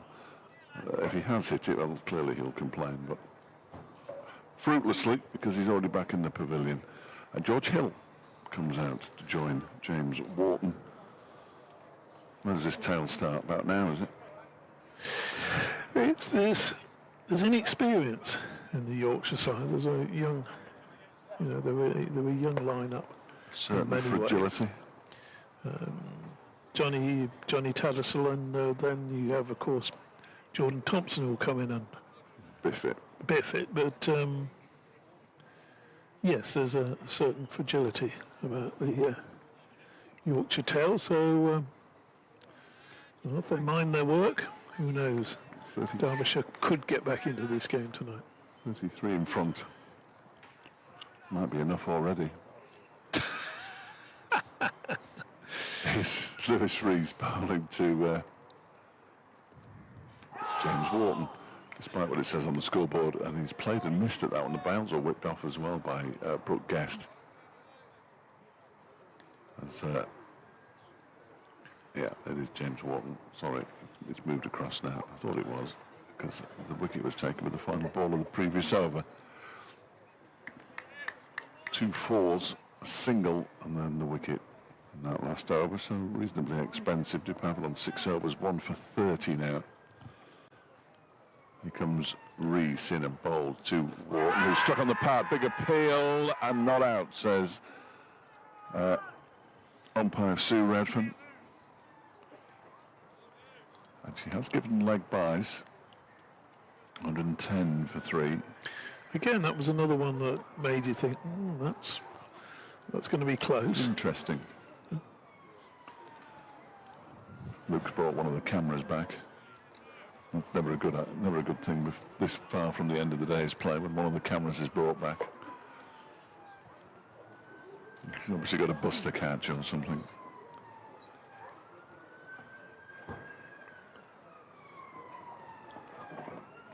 This will be part of a fascinating series the day's play from a different angle as Reece bowls to George Hill. First delivery Hill has faced. And he almost took the gazebo down with him there. 111 for 3. You can tell there's a live football match on. The emergency services are getting very lively. Hopefully it'll all have finished by the time we eventually reach the hostelry later on this evening. I'm going to have a wander down to Leicester in half an hour, so I thought I'd listen to it on the way down, actually. Next delivery is driven by Hill straight to mid-off, where it's fielded by Chappell. Or is it Warton again? It's Warton again. My apologies. Scoreboard was absolutely correct on this occasion. That's what fooled me. The fact that you can see the number on his back and his name should have been a big enough clue. I'm sure it was signalled. Oh yeah, it was leg by to Warton, who's waiting now as Reece bowls to him, and he's hoiked this into the leg side, backward of square, along the floor for 4 runs. He moved to 25, 115 for 3. Swiveled and sent it on its way. No chance for Sam Connors. At least I think it's Sam Connors. I can't see. Well, it's not Jimmy Connors. He's at Wimbledon. Yes, is he? Well, I imagine so. They'll all be there tomorrow, won't they? Of course he will. Free meal in the members' lounge. This one is pushed nicely backward of square on the offside this time. There's a chase on here for Ross Whiteley. He will reach the ball. Warton has come back for a second, and it'll keep them down to 2. 27 now to James Warton. 117 for 3 at the end of the over. A relatively expensive one. 10 runs coming from it, including the leg by. Derbyshire can't afford too many expensive overs either. There's Darren Dupavlon, who's already a third of the way to a hat-trick. Very good. Very good. Well, Do with one.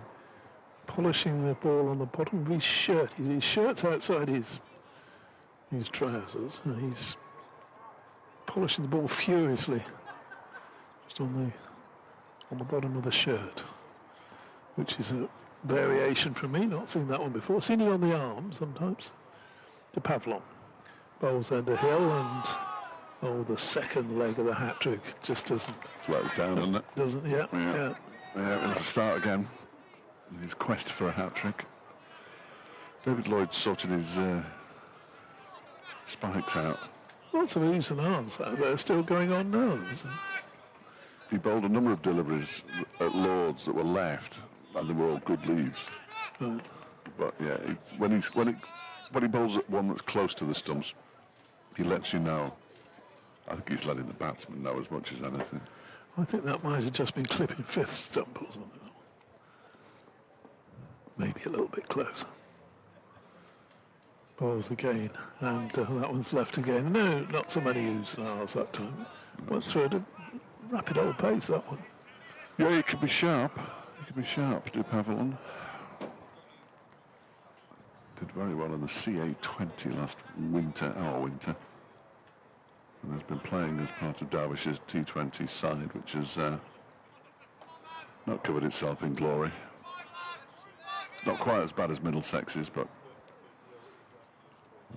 they're not great. Middlesex must. Middlesex's T20 efforts must drive their financial people mad. The next delivery is just angled away backward of square. That's going to be 4 runs for George Hill. Is he going to get there though? Yeah. Not quite. No, it's a long way to the boundary, and I think they're going to run for it. In fact, they've run 4 quite easily. They've jogged the 4th run, so it's a 4, but it's not a boundary. So it just pulled up inside the rope, and then I think the ball had actually stopped, and the fielder still found it necessary to dive and flick it back. But the original dive was put in by Ross Whiteley that missed, so unfortunately it was second slip who had to go all the way to the boundary, and Aaron Donald, who eventually got there, but not soon enough to prevent the all-run fall. We all love one of those. De Pavillon again bowls, and that's outside the off stump, and there's no run. Did I interrupt you in the middle of a story? Or something? You at Lords or somewhere? I don't think so. We're a long way over to the left as you looked out from the media centre at Lords last week. So you very down short the boundary. tavern side. Yeah, very short boundary to the tavern and Mountstone. Very long boundaries, conversely, towards the grandstand. Strange, that.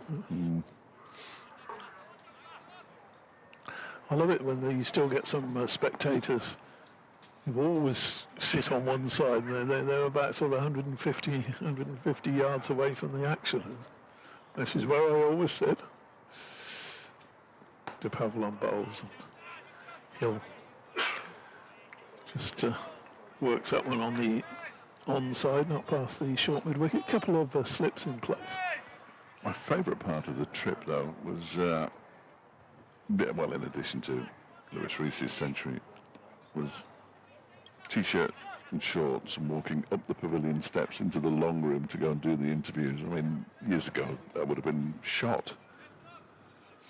No, I don't know. You only have a shot if you were out on the outfield. You'd have been arrested. Just followed Stephen Fletcher everywhere he went. Oh, no, I'm with him. I'm with him. Yeah, my mate Fletch, no relation.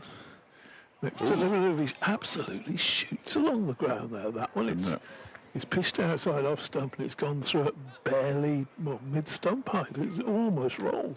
Ridiculous delivery. 121 for 3, end of the over.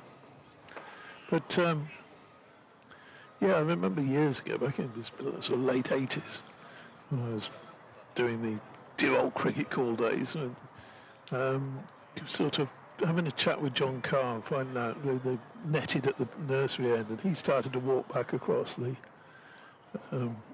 straight line into the pavilion, and I just walked alongside him. I was still nattering away, and you know, I could almost see old Colonel Stevenson reaching for the shotgun in his office. I kept close enough to Carl. He wouldn't have risked taking Carl out as well, I don't think. There we go. The tireless Lewis Rees is going to continue. He's bowled well. He's bowled. This is his 12th over. Bowled very well. 5th since tea. 19 runs conceded since tea. 2 for 35 overall. He's in and he bowls to Warton. He clips that nicely into the leg side. And they take a single as Lloyd moves around from mid-on to do the fielding. 122 for 3. So that's a 46 run. There were questions asked, though, and an official reprimand handed out and that sort of thing. Yeah. Who is this chap? That sort of thing. And there you go. Somebody somewhere is playing some very loud music.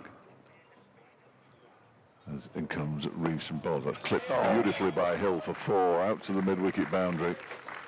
Again, just slightly over-pitched, and he just whipped it away. Raced to the rope.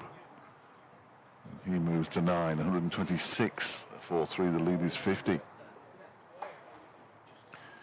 We do another couple of overs, and now you'll have to come back in here, JD. I shall have to make my way slowly down to Leicester, I think. So.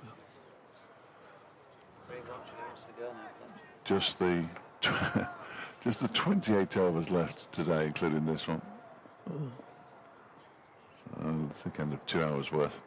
Here comes Rees again around the wicket, that is driven but nicely stopped by Mitch Wagstaff. I don't think he knew much about it. And he's showing no pain, the young man.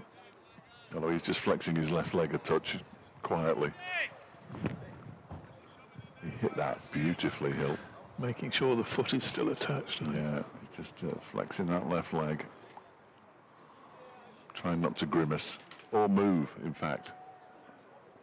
He crouches down again as Rees is in once more, and Hill just pushes this to him gently this time. And Wagstaff does the rest. 126 for 3. Talking to one of the, it might be the manager in charge of the ground control whatever they're called. Nothing to do. Crowd safety. Or Yeah, nothing to do with Major Tom, obviously, but he was saying he was having to walk around earlier. As Reese is in again, and that one is whipped into the leg side, but it's going to fall short of Sam Connors at long leg. And they're going to go through for a single. That was why there was a cry of catch. It was in the air off the bat, but landed a long way short of Sam Connors. 127 for 3. And he said that most of the people he spoke to were talking about what's happening in Gelsenkirchen at 5 o'clock. So he fully expected a roundabout now, and I think it is thinning out a touch to see the ground empty a little as people made their way into the town centre. As Reese is in around the wicket, that one is pushed into the offside by Warton, fielded by Ross Whiteley, and it's the end of the Reese over. 6 runs from it. 127 for 1. Warton has 28, Hill has 10. I'm sure you have no intention of keeping everybody up to date with what's going on over there. International football does nothing for me. Genuinely does. I mean, I keep abreast of things in a professional manner, but I've got no real interest. Fair enough. I struggle enough with the 2 domestic teams that I follow, one that I support and one that I work at, but that's enough for me. To Pavillon then, to start a new over from the pavilion end, runs away from us. And little fiddle at that one, George Hill, outside the off stump, then practices a leave, which he Is what he should have done. That's what he should have done in the first place. Now, as a man who's have you covered football matches at Chesterfield? I've covered it at both the old ground and the new ground, yeah, at Saltergate and whatever the new ground's called these days. The new ground, what's the parking like? They park the press across the road from the main entrance from memory. That's where they parked me when I went there. Why? That's the press. I'm not going as press. I'm going as a Swindon Town supporter. Oh, okay. First match of the season in Is League it? 2. Friday night, so it's literally the first match. It's just Sky TV. Oh, they're all on Sky. The Pavillon bowls, and that's pushed up to mid-on. But it's a live Sky one. No, rather they're all than- live on Sky. All the League One games on the first round of matches of the Football League season, the ones that are on Saturday. League Oh, Two. you're League Two. So you might not be then. All the League One matches on Saturday start at 5:30. Are they going back? They're on Red Button or something. Well, it's this new Sky Plus thing. I don't really understand it, but they're advertising it heavily at the moment. I think it's a streaming service as much as anything. So is it like the what do they call the It's like iFollow, iPhone? but That's the iFollow is biting some dust. next delivery from De Pavillon through no run. Is it? It's not continuing. Well, I think it's continuing in a limited way, and only for the overseas market. Oh, good, because I do use iFollow. So you'll be all right. That's wintering abroad. A friend of mine has got one of those dodgy boxes. Has he? I think you should stop now, DT. No, I'm just saying, it's a friend. It's not, Oh, yes, it's a not friend. me. Yeah, no, not you, a friend. Yeah. I know what you're saying. I got into all sorts of trouble last season, going to Burton Bolton game, De Pavillon bowls pushed back to him, no run. because they threw to me at 7:45 on the Tuesday night, and I said, welcome to the Pirelli Stadium, and a special welcome to all the Bolton fans watching on illegal streams. My Twitter feed lit up. Well, The first one actually said, he knows. I think, well, everybody knows. We all know. I did enjoy it. And I've got a lot of living in Bolton, of course. joking aside, that is a big problem, isn't it, for the Oh, yeah. the TV companies, Yeah. whatever. Only making trillions instead of quadrillions. Next ball has Hill coming forward, defending. No run.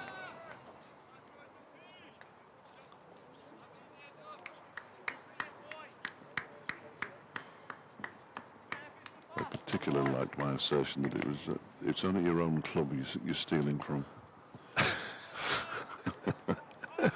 You've got to poke them with a stick though. Sometimes to get a reaction, haven't you? Yes. I don't mind doing that, as you know.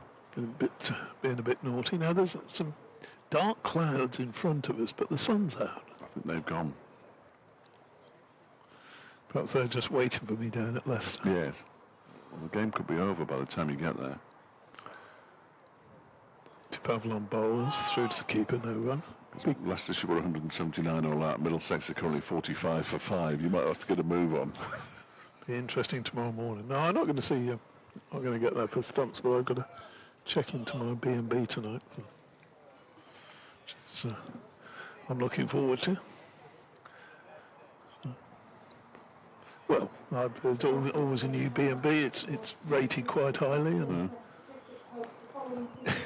it's not expensive, Flex. Excellent, as you would expect. You booked a cheap B&B. That's exactly what I would expect from you, DT.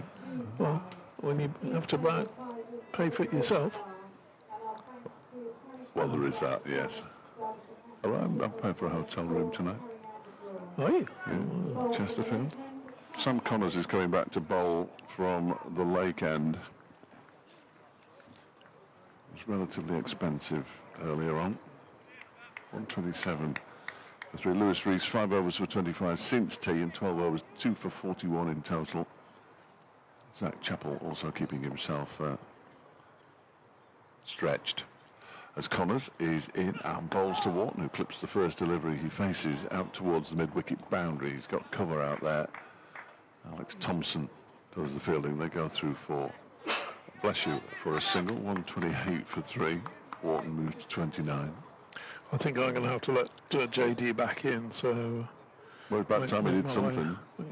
My way, just to... He worked very hard. Relieve the old boy, but he worked very hard this morning, but... And he's enjoyed himself, and he's talked to one or two old players as well, I think. Connors bowls, no, he's pushed out to the offside nicely for 4 runs by Hill, out towards the point boundary. It just sat up, short of a length delivery, sat up, was pushed away. And Sam Connors, in only his 5th over, has now conceded 30 runs already. Not good. Not good at all. No, well, I hope to see you later in the season at Absolutely, Derbyshire. I shall pop in and you're always welcome. See Mr. Hand, and I'll give him your best wishes this evening. Well, I barely saw him last week because, of course, he's a very busy man. He does his TV things now, doesn't he? Very busy man. Connors is in and bowls. This one's short and on the leg stump and turned into the leg side for a couple of runs by Hill. Making it look very easy. Out there, 134 for 3. Well, enjoy your B&B. I'll try. 28 quid. Not bad, is it? No, that's not bad at all. I think I paid 29 in town. But Sunday night's okay, and I find. There he goes. Townsend, everybody.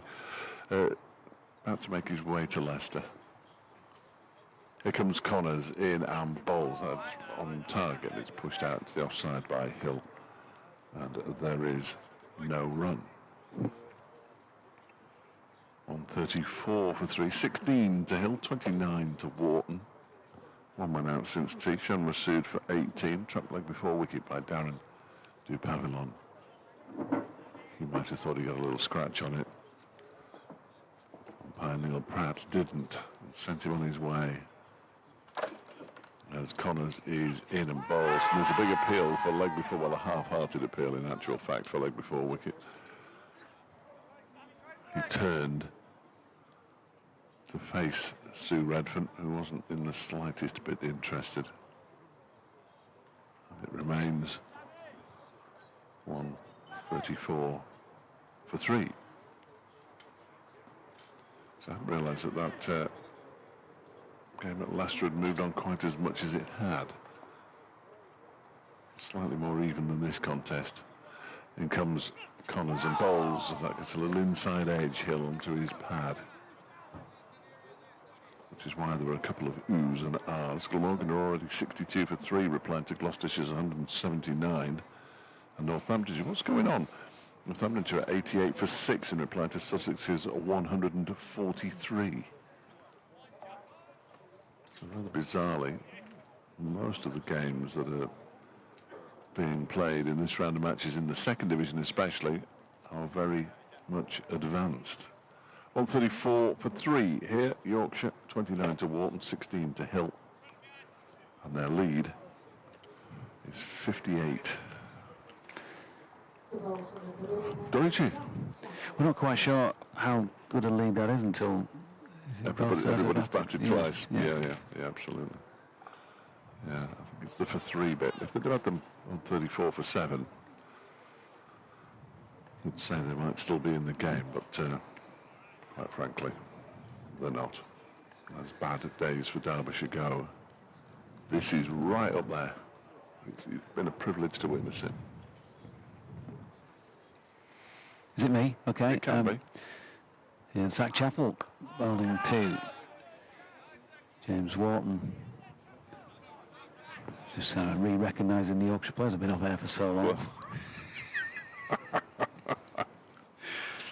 We've been together since lunch. Yeah, well, indeed. Yeah, I was having a chat with Kevin Sharp, who came over to say hello, so rude not to.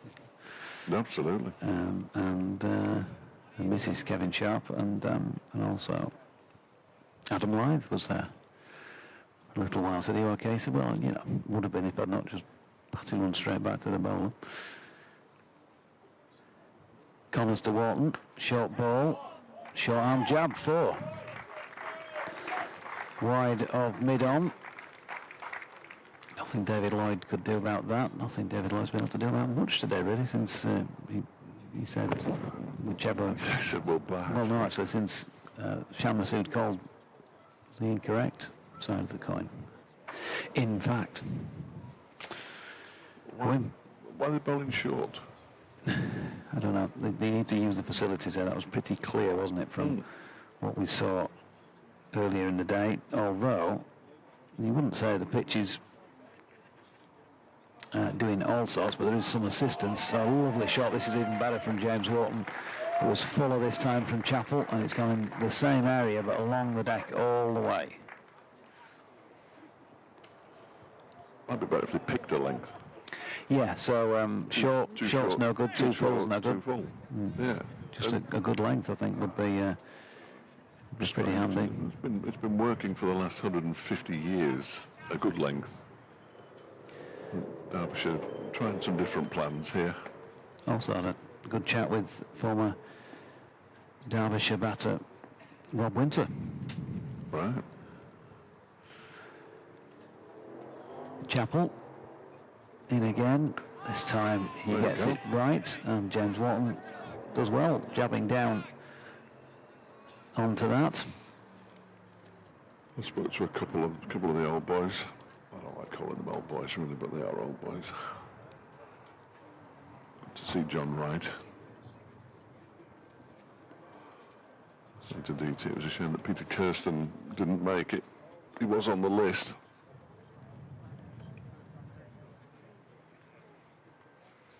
Chappell into Warton, who plays a perfectly correct forward defence. No run. To a decent enough delivery.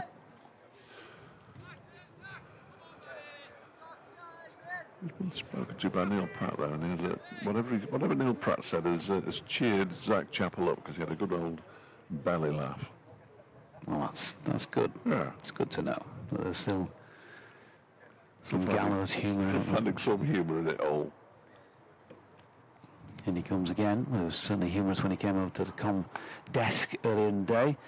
Warton cuts this one to point where it's fielded and there's no run. He's 37 now. 16 to George Hill, 142 for 3 at the end of the over, and still more than an entire session of play to go. Yeah, 2 hours worth of cricket. Dear oh dear. If the weather holds, and it's gone a bit gloomy again, a little bit chillier. We're not getting a tea tonight, will we, us? Because they all shut early on the Sundays, don't they? Does it? Well, usually fairly early, anyway. This is quite a big city. Oh, okay. Can't drink on a full stomach anyway. Here is Sam Connors from the Lake End. It goes past the edge of George Hill's bat. And then he practices the leave again, which he does every time he plays and misses. Trying to get the muscle memory going. He's on 16, 37 to Warton, 142 for 3. We were sort of stymied with this long evening session by the weather, and then tea being called at 20 to 4. Seemed a bit early to me, but there we are. This next delivery is left alone by Hill to go through to Brookguest behind the stumps. Plenty of encouragement for Sam Connors out there. James and Ali, S&C and Physio walk past. Nothing to do with those boys. Connors turns at the top of his mark and runs towards us. Bowls to Hill, who drives for 4. Glorious. Once Ross Whiteley put the dive in, fair play to him. You've got to show willing. That was beautifully played by Hill, who's moved up to 20 off 25 balls. That was his 3rd boundary. 146 for 3. Yeah, cracking shot.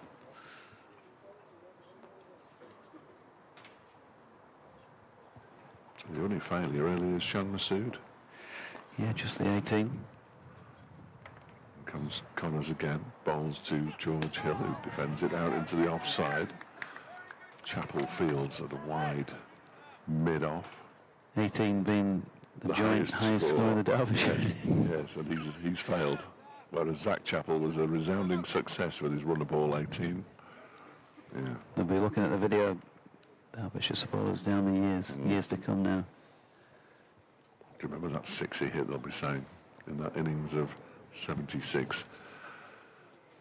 That's a team total, not his innings. Hill goes on the back foot and punches it out into the offside, nicely fielded by Mitch Wagstaff. The crowd has dwindled in number. I think something to do with a football match. I think so. There was a suggestion that it might start to get a bit thin at 4:30. Well, it's got very thin at 4:58 as they sing the anthems in Gelsenkirchen. Connors in and bowls. That one is defended by Hill. Again, it's Wagstaff who does the fielding. People rushing around, looking like they've got plenty of purpose. Not sure how much purpose they have got. Pat Brown is not on the field. I don't think they've had a 12th man on the field yet today. I thought that was Pat Brown, but unless it is Pat Brown wearing somebody else's sweater, because it doesn't look like Darren Dupavilon to me. The mystery of the number 8 sweater. I think it's going to rain again soon. Just a feeling that I've got, because it's starting to get really quite windy again. Yeah. Zach Chappell then to James Warton, who's pushing half forward at 1. That just rears slightly. Does get that extra bit of kick out of the pitch, doesn't he, Zach Chappell? Now and again, tall fella that he is, streamlined of head. Must mean he's maybe manages an extra 1 or 2 mph on the back of that. I always used to think it was worth something like that. I'm not sure. What would you know? I'm not sure I ever played. You've got a beard for wind resistance. Zach's got a beard. Not quite as bushy as yours. Chappell in, and Warton solidly behind it. No run. The person who I thought was Pat Brown wearing Darren Dupavilon's sweater is Darren Dupavilon wearing Darren Dupavilon's sweater, so shows you what I know. Indeed. Yes.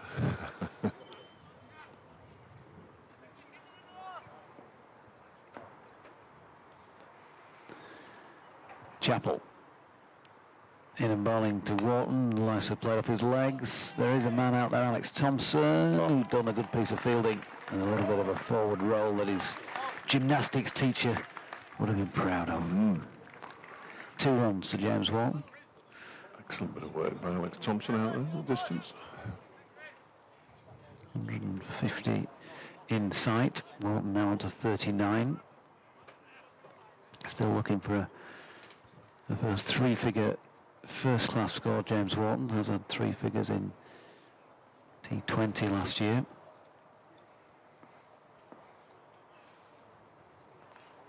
Still tall. Does that thing that batters do, he sort of wobbles his front shoulder. That's a lovely shot to a poor delivery from Chappell. It's short and wide and got what he deserved, if I'm being honest. 43 now to Warton, 152 on the board for Yorkshire for the loss of 3. It's been the majority of deliveries that have been poor, it seems to me. Too short, too full, too wide. Apart from that, it's going pretty well. 150's up. Dear, oh dear. I'm going to take this pillow with me everywhere. In comes Chappell. Oh, that's better. That is better. And Warton gets one that doesn't bounce as much and has to jab down on it in front of the stumps. Good job he got some bat on that, because he could have been in danger territory. If you weren't sitting so far away from me, you'd have a perfect view of the cricket. I've learned not to get into your personal space over the years. Yeah, it's perhaps wise. Chappell in again, past umpire Pratt, wide of off stump, an easy leave for the final ball of the over for James Warton, who remains on 43 then. So this pair, well, they've raced along with a stand of 43 since Shan Masood was out LBW to do Pavilion, a decision that one of our correspondents, I can't remember who it was now, but I'll have a quick check and remind myself, said was a poor decision. I've seen a replay. Unless he hit it, it looked a pretty good decision. David Bates disagrees and thought it was going down the leg side. No, he stepped across his stumps. Here's Connors from the lake end, bowling, edged and caught, and he's furious with himself, and he's right to be furious with himself, George Hill. It was nothing more than a tentative push outside the off stump. He swings around, his bat goes over the stumps, fortunately for him, and it's 152 for 4. Connors strikes. Yeah, and that's why he'll be disappointed, I think, because he has fished at 1 or 2 outside off stump so far this season, and indeed last. It's something he's talked about. Yeah, and clear disappointment from George, who's gone for 20, having got himself in as well. Yeah, it was a nothing kind of a shot, really, unfortunately, and feathered it through to Brooke Guest. As Matthew Ravis goes out to bat. Correct. Excitingly, 29 deliveries, 3 fours, and we are in the first ball of the 35th over.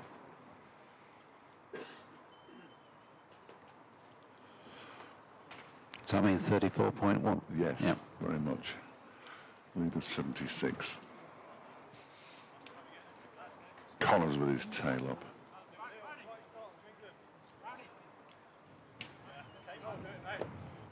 Pat Brown and Aaron Dole in conversation in the effects microphone. And Aaron wants to leave. I'm not surprised. Not completely beyond the realms in 32 overs that we may have 2 complete innings done before the end of this opening day. I need a day off on Wednesday, to be fair. I'm doing the election on Thursday. When you say you're doing the election? Yeah, I've got to vote. Broadcasting. I'm broadcasting on it, Oh, yes. really? Yeah. Thursday night into Friday morning. It'll be at East Staffordshire, I think it is. Here comes Sam Connors then, bowls to Ravis, who he's off the mark straight away. Harry Kane, who's a substitute fielder, dived to his right and got a hand on it, but he hasn't been able to get enough of a hand on it to prevent the ball from going to the boundary for 4. Who's going to win in East Staffordshire? I'm not allowed to say, we can't talk about it. We have to name all the candidates. You mean you don't know? I've got a clue. I should do some research on Thursday tea time, probably. Good that you're on the I just think the usuals will win, or they might not. Yeah. You know, difficult to tell at this early stage. What, you mean the same ones last time? Or different The ones. blue or the red? Yeah. Or maybe the oranges? Yeah. One of those. Why have we stopped? No idea why we stopped, but we have stopped. But we're going to start again now. Connors up the hill. Bowls to Revis, who leaves one that grubs along the ground. Wide of the off stump, it has to be said. We saw one from Dupavilon from the pavilion end do something very similar a few overs ago. Too wide to trouble the batters. 156 for 4. So Harry Kane is on 4. Darren Dupavilon. No, Dupavilon's away to our left. Next delivery from Connors is an effort ball. You can hear him grunt in the background and it goes through. Not any particular pace really to Brooke Guest. I think he's on for Alex Thompson. Can't see Tomo out there. So he might be. Do spinners have bowling boots?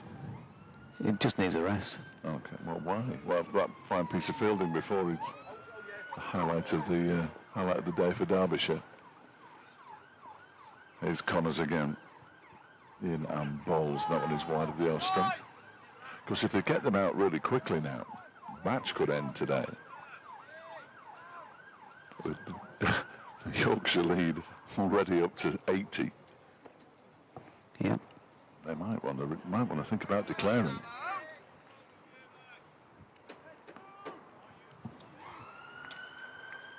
Because we all know that bonus points are entirely futile. There's Connors once again.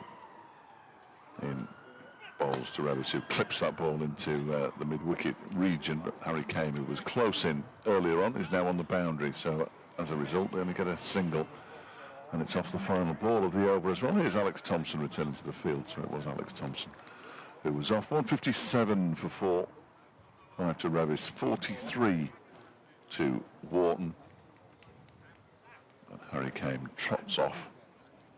His work for now is very much done. 35.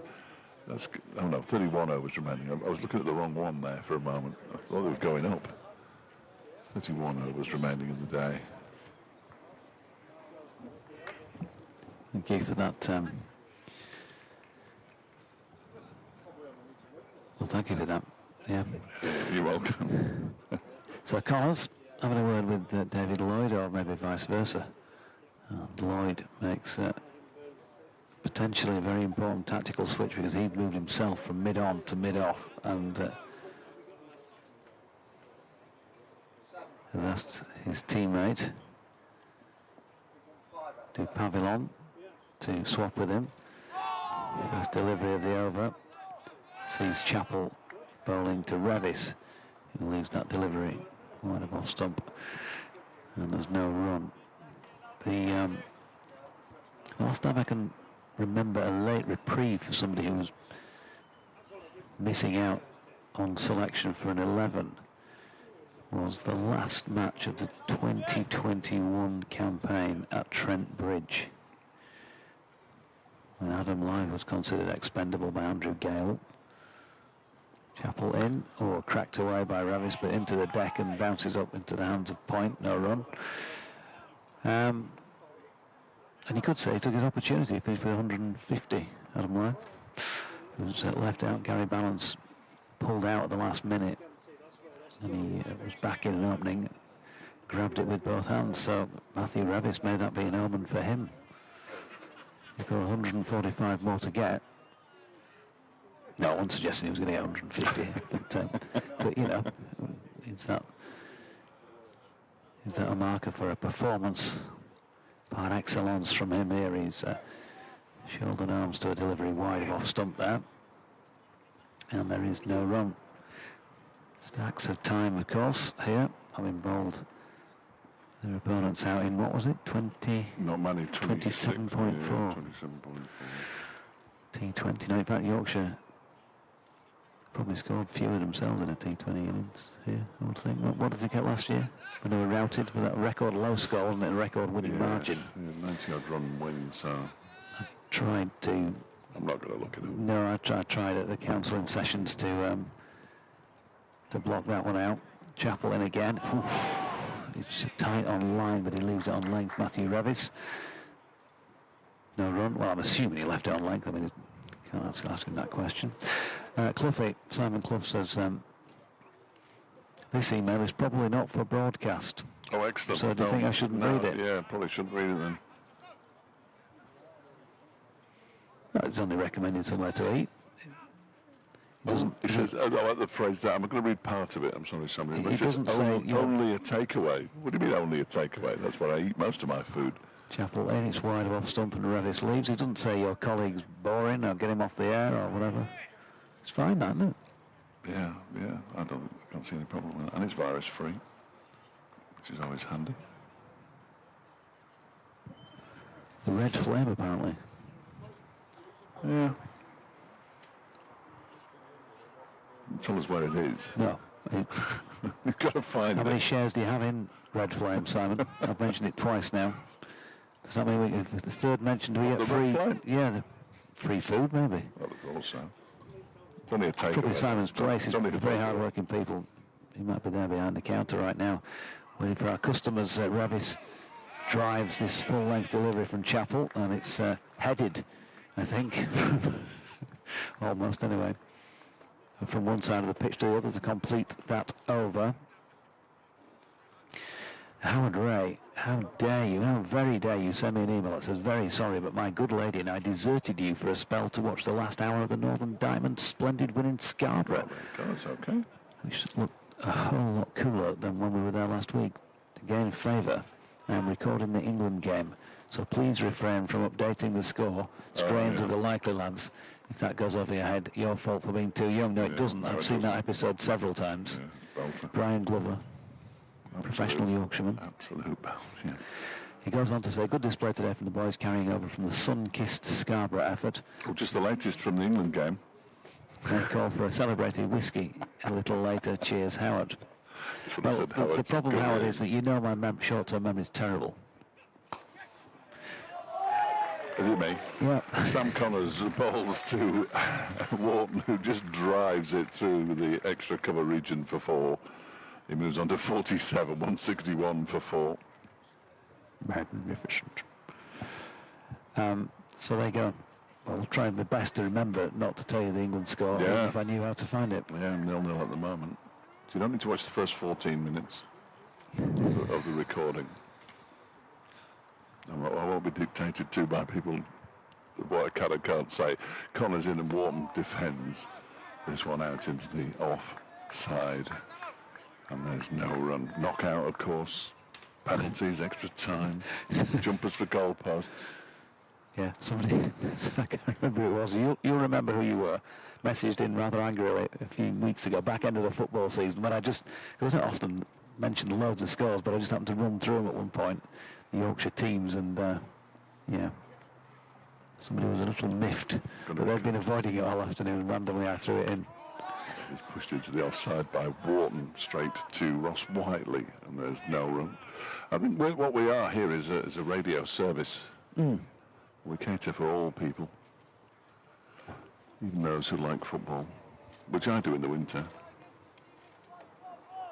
I'm going to say it is ubiquitous, isn't it? Is that the right word? But it's everywhere. That's the one. Yeah, it's everywhere. Here comes Connors. Bowls to Warton. No, he's trapped. No, he isn't. He's hit on the pad, very high up. No, he's not trapped anywhere. Might just have nipped back. I went to see the Roy Ayres Ubiquity on 2 occasions. Were they banned? You know Roy Ayres? Yeah, no, yeah, must yeah, know Roy. yeah. And I've heard of Roy Ayres, but was his band called Ubiquity? The Roy Ayres Ubiquity, yeah. Oh, right. Have you seen any of Glastonbury yet? Yeah. Turned it off after about 5 seconds. I tell you what I watched the other night as Connors bowls. That one is driven for 4 by Warton. There's his half century. Glorious shot. His 10th boundary as he moves to 51. He gets shake of the hand from Matthew Revis. 165 for 4, 51 not out to James Warton. Really nice shot. Yeah, his 5th first-class half-century. He's yet to get above 89. He's passed 500 first-class runs during this innings at 24.65. Those bowls, too many pushes this out into the offside. And there's no run, 63 deliveries for his half-century, so he's got on with it. Just 10 and a half overs worth. So, 165 for 4. I watched Idols. Dear, oh dear. Well, they're a Bristol band and they were headlining the other stage, as I believe they call the second stage. Wow.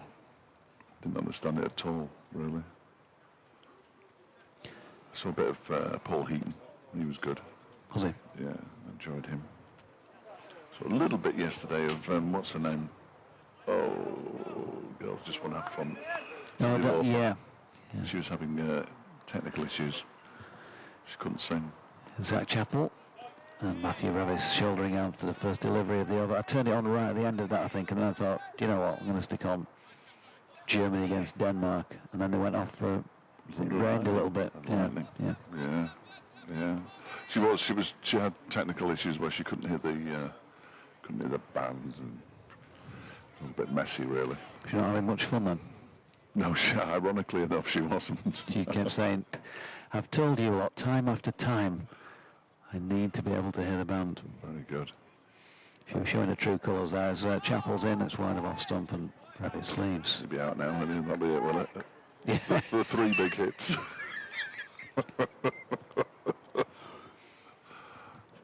I did see her singing True Colours, I think. Did you hear her singing it, or just see her?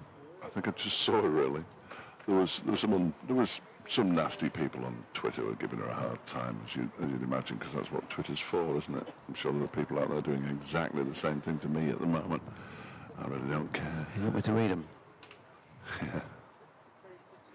Chappell over the wicket. Ooh, that one dies on Revis, and good job for his sake, it wasn't straight. On its way through to Brooke Guest. There are now more press in the ground than there are spectators.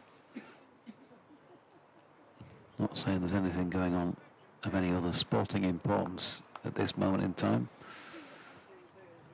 I wonder if the ice cream van's done more than about 2 half cones. a dozen ice creams. Yeah. Yeah, I did see somebody walking away with it when I I walked didn't around. see anybody at it.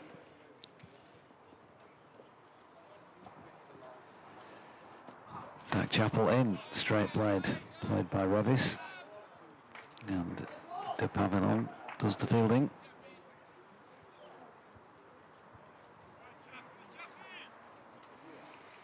Come on, Chappy.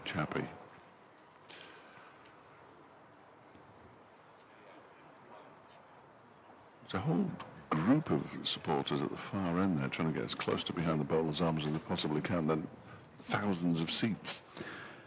Yeah, it's good to see a lack of stewards out here today. Here's Chappell in. Oh, Revis gets a nick and he's gone. He got a delivery that was difficult the ball before. This time it bounced and he's got a sneak through. And a good diving catch by Brooke Guest.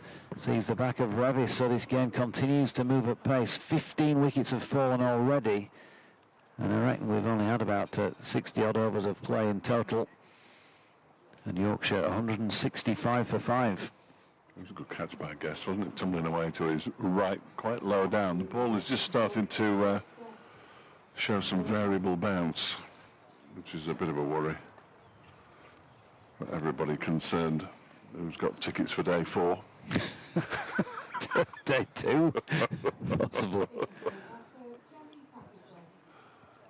He's Johnny Tapp, as I now call him. Just 16 deliveries. Matthew Revis, whose innings started splendidly with a boundary. His only boundary, as it turns out. And Zach Chappell striking for the first time in the match. 37.5 overs. Yes, Did you hear him say, "Come on"? Seemed quite pleased. I expressed my bafflement as to why he didn't bowl the first over, or didn't at least take the new ball, because he got a wicket in each of his first overs taking the new ball down at Lord's. Because it always follows that, doesn't it? It doesn't always follow, but it makes sense, doesn't it? Doesn't it make sense to you? And it wasn't as if he was exhausted from his highest score for Derbyshire in the first innings, and he hit a 6, and the blood must have been pumping a little bit. I'd have handed it straight to him, but they went down a different route. Tannasol then on strike, right-handed, and Chappell in and bowling to him.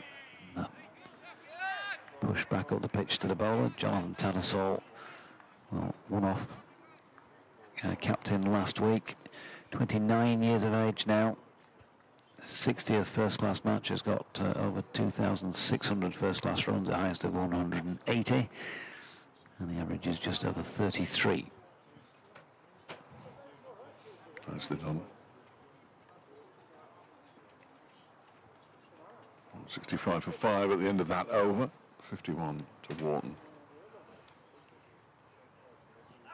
The lead, 89 for Yorkshire now, which is handy. They want more. Here comes Sam Connors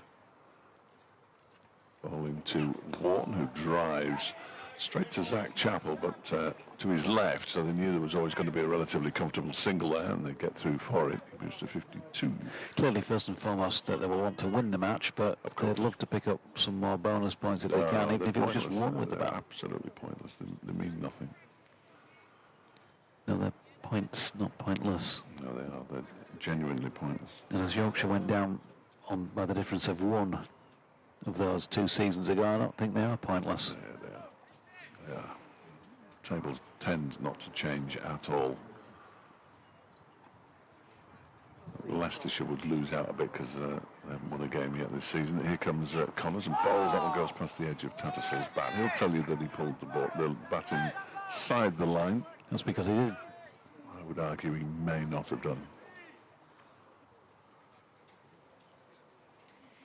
Lily thinks that half century by James Warton has been fantastic. She's not wrong.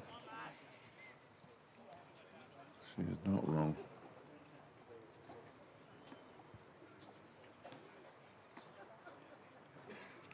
.52 not out he is. Tattersall on strike, yet to get off the mark. Defends this one into the leg side and picks up his first run as it goes out towards backward square leg.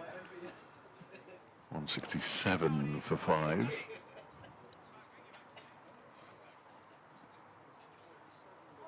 .27 overs after this. Chance for Yorkshire to build up a very decent lead indeed. 2 slips in a gully for Connors as he bowls to Warton, pushes it out to the gully. There is Lewis Rees. There is no run. Yorkshire lads, as the Chinese in Barbados, there's plenty of room on a Sunday tonight. Shall I book a table? You have a nip up there then. Hashtag Camsang. No, a few of us were in there last Sunday night, because we couldn't find anywhere else that was open, frankly, after 9 o'clock on a Sunday. Well, Scarborough was like that last September when we went. Trying to find something, any cheap shop or anything open after 9 o'clock was tricky. As Connors bowls, he gets a thick inside edge there. Warton picks up another single, slightly fortunate, which is 54, 168 for 5. I'm going to give you my useless 80s pop fact, seeing as something's just popped up on my Twitter feed. On this day in 1981, Visage released the single Visage. Steve Strange? Yeah. Once went to see them at the Duchess in York. Where were you the other week? I've noticed you were at some kind of concert. Here comes Connors again. That one's wide of the off stump, and Tattersall leaves it alone. Who was it? It was a couple of 80s bands, I think. Oh, Gary Newman. Gary Yeah, Newman. about a month ago, yeah. That's right. That's right. It's got a month is a long time ago. In my world, anyway. Yeah, I saw Gary Newman supported by OMD about 15, 20 years ago Yeah. in the GMEX at Manchester, the old railway station. He was very good. Yeah, well, the first time I've seen OMD twice, including earlier this year. Right. It's still the same But two. Newman the other week was the first time. Yes, still the same two, plus, you know, Kluski and whoever somebody else. else. Yeah, Paul Humphreys.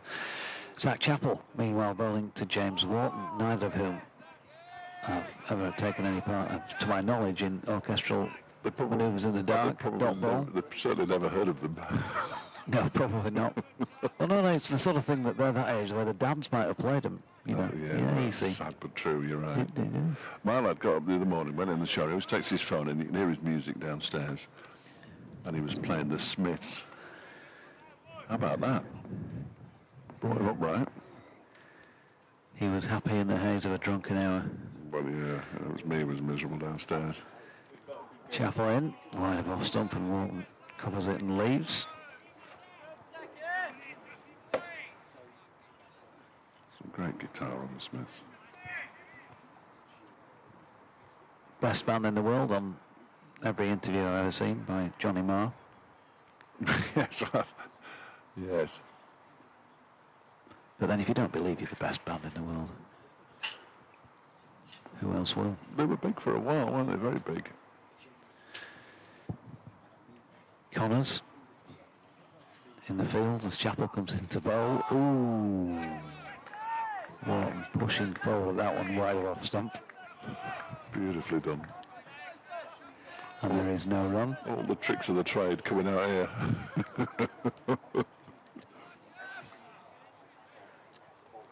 Yorkshire came into this match in third place in the County Championship Division 2 table. 25 points behind Middlesex, who've beaten them already this season at Lords. Middlesex could be in trouble at Leicester, of course. And 33 points behind Sussex. Both teams above them, they have yet to play, both at home. If that makes any difference, as Chappell is in, it's wide of off stump and Warton leaves. They play Middlesex in September at Headingley, but preceding that, they're back at Scarborough against Sussex. Where unless the weather Big intervenes opportunities. too often, there's very likely to be a result. Absolutely, absolutely. Not necessarily in Yorkshire's favour, of course. They don't always win there. Usually when Derbyshire turn up, they do. Yes. I think most people say that. Chappell in again. Warton thinks about playing at that and then withdraws the bat once again. Chappell into his 11th over here, has 1 for 39 against his name. Yorkshire's chances of catching Middlesex, obviously the Yorkshire win and Middlesex lose, it narrows that gap considerably, doesn't it? They're currently 78 for 8 in reply to Leicestershire's 179 at Grace Road. So that game's even further advanced than this one. When BT gets down there, more wickets will tumble once he It'll finish by the time he takes gets the there. mic. Chappell in again and bowling to Warton, who's able to play an easier leave this time. Well, he's got just a tad warmer as the day's gone on, strangely. Even though there's barely been a change in the cloud cover overhead throughout. 168 for 5. If there's no change in the cloud cover, why would it have got warmer? Is that changing the wind direction? Well, warm air generally comes from the south, doesn't it? I don't know. I'm not a... Where was it coming from at the start of the day? Any ideas? No. Well, the warm air doesn't necessarily come from the same place as the wind is blowing. It's to do with pressure, isn't it? I don't really understand it, if I'm entirely honest with it. You were talking about... You sounded quite meteorological when you started that little Just comment. for a moment. Just for a moment. Sam Connors begins a new over from the Lake End, and Johnny Tattersall pushes it out into the offside. It's fielded by Mitch Wagstaff. You were talking about the potential of being 3 innings in one day. They're into the 3rd innings at Northampton, where Sussex are already 19 for 1 in their 2nd innings, leading by 65. What is going on? I don't think any groundsmen have gone out there with the mower, have they? They've just said, yeah, but there's This morning. there's one over there you could play on. Connors in and bowls. Tattersall turns this nicely into the leg side. Dupavilon will field. They'll get a single. 169 for 5. Tattersall moves on to 2. So all the games in the second division are reasonably well advanced. Glamorgan are already 104 for 4 in their first innings, trailing Gloucestershire by 75 at Cheltenham, which is sort of understandable at an outground. But at Grace Road and at Wantage Road, I have no idea what's going on, which won't surprise many people, as Connors is in and bowls wide of the off stump, and it's left alone by Warton to go through to Brooke Guest. Freddie Simon says, hello team. Team? Can anyone explain why we, which must be in Yorkshire I think, brought Moriarty in when we already have good spinning options but didn't look for the seamer that we desperately need? Top of the league, question mark. If you can explain, then please get in touch on BBC West Yorkshire Sport at gmail.com. This next delivery just tucks Warton up a little bit. Comes back from Connors, a short of a length and got a bit of bounce. Freddie in Berlin, which of course is not far from Gelsenkirchen. Drowning in. Or is this a song? No, I don't know. Mobiles. Take my breath away. Yeah. That was by Berlin, wasn't it? It was. Drowning in Berlin was by the Mobiles. Connors falls wide of the off stump. It's left alone by Warton. Or you can have the Berlin Trilogy. You see, your era is slightly later than my era. Berlin Trilogy, though, come on. No. What? Who? Bowie. Oh, yeah, very overrated. 169 for 5. That's fletchsport@gmail.com for all abusive emails about David Bowie. Or Bowie. Or Bowie. Benson, yeah. Yes, I have no idea. I'm not sure he did. Here is Connors and bowls. That was wide of the off stump, and Warton leaves it alone again and goes through to Brooke Guest behind the stumps. 41 overs gone then in the Yorkshire first innings. They're 169 for 5 now. It means they lead by 93 runs. Warton has 53. Tattersall has 2. And Lily says, hi, JD and Dave. Dare I say it, ... I hope Johnny Tattersall gets some big runs. I love watching Johnny Tattersall bat. Said it, Lily. She says, I am enjoying your fantastic while watching on the stream. That's very kind of her. No idea what it means, but very kind of her. Thanks, Lily.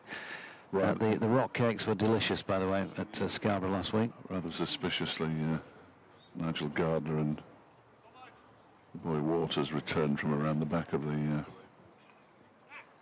press tent. Cooking up a plot. Hatching, that's what you do with a plot. You don't cook it, do you? No. Well, I've not plotted, so I wouldn't know. No, well, neither have I. So, only a matter of time. Zach Chappell trying to apply some gunpowder, perhaps, to the Derbyshire potential fight back here. That's wide of off stump, and Tattersall leaves and scratches his guard and taps his bat in and walks down the pitch and gives it a little tap.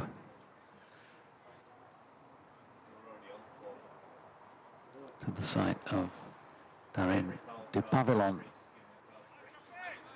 doing a few warm-up exercises as if he might be re-entering the Derbyshire bowling attack. That could happen. Zach Chappell leaving our commentary position behind bowls to Tattersall, who plays the original line to a ball that looks as though it nipped away. And he's not so far past the outside edge. Thank you very much. I'm a capped commentator, by the way. I've got my commentary cap. Have you not got yours?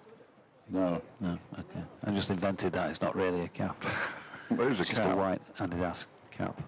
Other makes of cap are available, I'm sure.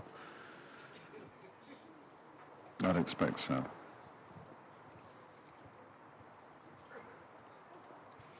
Chappell turns from this pavilion end then. In and bowling down the leg side of Tattersall, has clipped it away nicely. It raced away down to fine leg. But Well, a piece of fielding down there has drawn a whooping and a hollering from the crowd for Sam Connors. And they got just a one. 170 for 5. And make that a lead of 94. Or it could be. Correct. It could be. What are they? 170. Yeah, 94. You used maths there, which is very brave. It is these days. I looked at Didn't that. used to be, but that's another thing that's gone. Chappell in and punching into the offside. James Warton plays a solid defensive stroke. 25 overs remaining in the day. Where will we be at the end of those 25 overs? Well, the answer, of course, will be we'll still be here in the commentary seats. For where will the match be before you start? Because I nearly said it. Yeah, You were too quick. It's not like you. Got half an eye on the rain in the northwest, where it seems to be tipping it down in Tongue. Chappell striding in, bowls now, it's outside off stump, it's driven square by Warton, who took one hand off the bat in the process, but still managed to keep over the top of it and has got 4. How close that was to Ross Whiteley. Certainly, Zach Chappell thought it was close to him, judging by his reaction. 57 to Warts. As the lads imaginatively call him. Yes. You'd have thought something like "and all" would have been. That would have been very clever. Chappell at 174 for 5 in bowling, and Warton solidly behind this, elbow up, pushing back to the bowler to complete that over. Warton 57 and Tattersall on 3. Stand in its infancy is so far worth 9. Still to come for Yorkshire, Jordan Thompson, Dan Moriarty, Ben Code and Vishwa Fernando. Be surprised if Ben Moriarty bats higher than Ben Code in this lineup, but you never know. Left-handed, so they might want to get, left-hand right-hand combi in the tail just to make it even more tricky than it already has been for the Derbyshire bowlers. Coming as a night watchman to protect Ben Code for the morning. Yeah, entirely possible. Stephen's not impressed. Seldom is. 174 for 5. Sam Connors to continue from the Lake and 6 overs, 1 for 28 in his current spell. He must be nearing the end of it, you would have thought, and he's in and bowls to Tattersall, who guides this out into the offside backward of square. A good half stop by Ross Whiteley as the batter scrambled through for a single and might have bounced up off his hand and into his chin. That's a very fine fielder with a terrific arm, Ross Whiteley. Often fields on the boundary along with Pat Brown, although on the opposite side, of course, T20 matches. 175 for 5. Warton stands very upright and then gets a leading edge because he was trying to flick that into the leg side. It actually goes into the off. Whiteley gets up and there's that arm. Wasn't as good as I was hoping it would be. But it prevented them from taking the second run. 176 for 5. Warton moves to 58. So just about Yorkshire's day then. Yeah, I mean, they'll have had better ones, but Have they? Well, they're leading by 100. still have better ones. Connors bowls, that's left alone by Tattersall to go through to Guest.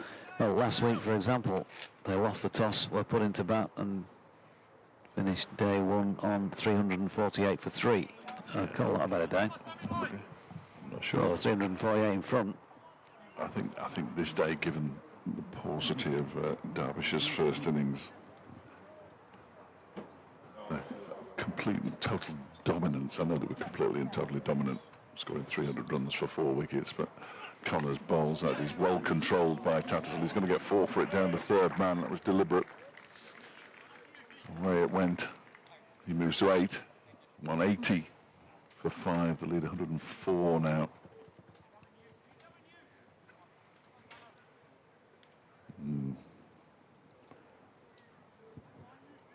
sure that Derbyshire had many worse days than today. I mean, when they were bowled out for 109 in 26 overs by Sussex to lose by an innings, that was pretty poor. And they lost 6 wickets for 30 runs against Middlesex. In the last match, it was quite poor as well. Tattersall turns this one down to long leg for a single.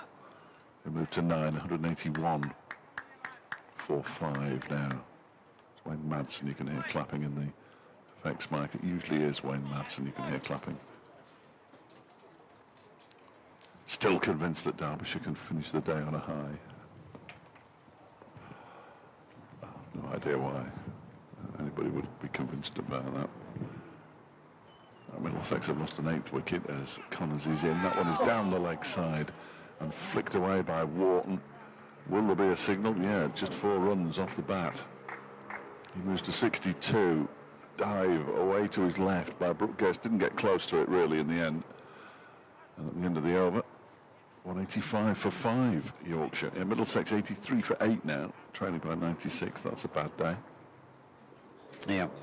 A very bad day. Pat Brown coming on. He is for Zach Chappell. First time we've seen Pat other than carrying drinks out.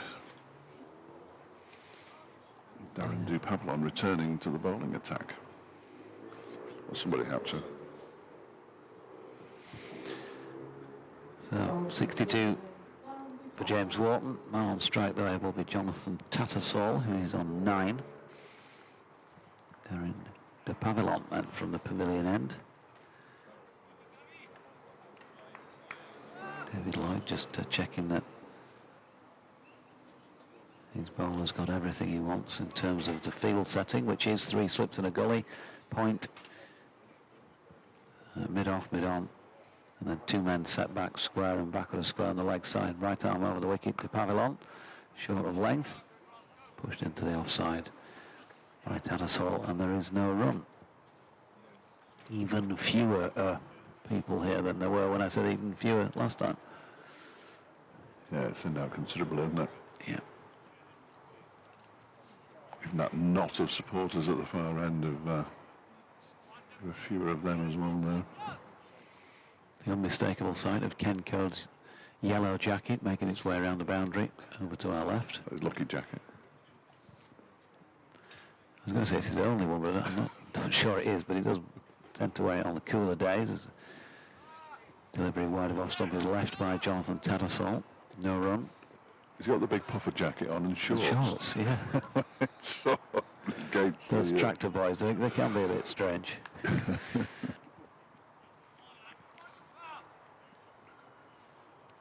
Lewis Rees also getting himself loose at 3rd slip by the looks of things. Might be having another tilt for a little while here. Still 23 overs to get through. We might as well stop right through until tomorrow morning's play resumes, haven't we? It's going to be a late one. In he comes.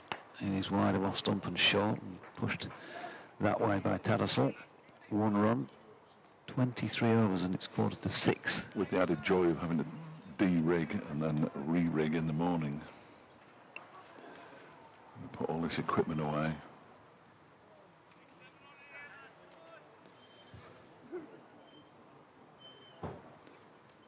Yeah, 2 kits Fletcher. Well, 3. 3 kits Fletcher. Yeah, got one here.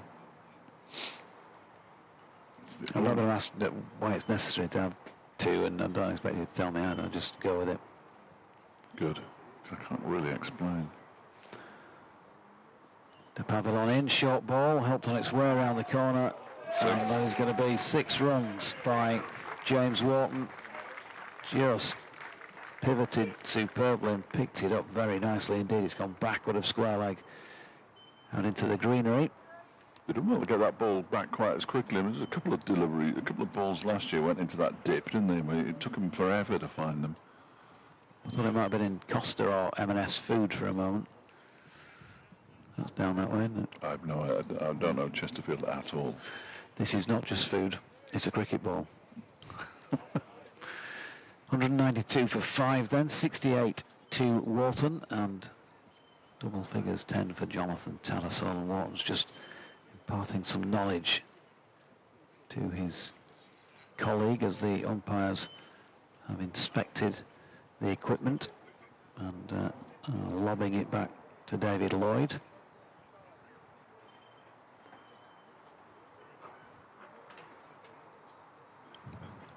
So, to Pavillon. What has he got in response? We're about to find out. Comes in past umpire Neil Pratt. Bangs another one in short, but this time outside off stump. That's a cracking shot.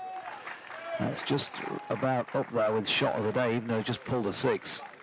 Or helped a 6 on its way this time. Just a short arm jab of a push through the covers, and it's raced away onto the covers. Discarded over the boundary rope there for 4 more. It's timing, isn't it? That was class, wasn't it? Barely seemed to hit it. Ross Whiteley was at point on the boundary. Could get round. Well, growing in confidence here, James Warton, 72 now. Doesn't want to get overconfident now, does he? No, 196 for 5. Pavillon again. There you go. That's why, because this next delivery looks like a decent enough nut. Johnny Tattersall slightly obscured it from vision, but it was played as if it might have left him. End of the over, 196 for 5. What we haven't seen is any spin today. Which is why it's been dragged out so long, in the fall of wickets as well. Yeah, well, that hasn't helped. So Alex Thompson might be worth a go at some point. Derbyshire's leading wicket taker this season. It's not lunch or tea, though, is it?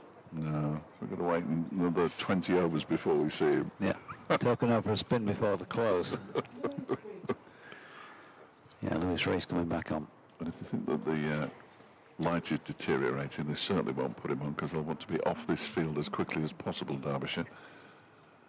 The helmet was brought out because at some point Brooke Guest will stand up to Lewis Rees, presumably when James Warton is batting. He's standing back for Johnny Tattersall to begin with. 196 for 5. And here comes Lewis Rees, left arm over the wicket. Bowls to Tattersall, who guides it into the gully where it's fielded by Mitch Wagstaff.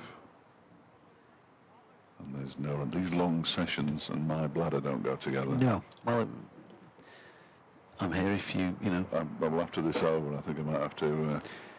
Yeah. Did you see much of the World Cup final yesterday? Second innings. Yeah, I just watched them bottle it. Is that what they did? Well, they choked badly, I think.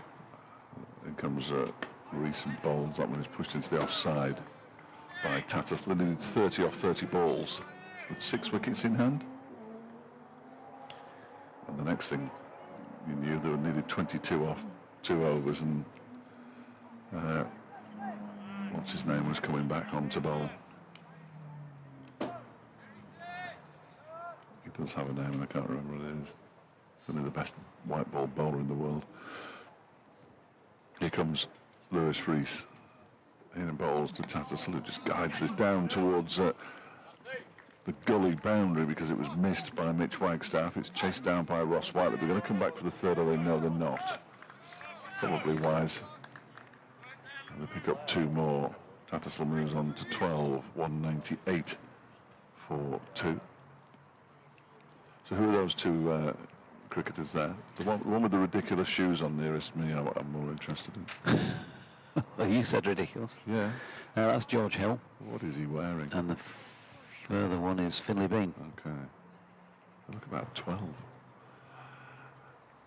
Rees is in. That one looks to turn it into the leg side. Tattersall gets a bit of a leading edge and it pushes it up towards mid-off. They are 23 and 22 respectively. Oh, that would have looked 12 to me, though. Yeah. Remarkable.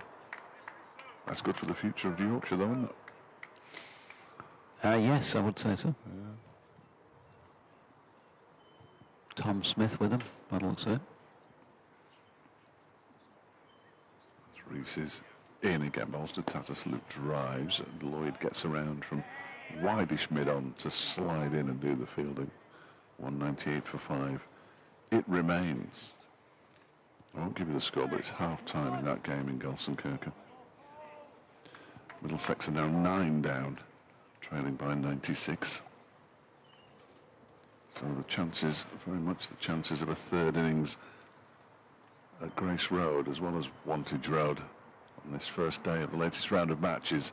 Rees is in and bowls. That one is down the leg side. He tried to flick it away, Tattersall. Didn't make contact.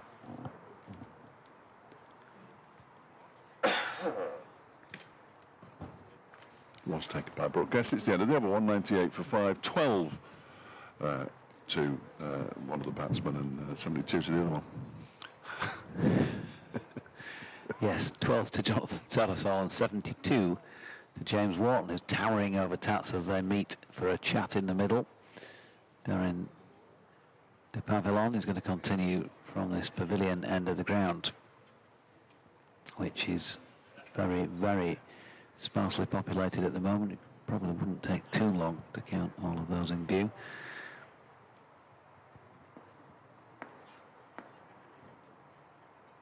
And so the Pavillon turns at the end of his run then, first ball of this over, and still 21 of them left in the first day's play. Bowls to Warton, who runs that one down to third man for 4. Too much width, and Warton right over the top of it. That takes him to 76. Just using the pace of the ball. He worked hard. They made him sweat to get off the mark for quite a while. But he's taken his opportunity here, up at number 3.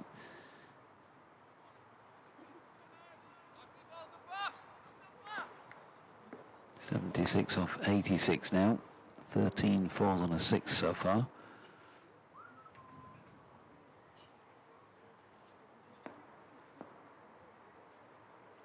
Pavillon turns with energy about his run-up, and he's in and bowling it, and flicks that into the leg side where substitute fielder Pat Brown fields at mid-on.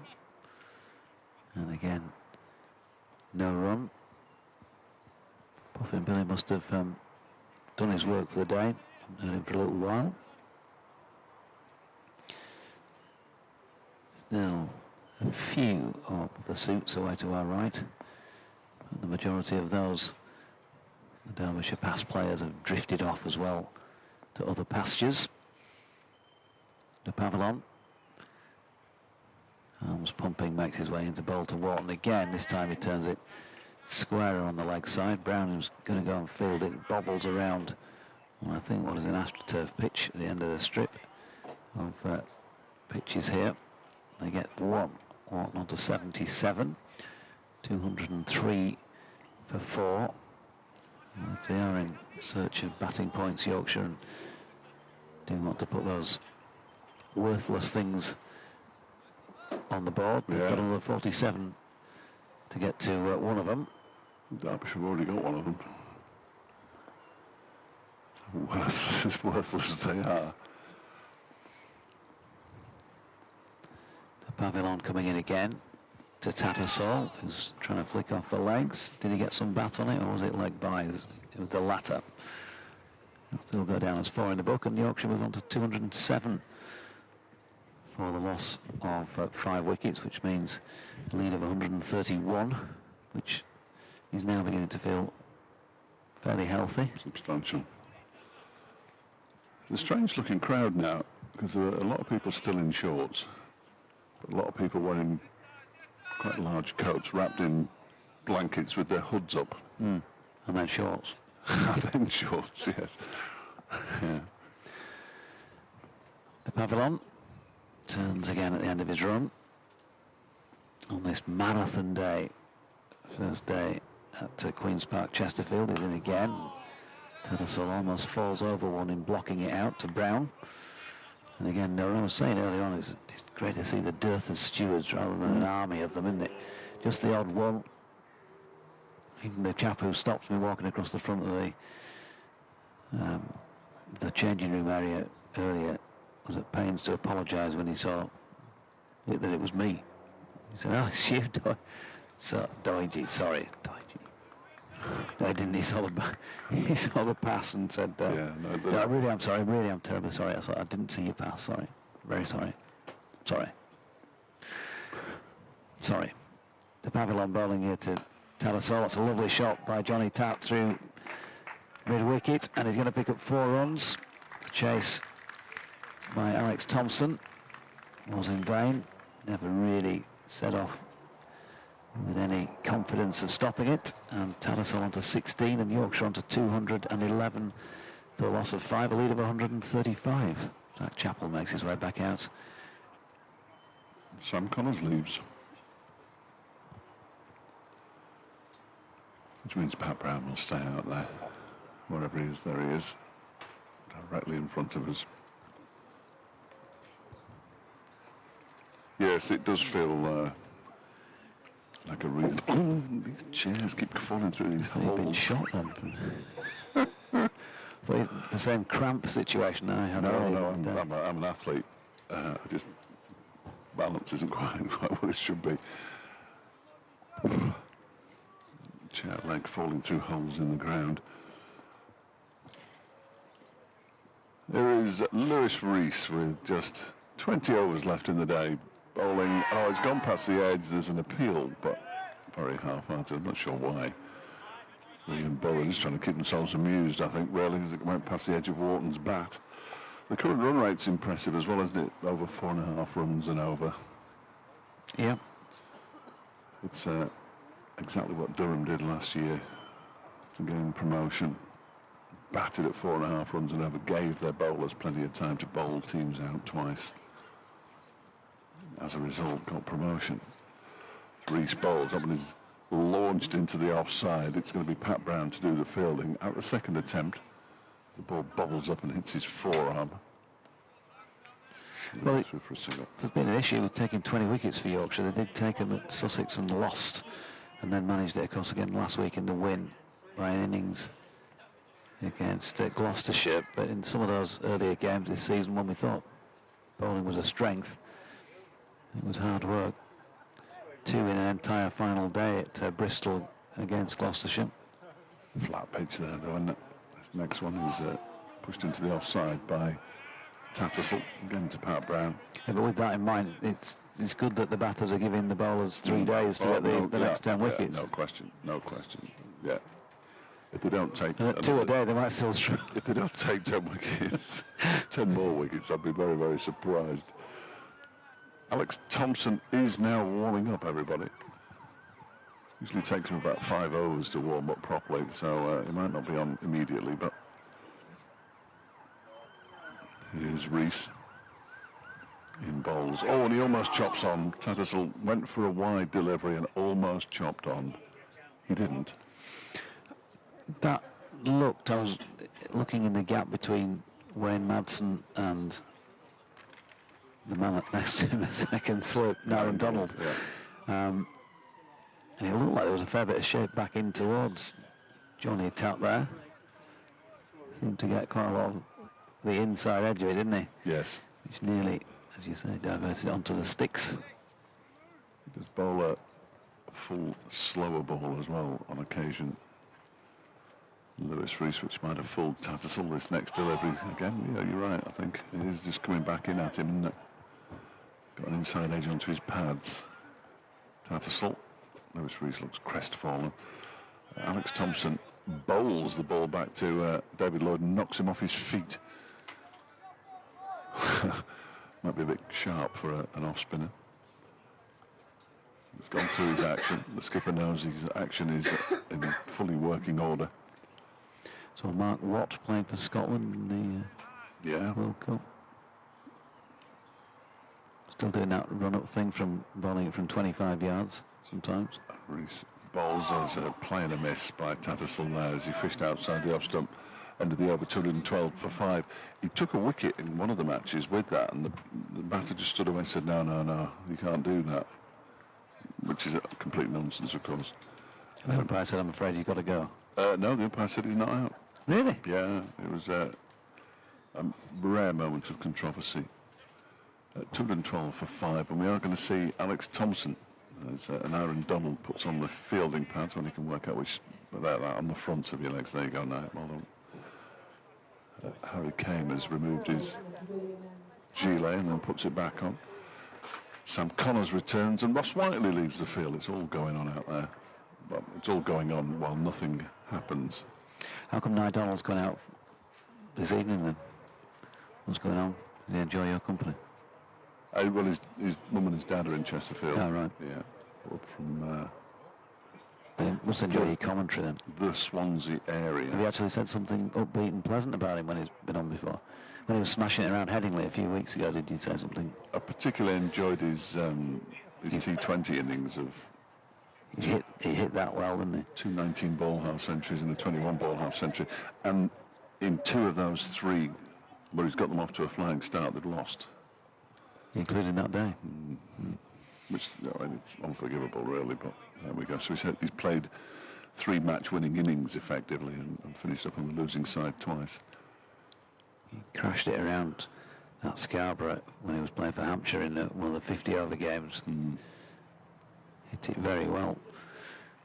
Nice chap. Did a bit of commentary a couple of times when I was at Hampshire back in the day. Yeah, very decent. He does a very nice, doing a series of interviews. They're not really interviews, it's almost like podcast type interviews with Jack Timon on Radio Derby, sort of 15-20 minutes every Saturday. Here's Thompson. First ball of spin in the match is turned square on the leg side by James Warton, who will pick up 1 run and take his score to 79, 213 for 5. They are going to get a 3rd innings at Grace Road because Middlesex have been bowled out for 86. Wow. Leicestershire lead by 93. I have no idea what's going on. Sussex recovering 51 for 1 now, leading by 97 against Northamptonshire. That's in their 2nd innings, the 3rd innings of the day as well. Mad. Yeah, the lead here, 137 now for Yorkshire, as Thompson, using his height, is in, and it's full. Tannersall just drops it into the leg side. Now Donald, a short leg to field.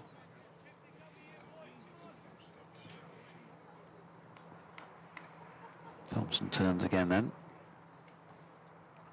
Feels a bit brighter once more. Tannersall goes back foot and flicks this one away square on the leg side, and we'll pick up another 1. So I mentioned short leg is in place when Madsen at slip. There's a man slightly backward of point. Cover mid-off, deeper mid-on to Pavillon.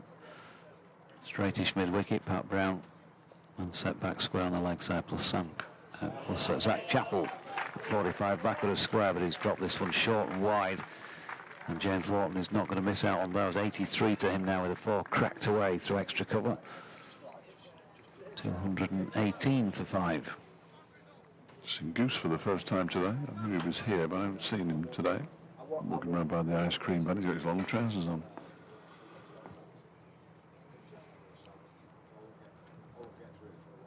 Poor. Thompson. Warton goes back foot again. That's going to be the same result, but just a little bit squarer this time, but too much width and too short as well. You struggle bowling that sort of thing against anybody really in county cricket, but certainly not against a number 3 batter who is in the 80s. So 87 for James Warton. I'm not sure what he's trying to achieve here. Maybe there's a reason we haven't seen the spinner in the match before now. Hard to tell from this angle whether there is any offering of turn. He's gone back foot this time. That was better by Alex Thompson. Solidly blocked by Warton. End of the over. 222, 222 for 5. Thompson is Derbyshire's leading wicket taker this season with 20. He got 12 of them in the opening game of the season at Sophia Gardens, including 7 in the first innings of the season, which is bizarre. It turned square for 2 days and flattened out.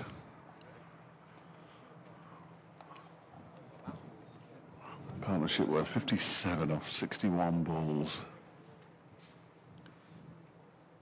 So they're racing along at 5 and over. as Lewis Rees begins a new over, bowls a full toss to Johnny Tattersall, who beats it up towards David Lloyd at a wideish mid-on. Thoughts that it might have been his infamous knuckleball, which he hasn't perfected in 3 years of trying. It sort of floats down, could go anywhere. He missed out rather there, Tattersall. Could have hit that anywhere he wanted into Chesterfield town centre. Chose to play it straight to David Lloyd. Rees is in again, that's wide of the off stump and moves wider. Tattersall leaves it alone. 222 for 5, 17 to Tattersall, 87 to Warton. Not been a good day for near neighbours Nottinghamshire, has it? Because they put Lancashire in and they've made it to 266. Oh, well, that's cheered me up a bit. They've had some rain there as well, haven't they? At Southport. As Rees is in and bowls, that one is whipped away wristily by Tattersall out towards Dupavel, and they've run the first quickly and they're coming back for the second as the throw overshoots wicketkeeper Brooke Guest quite considerably. 224 for 5. Tattersall moves on to 19. Good afternoon to Ben Crossland, who's been watching us on the stream and keeping an eye on the football on his phone. Yeah. Don't tell us the score, we don't want to know. Well, we know, but we're not allowed to say. I could give it away at any minute. Here's Rees in and bowls to Tattersall, who guides this beautifully, absolutely beautifully. Just a little flex of the knees out to the cover boundary. That was a typical wicketkeeper. Little flick. Knees flexed and out it went. 228 for 5. I was going to say vis-a-vis the football. Oh, yes. I mentioned it once, but I think I got it right. Well, he's in Germany.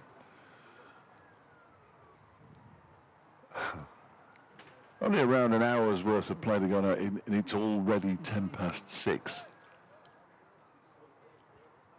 I mentioned that for anybody interested. He's coming around the wicket now, Lewis Rees, having been hit for 4 by Tattersall the previous delivery, and this one is going past the edge of the bat and through to Brooke Guest. Might have held that back slightly the way that Johnny fell forward. He was through it early, wasn't he? Rees stands at the end of his follow-through and stares. He's got 2 for 50 now from his 14 overs and 5 balls. Sad day yesterday, by the way, up in West Yorkshire, as the Regent Chippy closed its doors for the last time. Did it? Yeah. Never heard of it. One of Horsforth's finest. It is sad news when a chip shop has to close. And bless her, my mum was the last customer. Yeah? Nice. Scraps. Here's Rees in again, bowls to Tattersall, who plays it straight back to Rees. And there is no run. That rain that was around in Tongue has disappeared, and that's bad news. You know when people say nice fish, don't they? You know, oh yeah, Lovely bit of fish. Lovely bit of fish. As if they've hand-selected that from the North Sea. Yeah. And yet, Well, I mean, what happens in that respect? How does it become a lovely bit of fish compared to somebody else's? How big cod and haddock are? They're huge things, aren't they? Yeah. You were thinking, well, that's the fish. Yeah, that's you it. do, right. Dropped his tail in his head, and there you go, pop it in the fry. And Yeah. No. They're more like it's like a fish steak. Yes. Almost. Yeah, a fillet of fish, if you will. 228 for 5 at the end of the over. We're rambling. Thompson is going to bowl, and James Warton is waiting for him, and he plays the reverse sweep for 4. Got that one away. Square on, what was originally the offside. And that is a nicely executed 4 that takes James Warton to his highest first-class score, 91.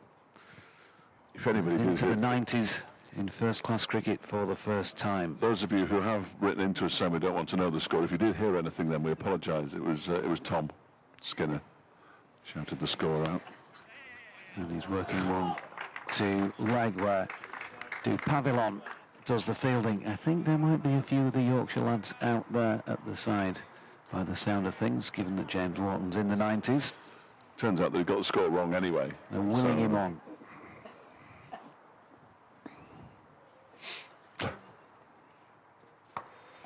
Here he comes again, Thompson, and Tattersall plays one out.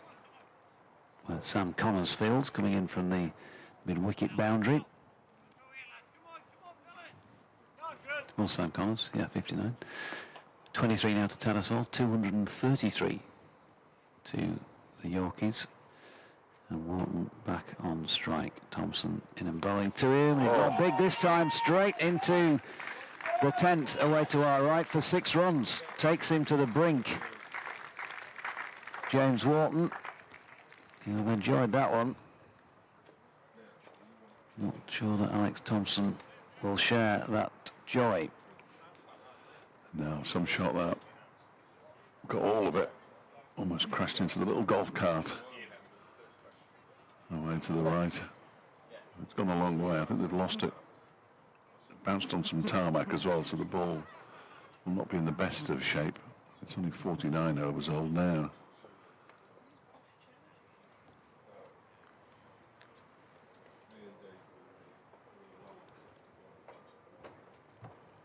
Come on, find the ball, lads. It's not that tricky. It's just a ball.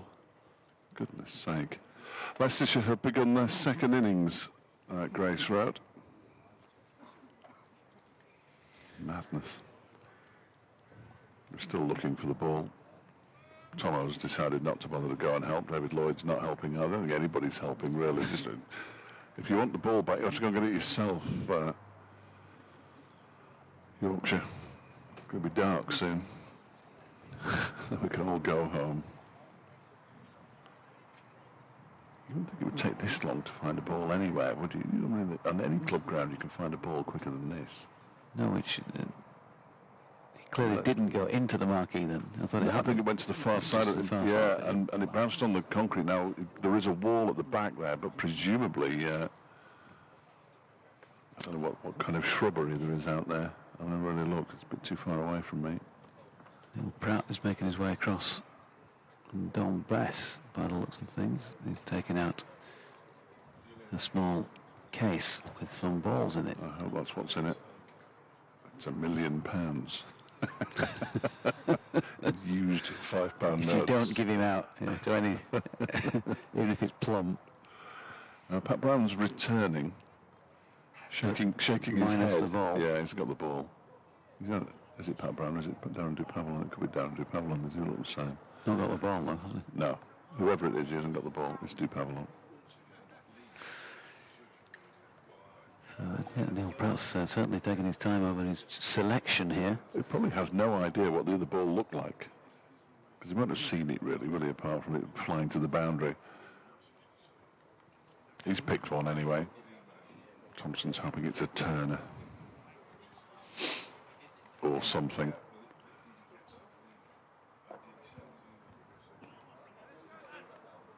Two balls of the over left. He'll want to get to this 3 figures in one of these 2 deliveries, won't he? James Warton. You think so? 98 off 97. Mm. Blimey. He has played rather well. Yes, he has. But he's not there yet. 2 runs for James Warton. Alex Thompson. Here he comes. This one stroked up to mid-off, just a little bit too full to get away the shot that I think he was looking like he was trying to play through the offside. A little bit more width, please, he'll be saying to Alex Thompson. Final ball of the over. And this time he goes back. That's going to be one of them. 99 for James Warton, 241 for 5. I'm sure he might have preferred a few more people in if he is to get there. Maybe he wouldn't if he isn't. Wayne Madsen makes his way back onto the field of play. And really, I think he's the man who's coming off. I think it's the end of the spin option. Because yeah, not lasted too long. 2 overs for 23. I think he's fairly dismissive. Yeah, I think so. And maybe a comment on why it taken so long for spin to be used in the match. I say so long, we're only on day 1, of course, with still 16 overs to go, but 79, 80 overs. So Lewis Rees with Warton On 99, and he has a flash at one wide of off stump. Lips being pursed by, well, me, really. Yeah, I would have done, but sharp intake of breath. 99 from 100 now. And in comes Rees once again, left arm over, it's full, it's driven into the offside, and James Warton, Warton for James, has smashed it away through the offside for 4 and raised his bat, and listen to what that means to the lads on the balcony sporting the white rose, because he's been around a little while, James Warton. It's his 22nd first-class innings, and he has finally got there, having done so already in T20 cricket. 101 deliveries for that century, including 18 fours, including that last one, and 2 sixes. And on a day, as Derbyshire found out earlier, where batting has not been the easiest, he's got himself his first 3-figure score in first-class cricket.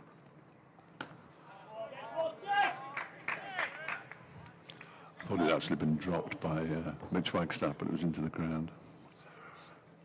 That was a dot, by the way. Yes, absolutely.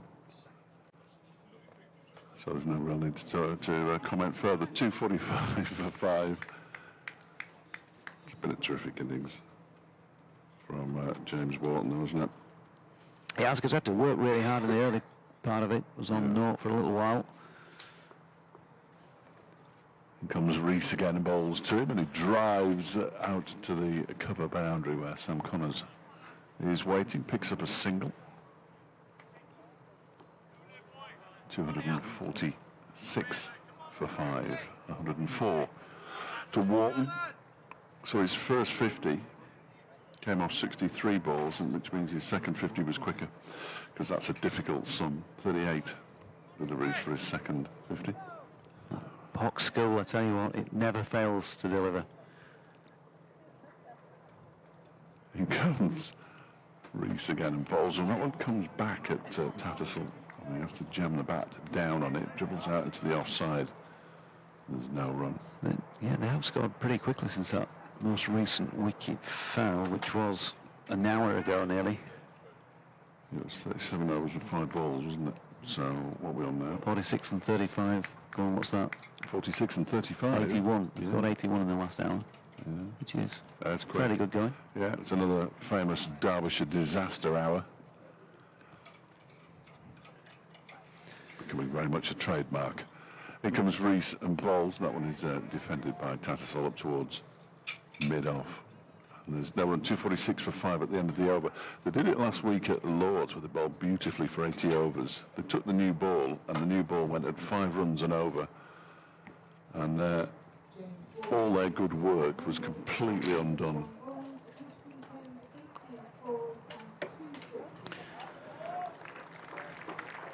Cross out the drop because it wasn't dropped. Yeah, great effort by James Warton. I mean, you kind of, just like you get to know the lads really well. He's a great lad. He was in and out the side like a lot of young players are for a little while.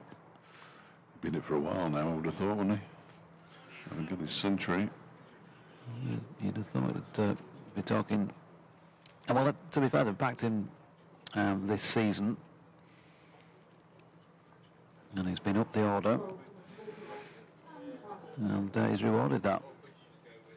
But mainly, he's rewarded himself, hasn't he? Because once you get one, there's just that change. He knows he can do it now at this level. But like I say, he got a T20 one, didn't he, already? Yeah, but different. Absolutely. Cricket, Absolutely. No. Especially on days like this as well. You know, white ball cricket is different again. As Connors is back into the attack at this pavilion end, and his first ball looks like going for 4, where Madson's given up the chase. 4 byes, I think it'll be. Yep. It grubbed poor old Brooke Guest. Little opportunity to get behind that. But yeah, look, you know, you don't want to take 100 away from anybody at whatever level. It's 100, isn't it? But you know what I'm saying, if you're comparing the two, white ball cricket, fielding restrictions and all the rest of it that comes with that, this on a day like this, on a green deck, when wickets have been tumbling all around you, to come up with 100 is an exceptional effort from a young player. 250 up with that as well. First batting point for Yorkshire, and there's going to be 4 more here through third man, I think. Oh no, it's a very good diving stop in the end. They're going to get 3. So who knows how valuable that one saved might be. It's good fielded by Ross Whiteley, but I'm not sure how valuable that one run will be. There was a slight The 2 gentlemen on Green. the very boundaries edge, are they related to anybody? Probably. You would think they've had at least a mother and father at some point in the past. Thank you. You seem to be shouting advice on, Oh, really? almost as if, well, you know, you hear at Club Ground, plenty of time, Yeah. keep batting. Yeah, what do you think I'm trying to do? Here's Connors to Tattersall, who turns out in front of square on the leg side. No, maybe it's parents of some of the players, maybe the Derbyshire players, and they're shouting to the captain, look, if you don't bowl my lad, I'm taking him to another club. Yeah, or if you do bowl my lad, I'm taking him to another club more likely. What are you doing fielding the pavilion at mid-on is much better in covers than There's a fair bit of that goes on The at lad club who's cricket, filling the I've got to covers. tell you. I know. I have captained club sides in the past, and yes, the politics very much comes to the fore, doesn't it? As Tattersall turns one backward of square leg and they pick up 1. Yeah, I could tell you a story, but Probably best not to. I would have thought. It usually is best not to. Andy Walker says a superb, deserved maiden first-class century for James Warton off 101 balls. He didn't hang around. He didn't.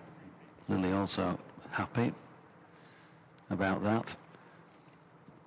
Diamonds won, by the way, just in case I hadn't mentioned that. I think I did, but Warton just defends this one into the offside. There's no run. They knocked off the Central Sparks 239 for the loss of 6 wickets. Bess Heath 58, Emma Marlowe 55, and Lauren Winfield Hill 46. Chesterfield's best Heath. Indeed. You're claiming victory there, eh? No, we're the Blaze. We're all about the Blaze until next year when they become Nottinghamshire, and then I won't mention them ever. Here's Connors. It's up there wide of off stump, and Warton looked like he was playing a drive through extra cover, but it went to gully. End of the over, 254 for 5. I will mention Marie Kelly's half century though for the Blaze today on 54 balls with 6 fours. Well done, Marie. She'll be back with us next Saturday at Grace Road for the Leicestershire T20 match. Was with us a couple of Sundays ago at the county ground as well against Birmingham. It was good to see Marie and the Blaze beating the South East Stars by 133 runs under Duckworth Lewis. Absolutely thrashed them. Here, 254 for 5 are Yorkshire as Lewis Rees begins a new over, and he's clipped it for 4 up towards the mid-wicket boundary by Johnny Tattersall. First delivery, over-pitched it on leg stump, clipped away. Tattersall moves to 29 and Yorkshire to 258 for 5.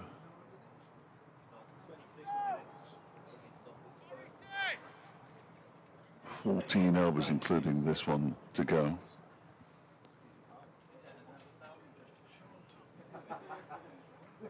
Tattersall, I was going to say just waits. I'm not sure what he was waiting for, but the umpire was thrown something. He's just picked it up as Neil Pratt. And in comes Rees again from the lake end. Bowls to Tattersall, who leaves this one alone outside the off stump. Partnership now worth 93. And Ross Whiteley's warming up.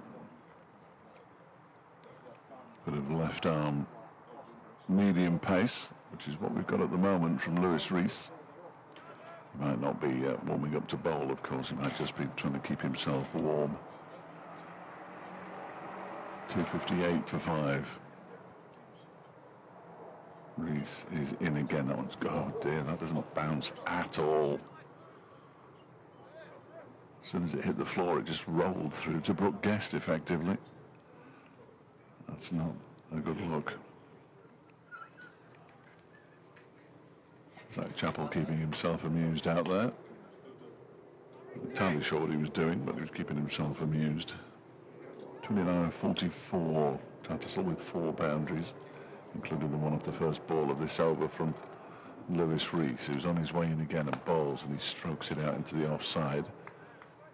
Actually, I thought that must have hurt. It seemed to hit Dupavalon on the finger end as he tried to field it. There was no run. I'll have to have a word with the Chesterfield Cricket Club chairman about health and safety matters here. Why? Well, it's perfectly fine. It's what's in front of us that I'd be more scared about. I'm scared of everything, There's a lot of including ways. you. Breeze bowls, that one is chopped to Whiteley at point by Tattersall. I'm trying to keep spirits up out there. It must be tricky. I've given up in here. I think you'd given up before the first ball was bowled. Well, it's been a while since Derbyshire did anything in red ball cricket, as you know. It's hard to see how it's going to stop.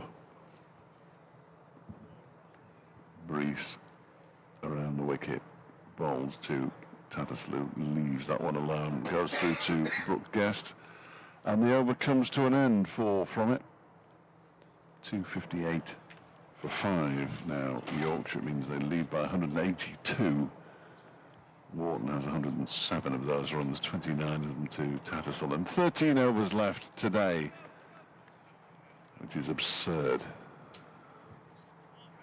Yeah, 6:28 p.m.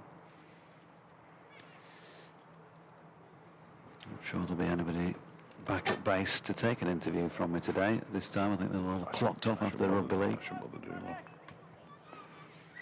one. Cannot do one for Absolutely. James Warton for his Yeah, that's true. excellent 3-figure score. 107 not out as he waits for Connors then from the pavilion end and gets right over the top of this, pushes into the offside. And there is no run. Handy old stand, this one. They came together when the score was on 165, so going on for a ton. Conditions improved. I don't think Not so. been good No, enough. the bowling's been good enough. No, I would say that is 100% certain. I think they've probably benefited from that. Clearly the batters. Yes, Connors beats Warton with this one, which jags, by the looks of things, in towards the right-hander. Yep, he's looking to replay the shot through straight mid-wicket. Neil Pratt not interested with that appeal. Field has, well, spread to some extent. Still 2 slips in place. Connors coming in. And Warton this time helps that one on its way square on the leg side. Alex Thompson fires it back in. 1 run. 259 for 5.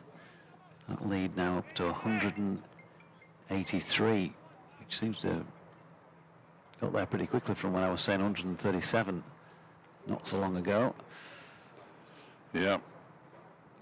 It's rising all the time, Dodgy. James Warton bang on. Oh no, he was bang on 600 first-class runs until he got that last single. No ball, says Neil Pratt. Sam Connors. Another one from Connors. Yeah. Adding more runs to the total. And extra minutes to the day.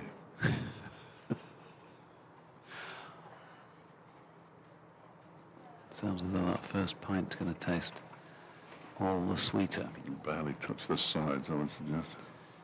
Connors to Tattersall. Flicking this one straight delivery into the leg side once again.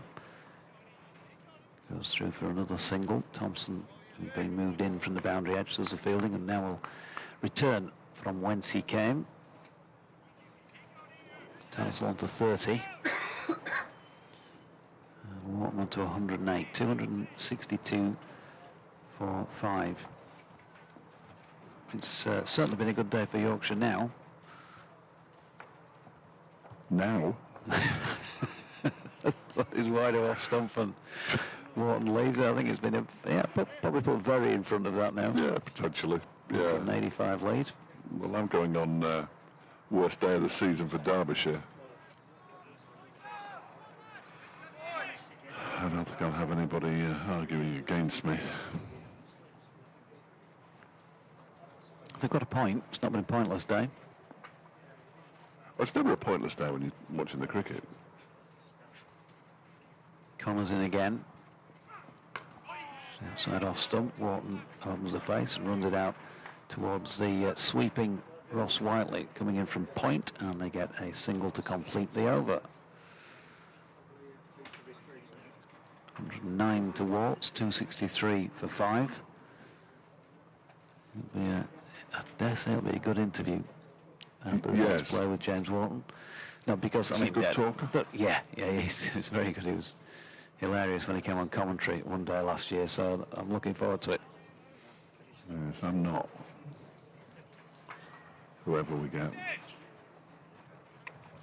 No, yeah, from a Derbyshire I perspective, just it might not do be. to say in 20 seconds that it was rubbish and they must do better, and then clip that up and send it in and go home. The rest of it will never see the light of day. No, Yeah. no, won't appear anywhere.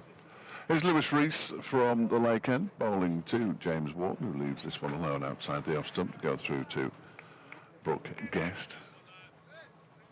He's still warming up, Ross Whiteley, and now he's breaking. Yes, he's going through his bowling action. Look, I thought he was warming up slightly too much for somebody who wasn't going to bowl. Blackrod have lost today. Dealt a blow to their title hopes. Useless. Do they have serious hopes of Well, they were a winning point the title? It's only halfway point of the season. Yeah, point behind the leaders. Those two are a long way clear. If the leaders also lose, and they're not guaranteed winning, that wouldn't be too bad a day. As Rees is in and bowls to Warton, who pushes that out into the offside. It's fielded by Mitch Wagstaff. And there's no run. Fletcher Jr. with a magnificent 15-ball one before he was run out. Impressive. Impressive. I must have a word with him and see how that happened. I'm sure he'd be less than impressed with everybody. A good win yesterday, though. Here comes Rees once again. In to bowl to Warton, who defends it back to the Derbyshire left armour. The bizarre thing about the two games which are already in their third innings is that one wicket has fallen in the third innings. Sussex 82 for 1, leading Northamptonshire by 128 at Wantage Road, and Leicestershire 25 without loss, leading Middlesex by 118. Here is Rees once again in and bowls. That one is pushed out into the offside by James Warton, fielded by Mitch Wagstaff once again. 263 for 5 it remains. 109 to Warton, 30 to Tattersall. And this partnership currently worth 98. Came together at 165 for 5, and Matthew Revis was caught by a broadcast after bowling of Zach Chappell when the lead was 89. Here is Rees in and bowls wide of the off stump. It's guided out towards the cover boundary where Dupavillon fields, and Warton moves to 110. 264 for 5. Come on, Lulu, is the cry. The shout, surely. Both. I'm happy with both, but yeah, shout, cry, call. Lulu, shout, surely. Ah, sorry, more 1960s pop knowledge. That one is clipped into the leg side by Tattersall. It goes through the hands of Alex Thompson, and the century stand comes up with that misfield. 265 for 5. Now Tattersall moves on to 31, and the century stand has come off 104 balls, which is not bad. in first-class cricket. First century standard course of the match. That is quite quick, isn't it? 105 balls. Yeah, too quick, really. Tattersall has scored 31 of them, which tells you about the domination of James Warton. How many has he got? Some others. Well, he won't have got them all, will he? I don't know. There's been some Like like buys and buys and yeah, there's been at things least like one that. no ball. Connors in. Tattersall just eases that one from top of the bounce down backward of point and picks up one. I will be able to tell you in a moment. With my computer updates.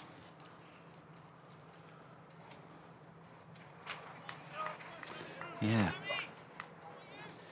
What an extraordinary day. Derbyshire bowled out in 27.4 overs for 76. Yorkshire had batted roughly twice as long. Got more than 3 times as many runs. Connors in, bowling to Warton. He was responsible for 111, make that 112 of those now because he's turned 2 deep into the leg side. Tattersall got, sorry, Jay, Tattersall got 31 of them and Warton got 59. 59, thank you very much.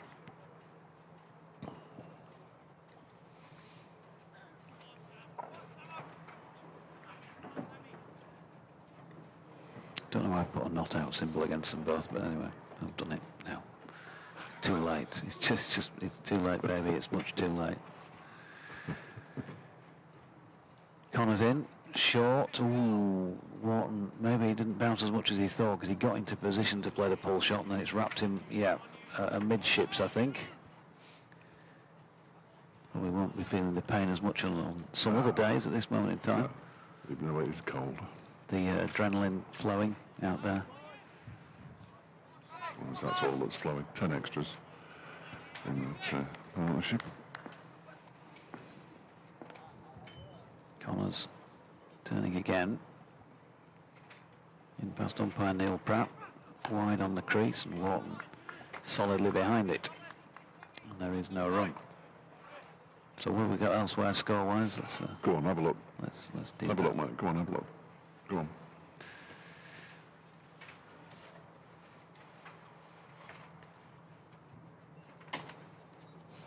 Not much then. No, well, just waiting for it to update because I always try and update first because I sometimes have read scores out from about 45 minutes earlier when my laptop hasn't updated. And people are messaging going, no, that 8 down now. There were only 1 down when I mentioned it. As Warton's going to get 4 here. That's a beautiful shot. Connors just 2 straight over pitching, and again just helped on its way. Timing's been absolutely spot on today from James Warton. 116 to him now, 272 for 5. Durham, 190 all out, Worcestershire 112 into the division. Hampshire 301 for 3, having been put into bat by Kent. Oh dear. Lancs 325 for 8, having been put in by Notts. I suppose oh dear as well, in one way or another. Yeah. Connors coming into bowl to Warton once more. Ooh, pushing it 1 wide of off stump to complete the over at 272 for 5. Warwickshire, it stumps there. They were put into bat by Somerset and made 373 for 8, so some sides have fared pretty well on being stuck in. Derbyshire elected to bat first here and made 76. So Surrey at the Oval, 230 for 8, having been put in by Essex, so clearly skippers around Britain today seemed to think it was a good idea to do that. And in this div, Gloucestershire 179 all out was with Glamorgan 133 for 7 now. Leicestershire, well, they've made it to 36 without loss, which probably one of the biggest stands of the match, I would imagine, at Leicester. So that's a lead of 129. Go Leicester. And then at Northampton, Sussex 143 all out. Northampton 97 all out. Sussex 82 for 2, leading by 128. Be over tomorrow, that one. As indeed could this one be. 272 for 5, and Ross Whiteley introduced into the bowling attack for the 57th over. used sparingly.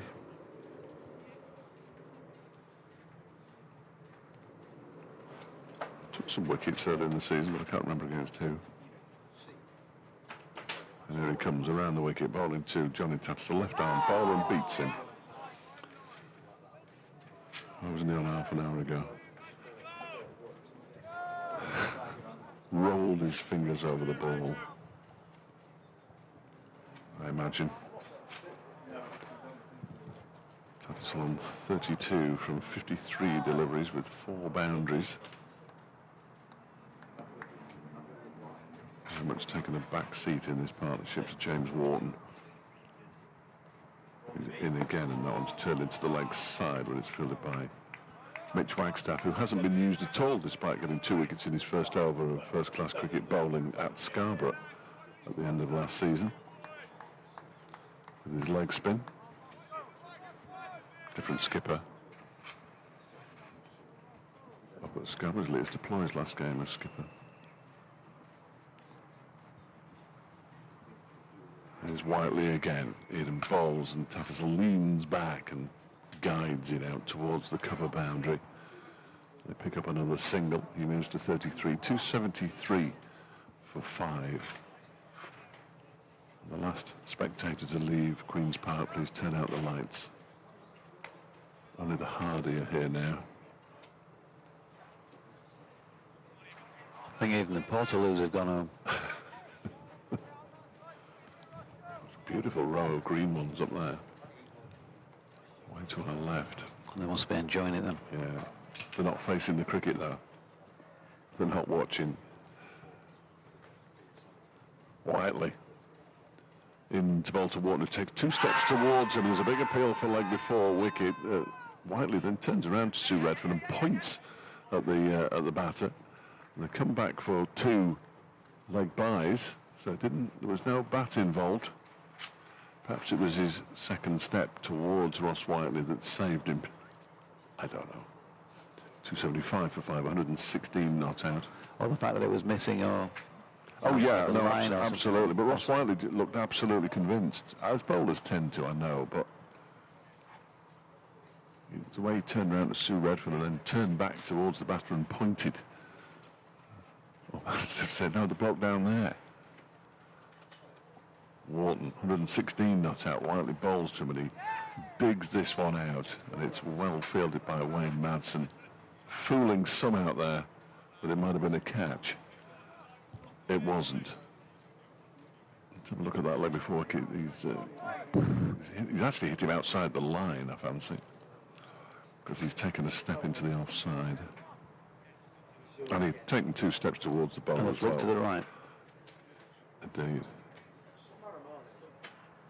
And comes Whiteley again. This one is driven into the ground and back to Whiteley, who begins with a fairly successful over.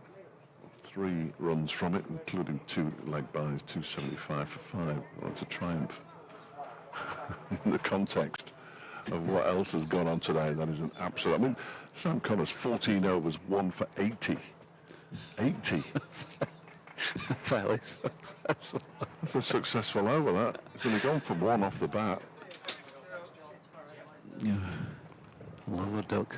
You've got to take the positives where you can. So Pavlon's gone for 5.5 an over. Connors 5.7. Alex Thompson went for 11.5 an over in his 2 overs. And Sam Connors is bowling here to Tattersall. He's wide of off stump and there is no run. On this date in 1978, the Human League released their debut single, Being Boiled, with the B-side Circus of Death. That might resonate with Derbyshire supporters today. You get some weird stuff coming up on your timeline, don't you? Just follow stuff like that, really. I like a bit of 70s and 80s, as you know. Indeed. Connors then to Tattersall once again. And goes back foot this time from the crease in the end. Pushes into the offside. There is no run. It has been, I can promise you, from when the alarm went off at 4:55 this morning, a long day. Absolutely, yeah. I was up that time. The road that I have to get on to get to the motorway was going to close at 6:30 because there's a Iron Man thing. An Iron Man thing. Connors to Tattersall. Lovely, lovely shot from Johnny Tats. Top of the bounce. And he's a very elegant player. When he gets into his stride, just laid his bat on that and guided away backward of point for 4. Also on my timeline, Chesterfield Cricket Club, and there is footage, I can assure you, out there in the real world of the legendary Dickie Bird ringing the bowring bell to signal the start of play, or bowring bell, depends on how you pronounce it. This morning's match, or the start of the match this morning even. Depending on how you want to say it. Well, as I say, it has been a long day. Connors might also think it's been a long day. He's bowling here to Tattersall. It's wide of off stump, and Johnny leaves. 37 now to him, 279 for 5. Still 8 overs after this to be bowled today. Yorkshire's lead is beyond 200, 203 to be precise. They would love a second batting bonus point if they can get that. Yeah, be great.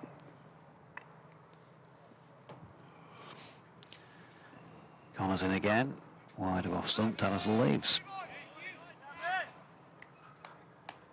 A fair weight of encouragement among the Derbyshire fielding contingent.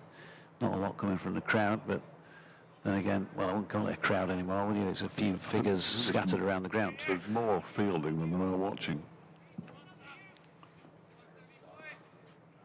There's more batting than there are watching. Connors to Tattersall again. Flicked off the legs nicely. There is no fielder square on the onside. Has it got the legs? Or yes, it has. I thought for a moment Zach Chappell might get there, but he ran as if he was rather stiff at the end of the first day's play, didn't he? Stiff, didn't he? And so 4 runs to Johnny Tats takes him into the 40s, and Yorkshire to 283 for 5. Griff's found some more biscuits stuck together. He had a pile of chocolate biscuits before.